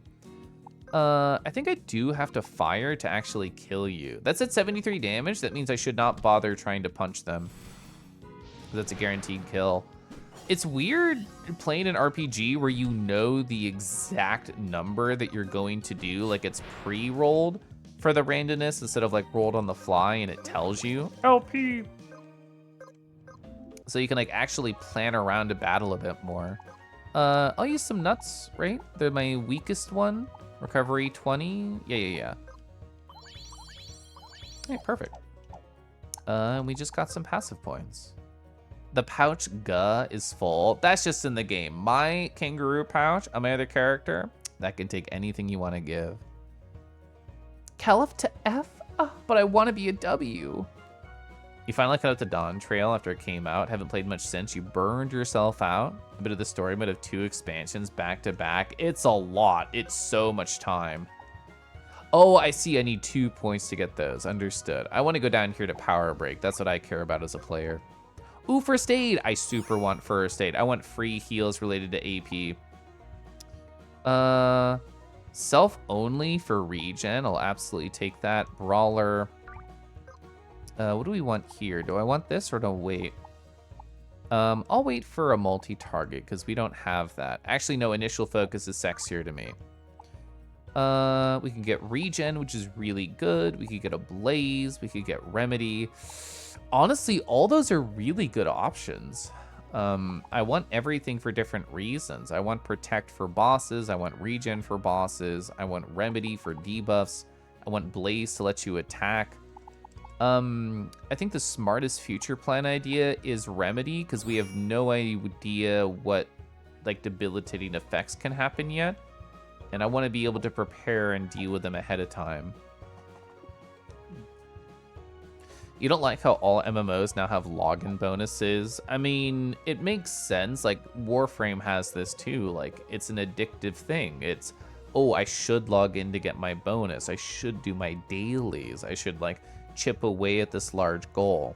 Which I appreciate structure and I very much enjoy that presentation. But I also understand and don't necessarily like when somebody tells me to do it. I want it to be my idea to want to play every day, not for an extra bonus from a game, so I understand.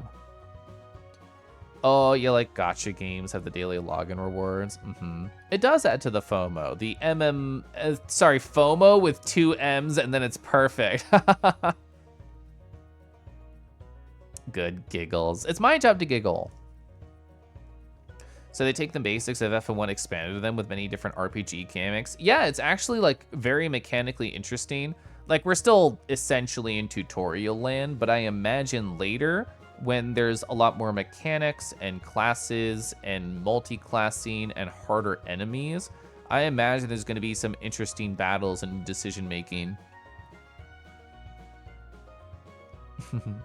Wouldn't you love to play? Well, Draco, if you say it so sexily, maybe. Yeah, I honestly thought at the character creation screen, I would be like stuck with the classes for a long time, but literally the first save point said, bro, you want to change? Login rewards are mini dopamine trickles. Yeah, there we go. Thank you for typing it out. Salmon River is where we are. East is Proving Meadows, and northwest is the fish hatchery. Proving Meadows is probably where we want to go, but I just want to circle this area to see what we can find. I don't know how this game is going to design like finding maps. Is there a night-day system? It looked like it just got a tinge darker. Maybe that was like a cloud. I mean, we can't swim, so I don't want to jump any of those things. I can't get up there. I'm so tempted to try and climb this tree like a boss, but I don't think it's going to work because, like, the head's right there. I think it's one tile too high anyway to do. Login reward, your friend's tongue enters your throat. I saw a fun fact. I'll tell you this here. I wouldn't tell you this on Kelef. When I hang out with my crush, we just watch a slideshow of porn for a while, and just it's literally in the background. And, you know, it just adds to the conversation. It's just like blah, blah, blah, blah, blah. That one's really nice. And then we both look, and then we just go back to talking. And it's like, it's a really good, soft, horny energy. Like, who doesn't want to look at porn with friends and, like, share delights? That reminded me of it, what Rega said. There was this one piece, I don't know what artist it was Pokemon. And somebody opened up a Pokeball just a little bit.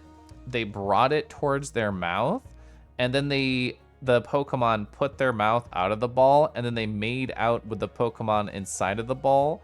And then there was like this internal section view of the Pokeball where you could see like them reacting inside the ball to this makeout session. It was a fantasy I had never considered. Also, the game just said auto save in the corner. I didn't know it did that. I appreciate that. It casually appreciating art. You're asking more for yourself. You'd say that WoW had stuff for daily quest to grind for over a decade. Yeah. I guess daily quests and login bonuses are technically different, but I think they are designed to scratch the same gamer itch. Woof, yeah. The Final Fantasy 14 talk made you, set up your second stream you can play while watching. Let's go. You much prefer a login word of a daily grind?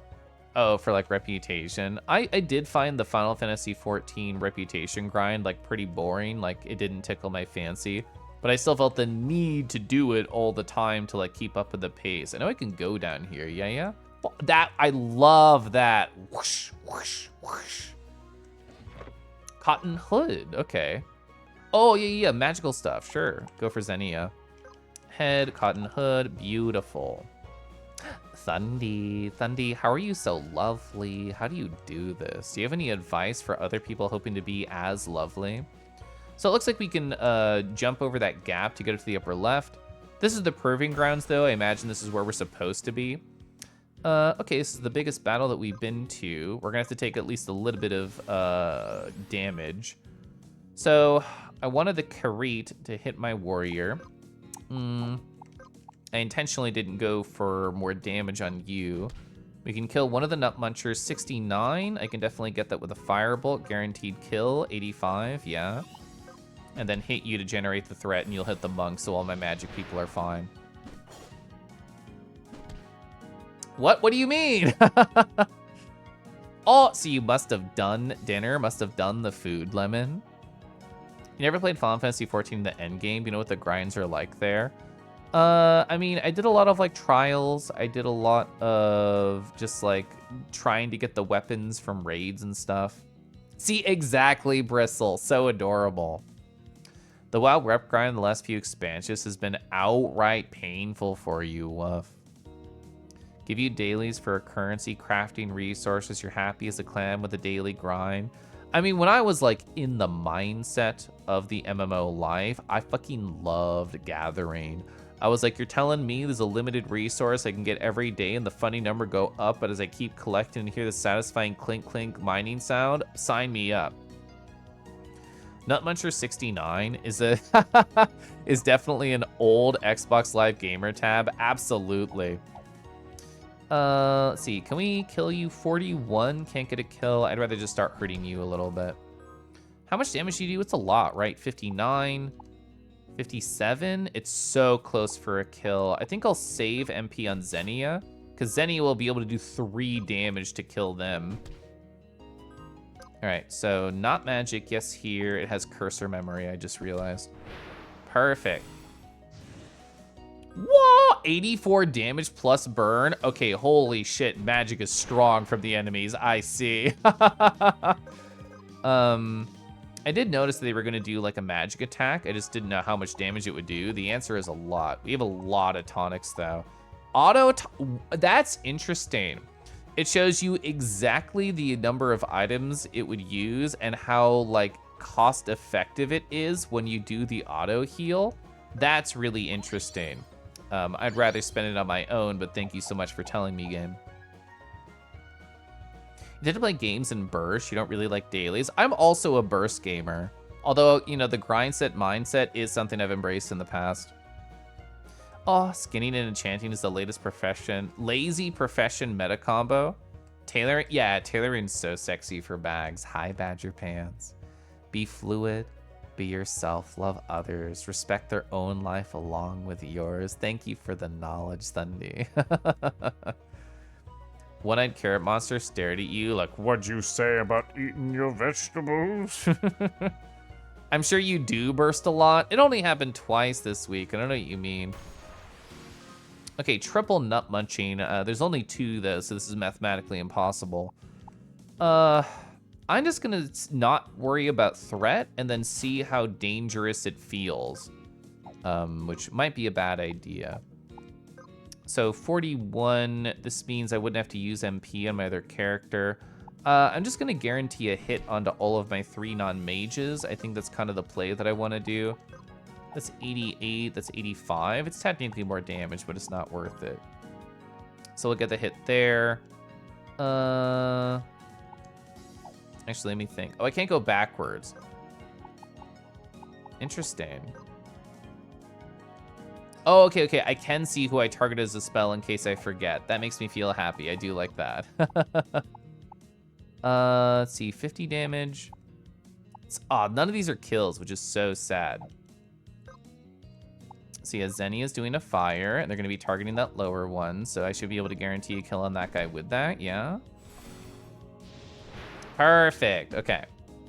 32. Miss, I love a miss. Hi, Kangi. You're looking for an automotive paint swatches. So many fun names. Is there any coral-inspired colors, and do they feel good? 41, not a lot of damage. Can you get a kill here? 57, no. I think I'll actually just try and do a heal. I'm very curious. First aid.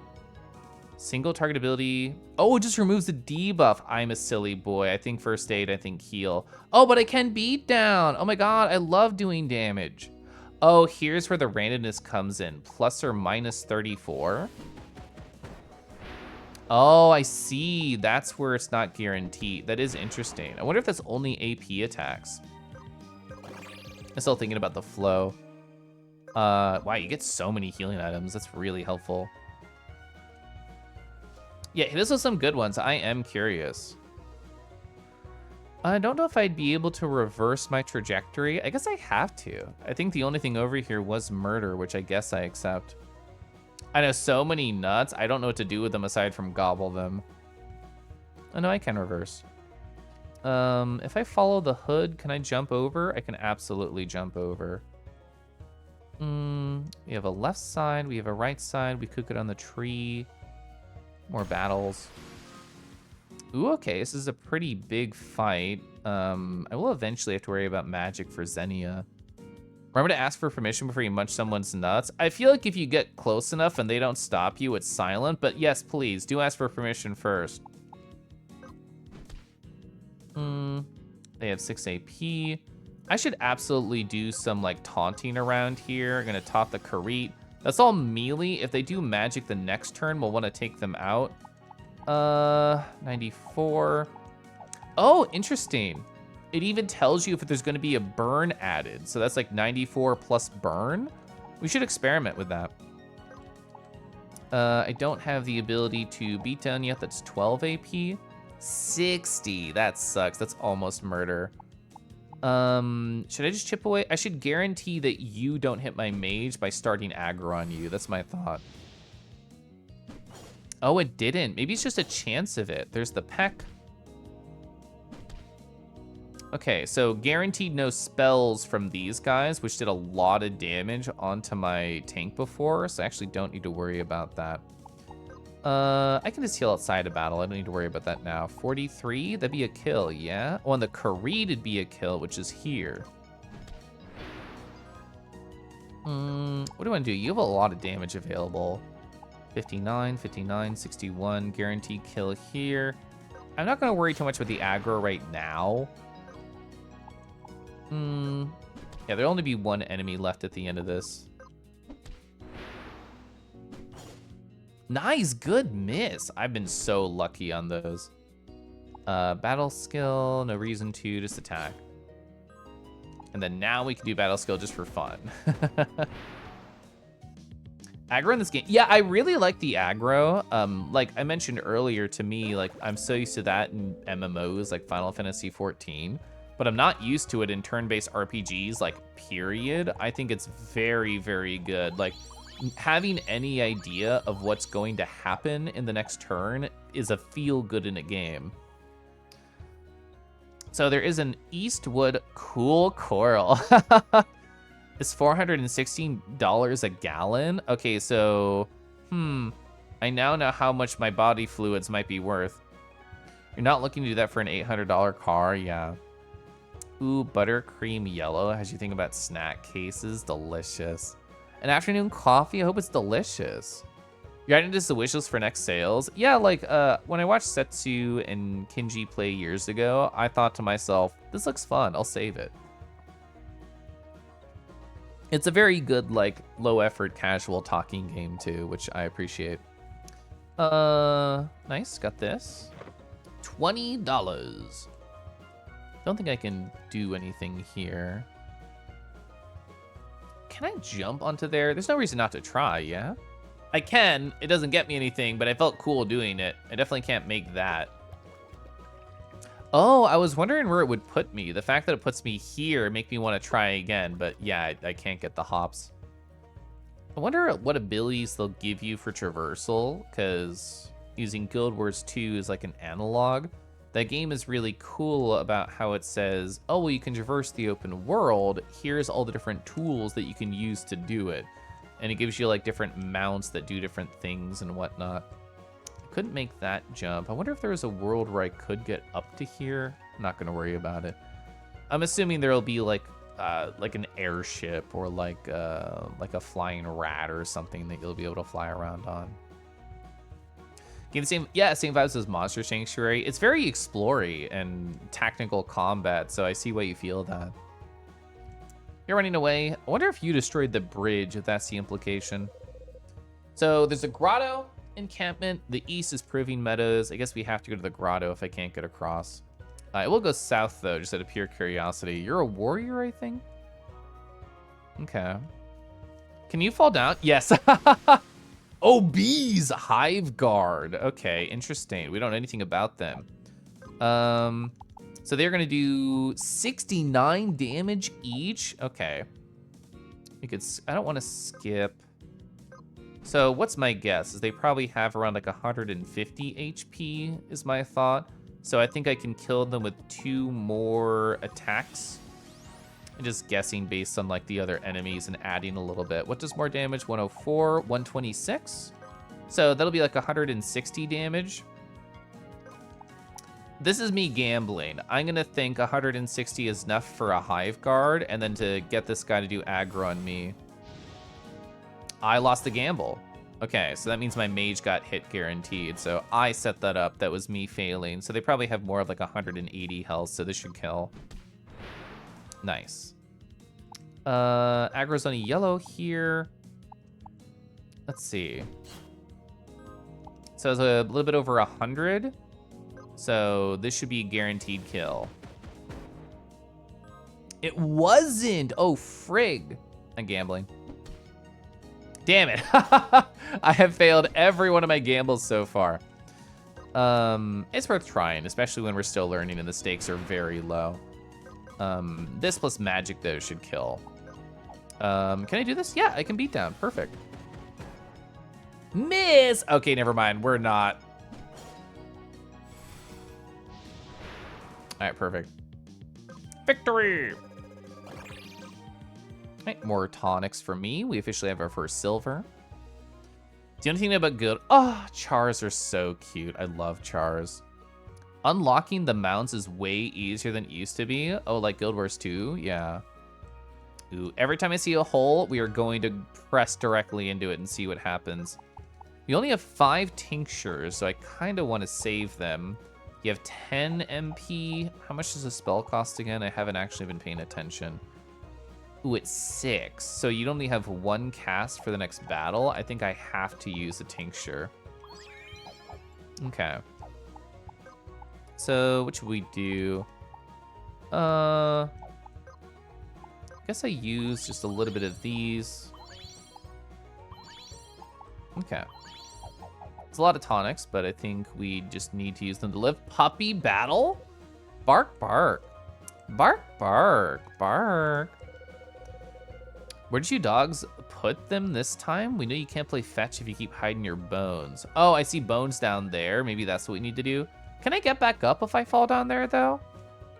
I don't know the answer, and even though it's a save point, I don't want to go if I cut off where I am now, currently. Enjoy your lurk. Yeah, so we can get back up, so now I'm officially fine going down. Bow? Okay, so that's just a hint about where to go, I suppose. We'll do a save here. It's not your current home point. Would you like to set it before saving? No? Because like the old Nan's watering hole, there's a store there, and I could spend money if I end up going back there. So that's my current thought. Okay, what's in here? Darkness? Soiled den. Don't use the word soiled. Okay, Minecraft cave, real. Scare. I mean, we just saved, so there's no reason not to try. Oh, a Zubat? Yeah, you're going for that pun. Interesting. So we'll do a taunt with my main tank right here, and then we'll do a going to defender stance afterwards. Bolt maybe, 168, definitely way more damage, got it. Oh frick, I should have scanned. We could do the scan next. Yeah, we'll just attack right here, build up some AP. Oh, I thought they were bigger and scary. We've already murdered them, understood. Dead, dead, and dead. Can I click this? No. It's very, very dark going this way. I thought there was a path. There is. All right, down, question mark? I'm gonna get so lost. I'm gonna be so real with you, chat. Auto-saving? Thanks, I guess. I can't tell like where the ceiling is. I wonder if, well, if there's a hole, there'd be like a little ceiling, like a little light. Okay, more Zubats? Yes, so Zubat is 130, takes 50% more thunder damage. 130, we should be able to just like attack you 3 times. There's only 1 enemy, right? Yeah, okay, super realistic, free. All right, they're only giving me money though, which means I should not expend resources if I'm not getting resources back. Auto-saving, player starts sweating. That's me, I'm player. All right, even deeper. Even deeper. Oh, it's, oh fuck. They can climb. It's a bone thief. They got a skull in there.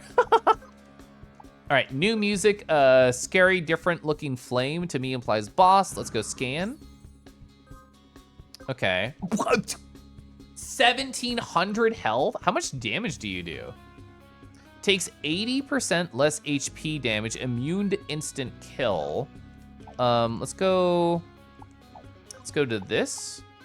They do, oh, the damage is 85 MP?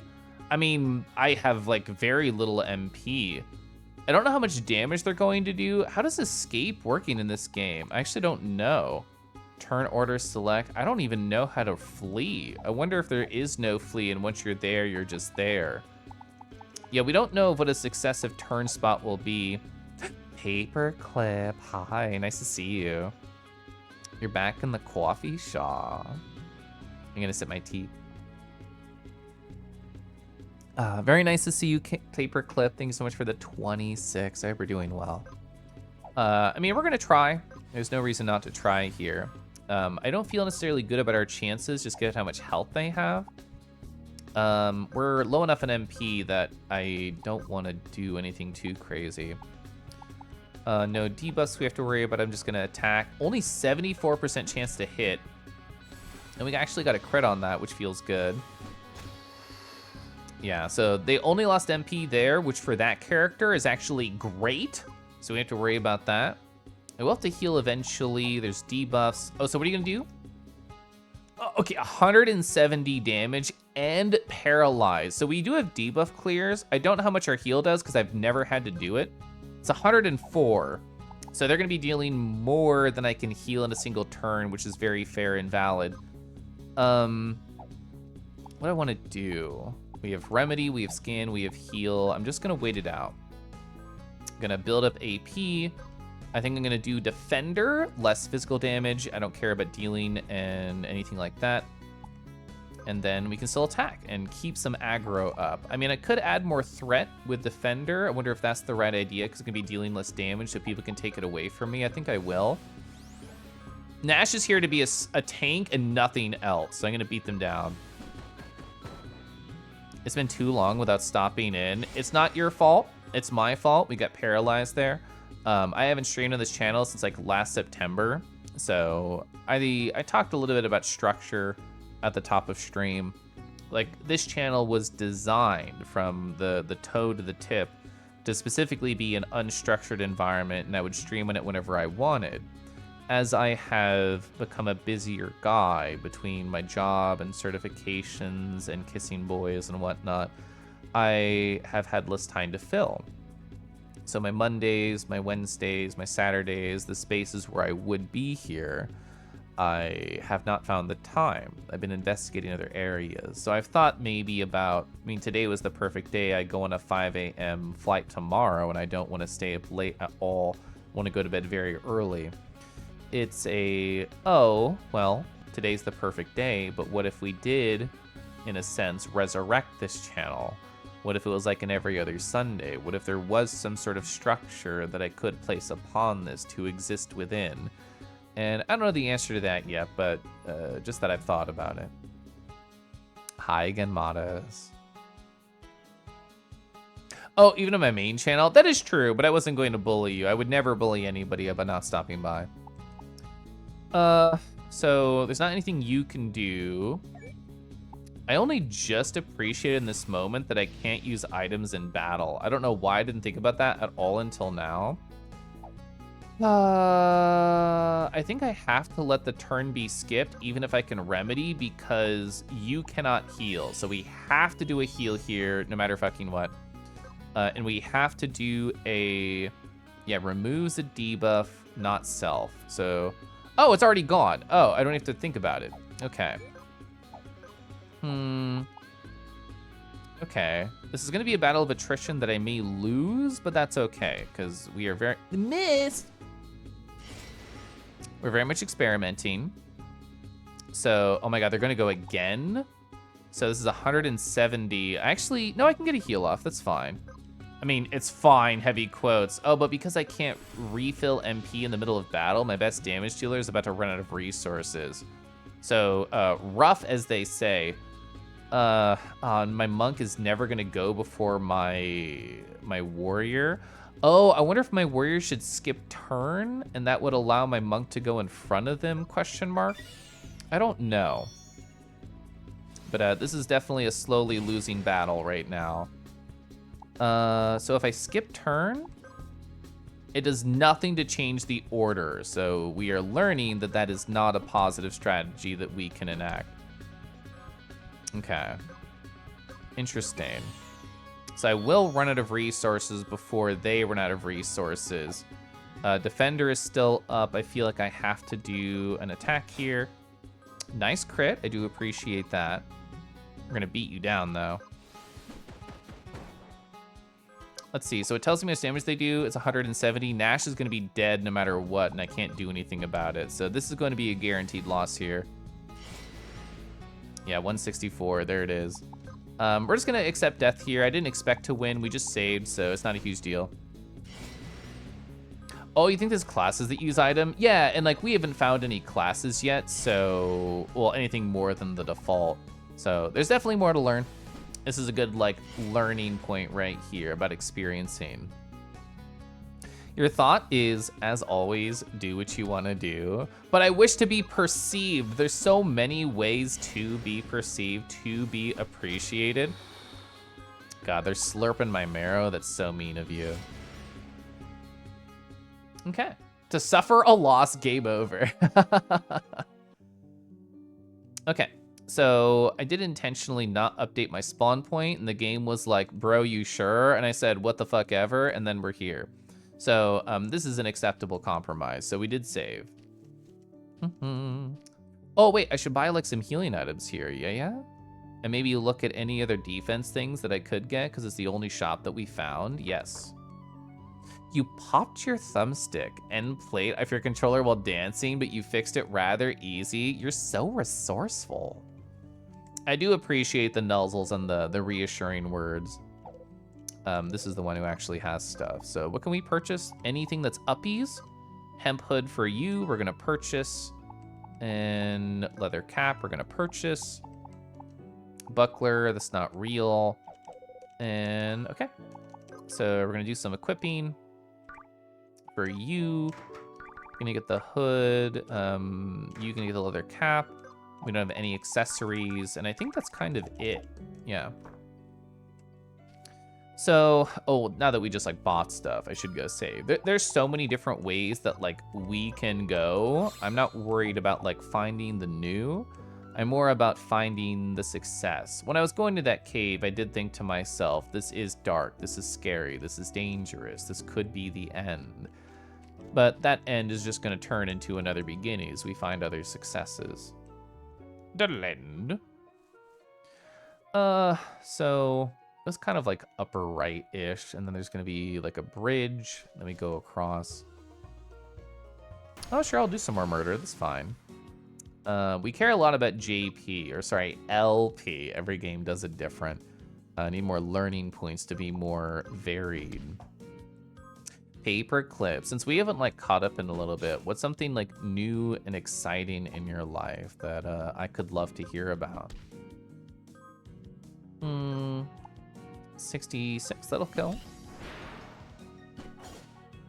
Gosh, a peck is in like a peck on the cheek, a peck on the lips. Actually, how does a carrot kiss without lips? I don't know. I don't know if I need to find this out. Maybe it's a nightmare mouth scenario. Dinner's in the oven. It already smells good. What are you making? Let's see. Learn. We all just got some JP. You have 3 points. What can we do? This is what I was building towards. This is what I wanted. Power break. We couldn't have used that in the previous fight, even if we had it, because he immediately got rid of all of my magic. But the thought was there to build towards that. Do I want Berserker Stance? Or do I want to build towards these other slashes? 50% less damage if you're not the target's top threat. A power down. Don't I already have that? Oh, okay. So it generates more threat and it deals more damage. So it's just a better version of the power break. I don't care about axes right now. I'll work towards Paragon Crush. Why not? What do we want here? Yes, self-only, healing per turn. That's very sexy. Multi-target skill. We don't have really any multi-target damage, so both of these are very appealing, but I'm a defensive player, so that first. Oh, chicken cordon bleu casserole. Has a lot of protein and carbs and cheese and deliciousness. You'll have to make it to the week before a big race. You're doing a half marathon next weekend. You freaking got this, and that's delightful. Oh, perfect. Initial focus. So just learn their first passive. They must be set. Do you want to go there? Yes, please. Nice. Okay. That is wonderful. Any other points I can do? Regen. I would have wanted this in the previous fight. I would have wanted Protect in the previous fight. Gosh. Both these are really awesome. So with the Monk's Regen, just to confirm in my brain, that's self-only. So this would be a regen I could apply to my tank. Or Protect. I kind of want Protect more. 35% less physical damage plus the 25% from the defensive stance. That's a lot that you're like not taking. So that was cool. I was happy with that. I like cheese. I love melty cheese. Absolutely. Ooh, nice crit. Murder? Yeah, murder. So I think these battles are about to come a spam Z until it's over, aka just do attacks, aka I stare at chat and I just talk in a sultry voice. What, did nobody ever tell you that vanilla yogurt and grapes is like so tasty? That feels like a good, I need calories immediately after dancing sort of snack, so I'm glad you have just discovered this in your life. Don't think we can get to that bridge at all right now. I kind of just want to loop back over to, I didn't think they'd get to me, honestly. I kind of want to loop back over to that save point, actually update my spawn spot. That sucks. If I was paying attention to the battle, I would have actually seen that it would not have killed, but I'm not paying attention anymore. Whenever I would do runnings at like 6 in the morning, I would love doing like pancakes and sausage and eggs. That was just always so delightful. I really thought I found a secret, but the secret was death. All right, so this is where I want to go. I think we just follow the path here, question mark, if I do remember correct. Row, row, row, row. 63, that's not gonna kill. So it's still gonna take 2 turns to murder. Actually what I wanna do is I wanna do this and then, so, oh my God, the first turn power buff is enough to one-shot those guys. Holy frick. The secret to food tasting great is hunger. It's so true. I need to starve myself just a little bit more. I'm like, I need a food edge. You're so right. God, sausage and eggs is so nice. It's so good. So we went down here. We're almost back to where we were. And then I hugged to the right after this lip. And then, oh, wow. Yeah, I didn't expect there. 190. I was guessing 180 before. Takes 25% more fire damage and a lot more wind. We don't have wind, but we do have a fire. So we can probably get a guaranteed kill with my magic girl. But she goes last, so I don't actually know. Ooh, nice crit, 85. This will be a guaranteed kill here, which is what I want. One less piece of threat on the board. And then, yeah, guaranteed kill with 198, awesome. That's true, edging makes everything better. It's that's just what I'm gonna start to believe in my life. I'm gonna start to tout to everybody. Ooh, the miss is really cringe, but I don't want to waste any MP when I have very limited resources, so I'm going to take the damage.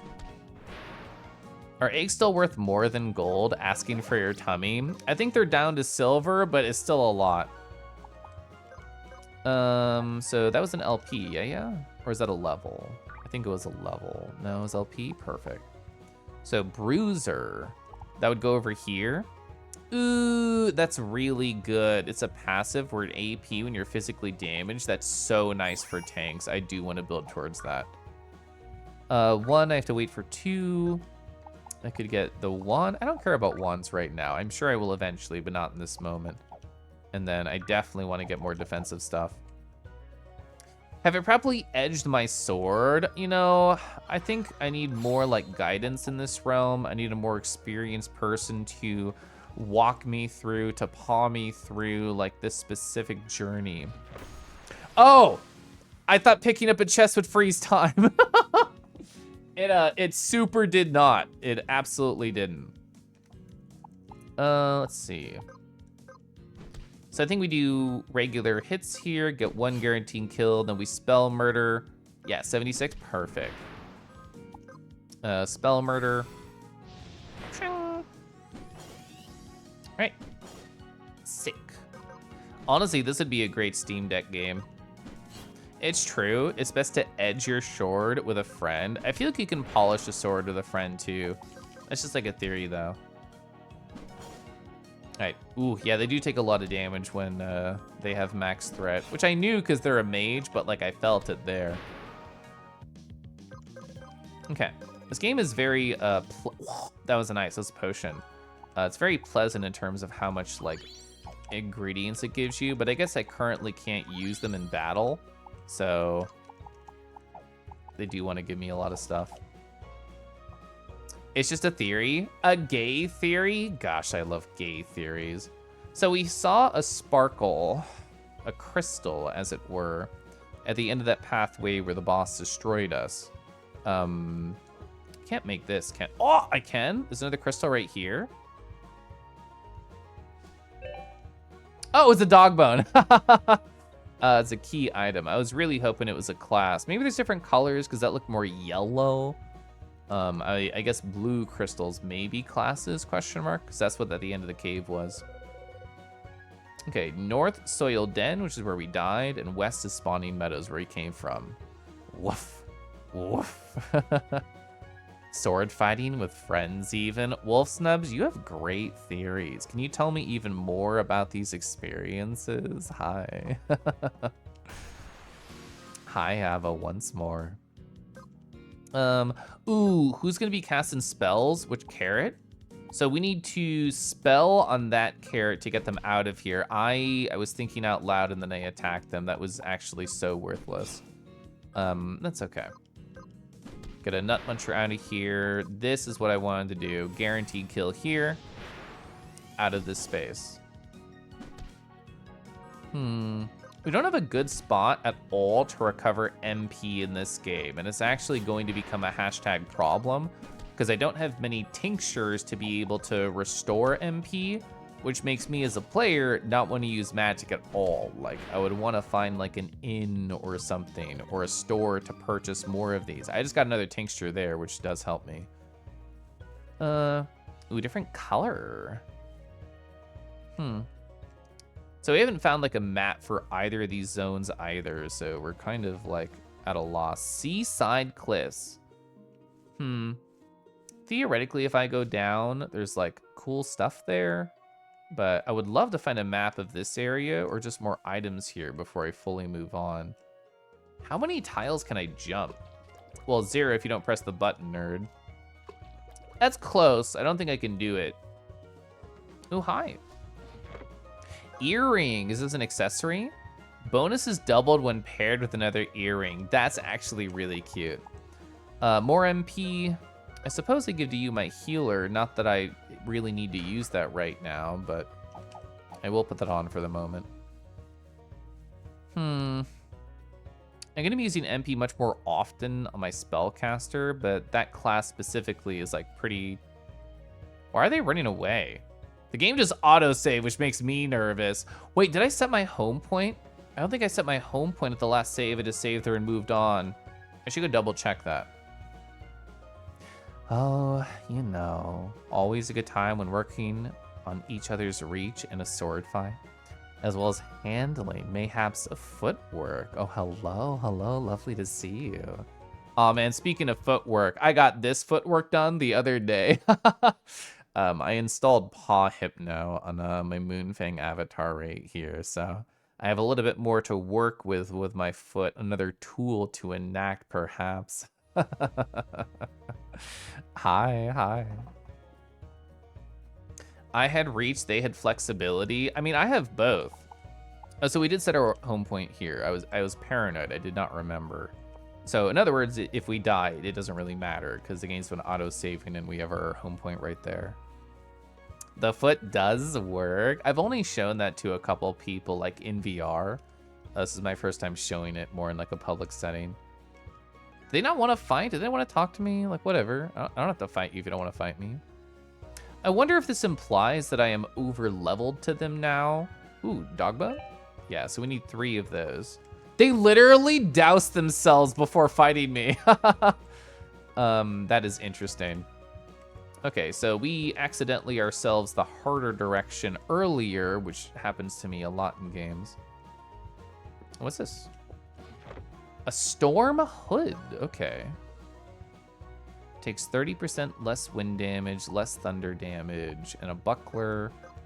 Okay, it looks like you specifically need this more. Wow, plus 14 defense? I will take that. The art of finding ways to destroy boys is very fun. You find the nearest pool of water to douse yourself when conflict is near. That's just called taking a shower to get over all emotional problems, which I also do. I mean, oh, a cartographer for all your years, as long as you can remember. The trick to being a good cartographer is getting a bird eye view of your surrounding. Have a gander at my map and see for yourself. Let's go! I think that's also implying to me, the gamer, that the map maker is going to be at a higher up position. Can I like hide here? Can I like be in this spot? Is this helpful? It's not helpful, but I was in fact there. Well, this is awesome. Now that we have the map, we can mark locations around to remember to go back to for later, which we could not previously. Evo. Hi, Evo. I hope you're well. Gosh. Chat, what do you like about boys? I like so much about boys. I missed this fucking chest earlier, a tincture. I was just complaining about not having enough, too. Do you think it's like Mega Man X2, where I could just jump off the water with a perfectly timed button press? Don't think the game works like that, but if it does, gosh, I love. Let's see. My beautiful face on the stream is covering the map, but you can imagine, just close your eyes and I'm sure you'll be able to fill in the blanks. I feel like we should just go back to that general area that I was. We found 2 out of 3 bones, which we need to find for the dogs. Ah. It depends on the guy, really, but there's a lot to like. There is. I think a guy's like laugh, I think that is very attractive. Them sort of going like, you're so sweet. Oh, you're so cute. Like hearing anything like that absolutely fills me with delight. Let's see, murder. I should be able to kill with my second attack here on the monk. Just gonna skip. You don't need the glory. The monk needs the glory. Whoa! That was a big crit, 175. Ooh, 2 levels, LP and regular level. Gay giggle. Yeah, you know. So we got LP. Let's give a gander here. I really want Grudge, but do I want to wait 4 levels or do I want to get some other shit while I wait? And the same amount of points and time, we could also get down to Armor Break, taking more physical damage, which all I really have is physical, minus my 1 spellcaster. So that would be very helpful too. Adrenaline. Adrenaline is awesome too. This tree is really good. Getting called cute is way too effective, or a good boy. Oh wow, I have been told. I haven't thought this myself, just been told by others that I think it's the year of the puppy. I think a lot of people I know are into that. What is this? I haven't looked at this. Ooh, next attack is guaranteed to be a crit. That's actually so sexy. So it costs 4 AP, which is basically nothing you'll get in the first turn. And I think that's really good to pair with like this attack, the beatdown.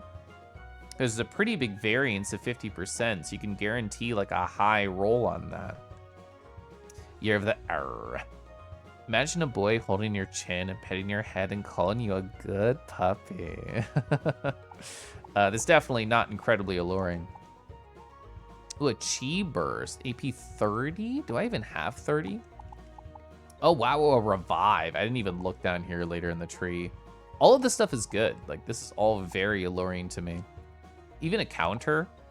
Huh, a counter, they could be my off tank, get aggro, and we could just heal them with a regen and then allow them to just counter more often. Walking up to every person in a meet and calling them a good puppy and judge their reactions. There's so much about VRC, you want to get into. But the ability to be more casually gay around boys in person is a big part of it. It's an opportunity to be missed out a lot, to replace what you missed out a lot on IRL. Sweet, casual, flirting, being goofy critters with boys. I'm gonna go find an old journal entry that I cataloged. Where was it? There's a certain part of this.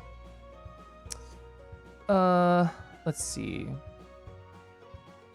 This is my response to it, but where is like their actual post? Here it is. Okay. So back on 2023, November 3rd, a friend of mine, who I won't talk about here, like their name, but some people here will know.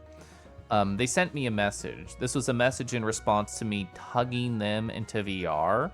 And I was super duper intentional about like trying to provide a space for them to succeed.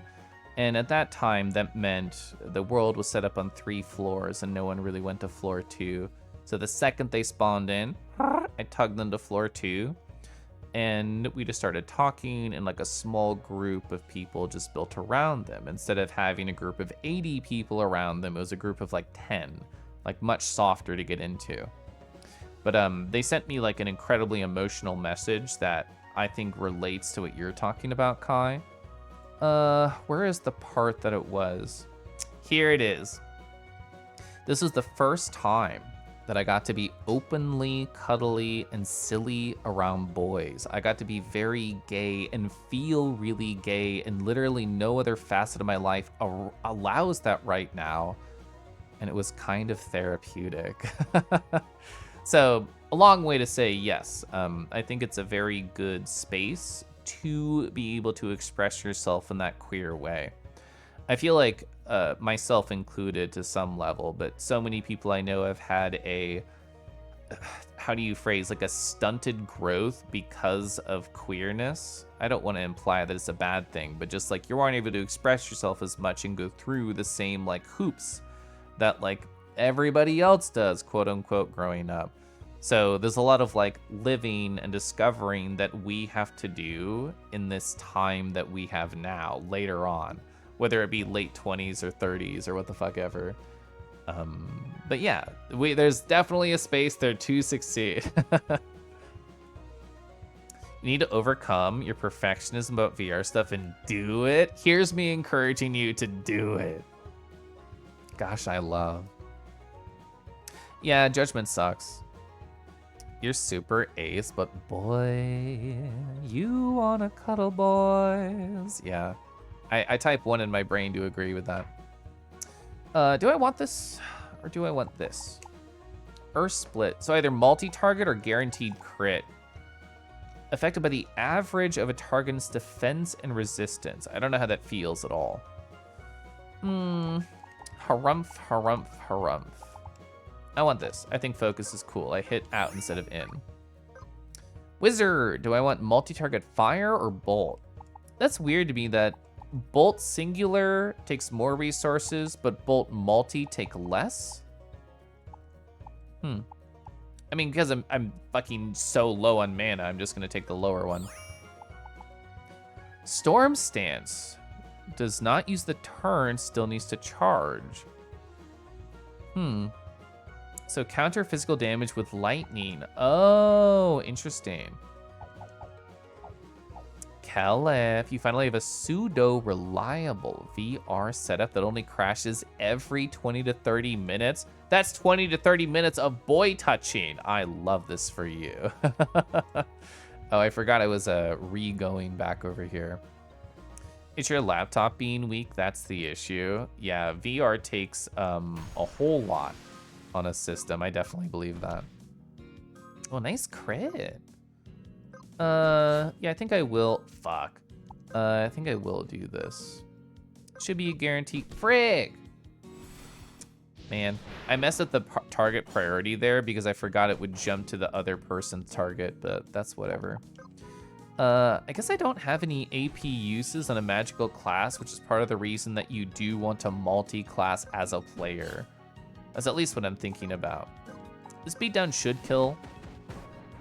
Yeah, there's like a plus or minus there where it couldn't have. Oh my gosh, 95% CPU usage. Woof, yeah, that's definitely the laptop. You have an underpowered laptop as a source of your several day-to-day annoyances. You can sympathize. We have a lot of money, but there's like no space to be able to spend this yet. We still need the last bone. My assumption, and this may not be true, is that the last bone is at the end of the cave with the boss that destroyed us. Which we have gotten more stats, so like theoretically we'll take less damage as we fight them, but I don't know if we're like in a position to do well against them yet. We just don't know. 24, 24. I'll just like start to chip away at like one back there. 85. God, you're so strong and beautiful. Damn, that's a 1. That's a 1-off. Whatever. You must shower. Divvy somewhere feels a pain. I'm not worried too much about like taking damage. I'm worried about like using mana and resources right now. Perfect. Let's kill. Get a big roll and murder. Kai, it took you like 30 years to find out you were ace. Let me zoom in. It took me like 4-ish years ago to realize / accept that you were bi. 35 years of part of your self-repressed and unknown. Thank you, Kelif. Yeah, like, I mean, only when I just started to make this channel, like, what was that, September 2023, I think, is when I started to, like, explore myself sexually a bit more. Like, I still have a weird relationship with sex, and I don't really fully know what I want from it, especially in an IRL space. But in a non-IRL space, I'm much more confident about what I want because of exploration. You feel like laptops stopped having a practical use after college. I very much agree with that. Like, even though I have a work laptop and that like functions just fine, in terms of like a personal world, my laptop is only meant for journaling and messaging, and I don't want it for anything else. It's all too common, yeah. It's never too late to discover more about yourself. Yeah, that's right. That's why everybody should try a skirt on right now. Ooh, nuts, perfect. Oh, not there. Consumables. Bing, bing, bing, bing, bing. All right, 9 out of 10. I'll use one, sure. You do enjoy wearing your skirt? Let's go. I'm gonna explore down here and see if I explode. Ooh, person. Yo, I'm Reed. Someone named Astley told me if I came to the land of Sequoia, I should really be looking for something. Look around for a crystal, I guess. Are you looking for anything? Let's see, they just jumped around, jumped away. Ooh, purple chest. Gosh, I love purple. Clamshell. A common useless clamshell. No, it can cover a nipple, it's fine. A jock on every crotch and a skirt on every waist. Yeah, I'm glad we have lots of skirts appreciators here. Flowy, twirly skirts. Just one nipple? Yeah, the other one is meant for licking. Or flicking? Either one. I jumped way too early. Bing. There's a...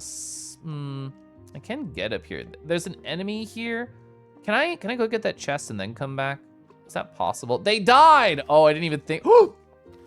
What do you mean the flame jumps in water and it's fine? This is not realistic.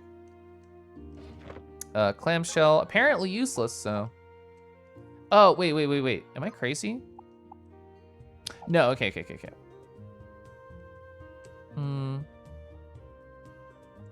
Don't forget about the hip nips. Okay, thank you.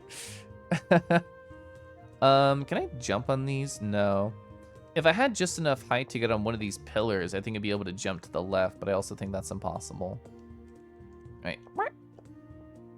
Bye, Mados. I love a world where literally everything I say is sultry. Is it slightly too high? No, it's fine. Okay, that just scares me. It's a flame in the middle of the beach. Ah! Okay, I'm gonna stop being a wimp. Jellyfishy. So, I actually don't know this UI yet. We have attack, I get that. We have, is that ability? I bet it's ability. Nice crit, I'll take it. They are still perfectly white on the attack bar, which, as far as I know, means they have a shit ton of health. Ooh, they're red? Will this kill? 6 AP, I can't do anything. Did not kill. So, oh my god, that was a lot of damage to Xenia, holy fuck. I think I actually will heal in battle, which I never do. All right, so what do I want to do here? Battle skill. So we can get a guaranteed kill right there. We do have the attack all bolt, which that uses so much MP, so I don't know if I really want to. 95% jelly, 5% fish. If you squeeze them, do they like make a jelly? Ooh, is it actually more that their tentacles are like little cow udder sort of style thing, and you squeeze into that, that's how you get jelly out? Definitely not much fish though. I would not advise squeezing a jellyfish. You know what? You seem well-traveled. I believe you. They're the jelly packets from Waffle House. True. This is me being conservative, which I should not do against new enemies. Okay, well, we'll kill one. We're not gonna die from the poison. 70, it's fine, it's fine. So I can do like a regen on myself. I could get like a, what do you call it? Like a babadabisha? A babajabaja? I'm gonna do a taunt. Take some of the aggro off my Koralith. There we go.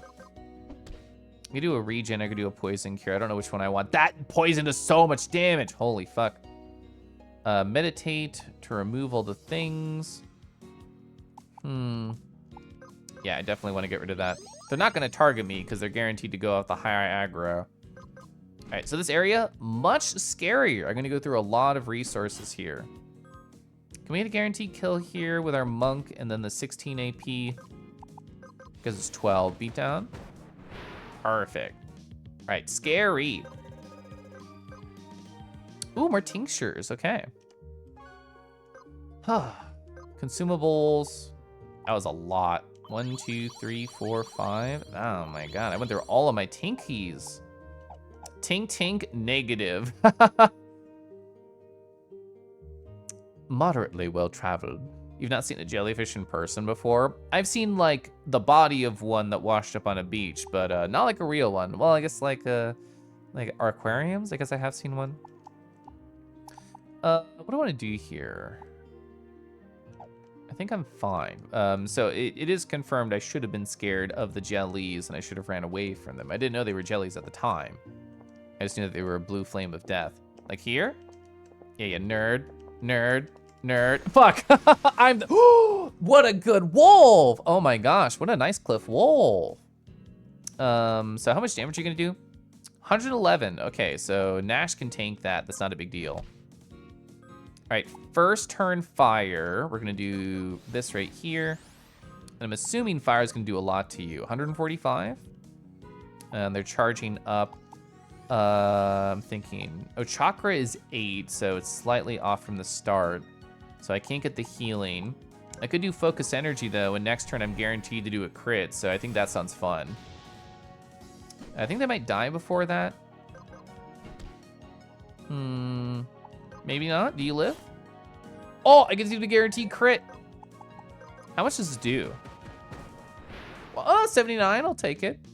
It still does have a plus or minus roll on it, so. 2 tonics, I need that. I need that level of dropping. Do one right there. Hopper. Nah, anything about you're not sure? You haven't do a capital A aquarium before? You should fix that. You should. If I remember right, you're going to Foix thanks to the kindness of friends. The Foix Aquarium, I've been told, is like an incredible experience.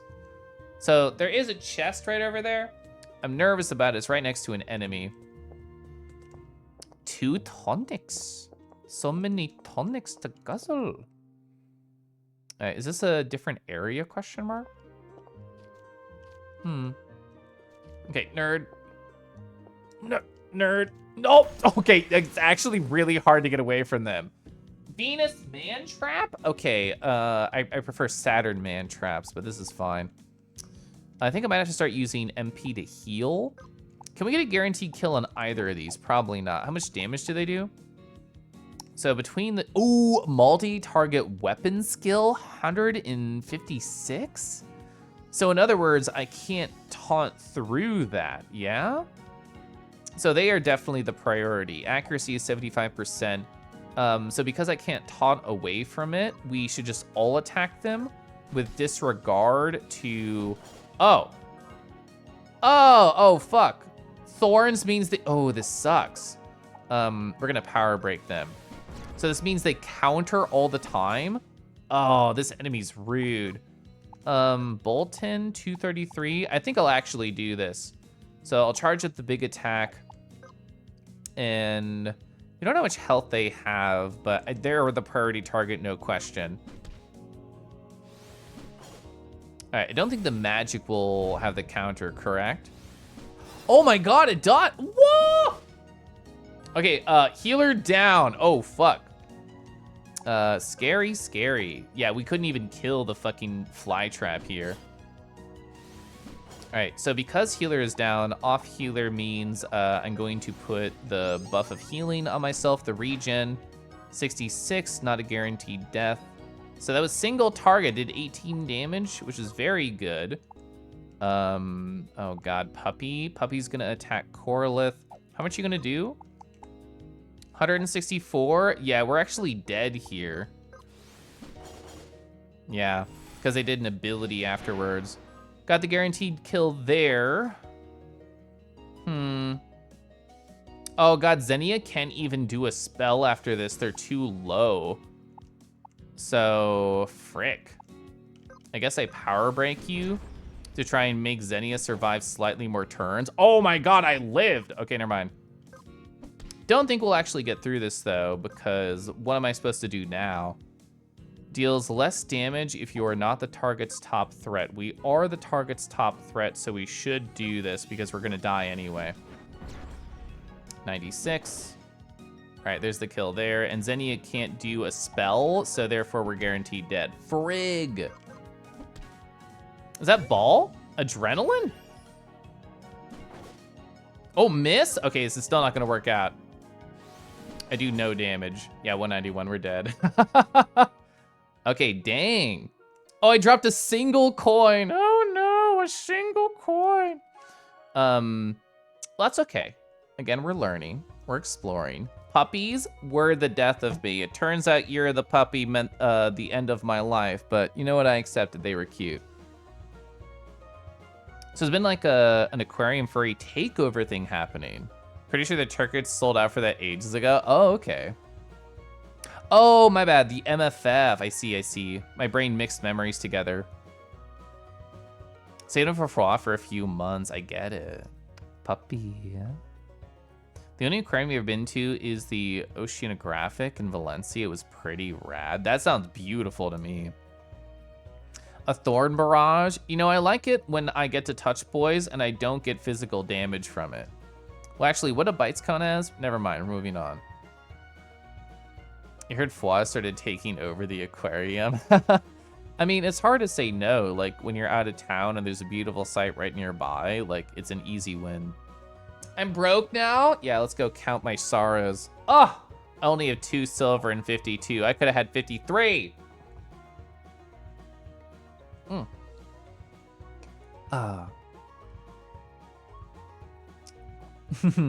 It's hard to say no to cute furries who throw money at you. Literally true, yeah. Just curious, like, what else I could do here. Changing class? Because we haven't unlocked anything more, but there is still Rogue and Cleric.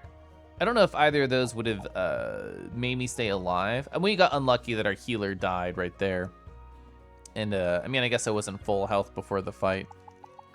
But, that's okay. We still have some progress.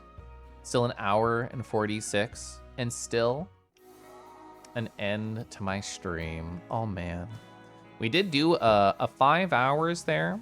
It was very casual. It was nice talking. We did, because like 100 and an hour 46, over 3 hours of that was just chatting. Which is delightful to me. Just as Pittsburgh, I know. Yeah, Pittsburgh gets so much money from Anthrocon. Positive. Classic Kelev. Hi.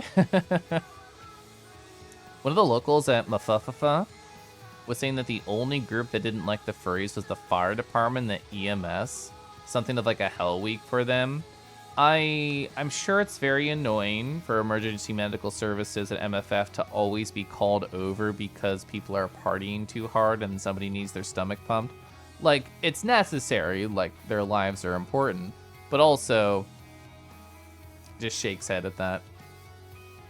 Good to see you, Nardo. Have a good work next week. Thank you. Yeah.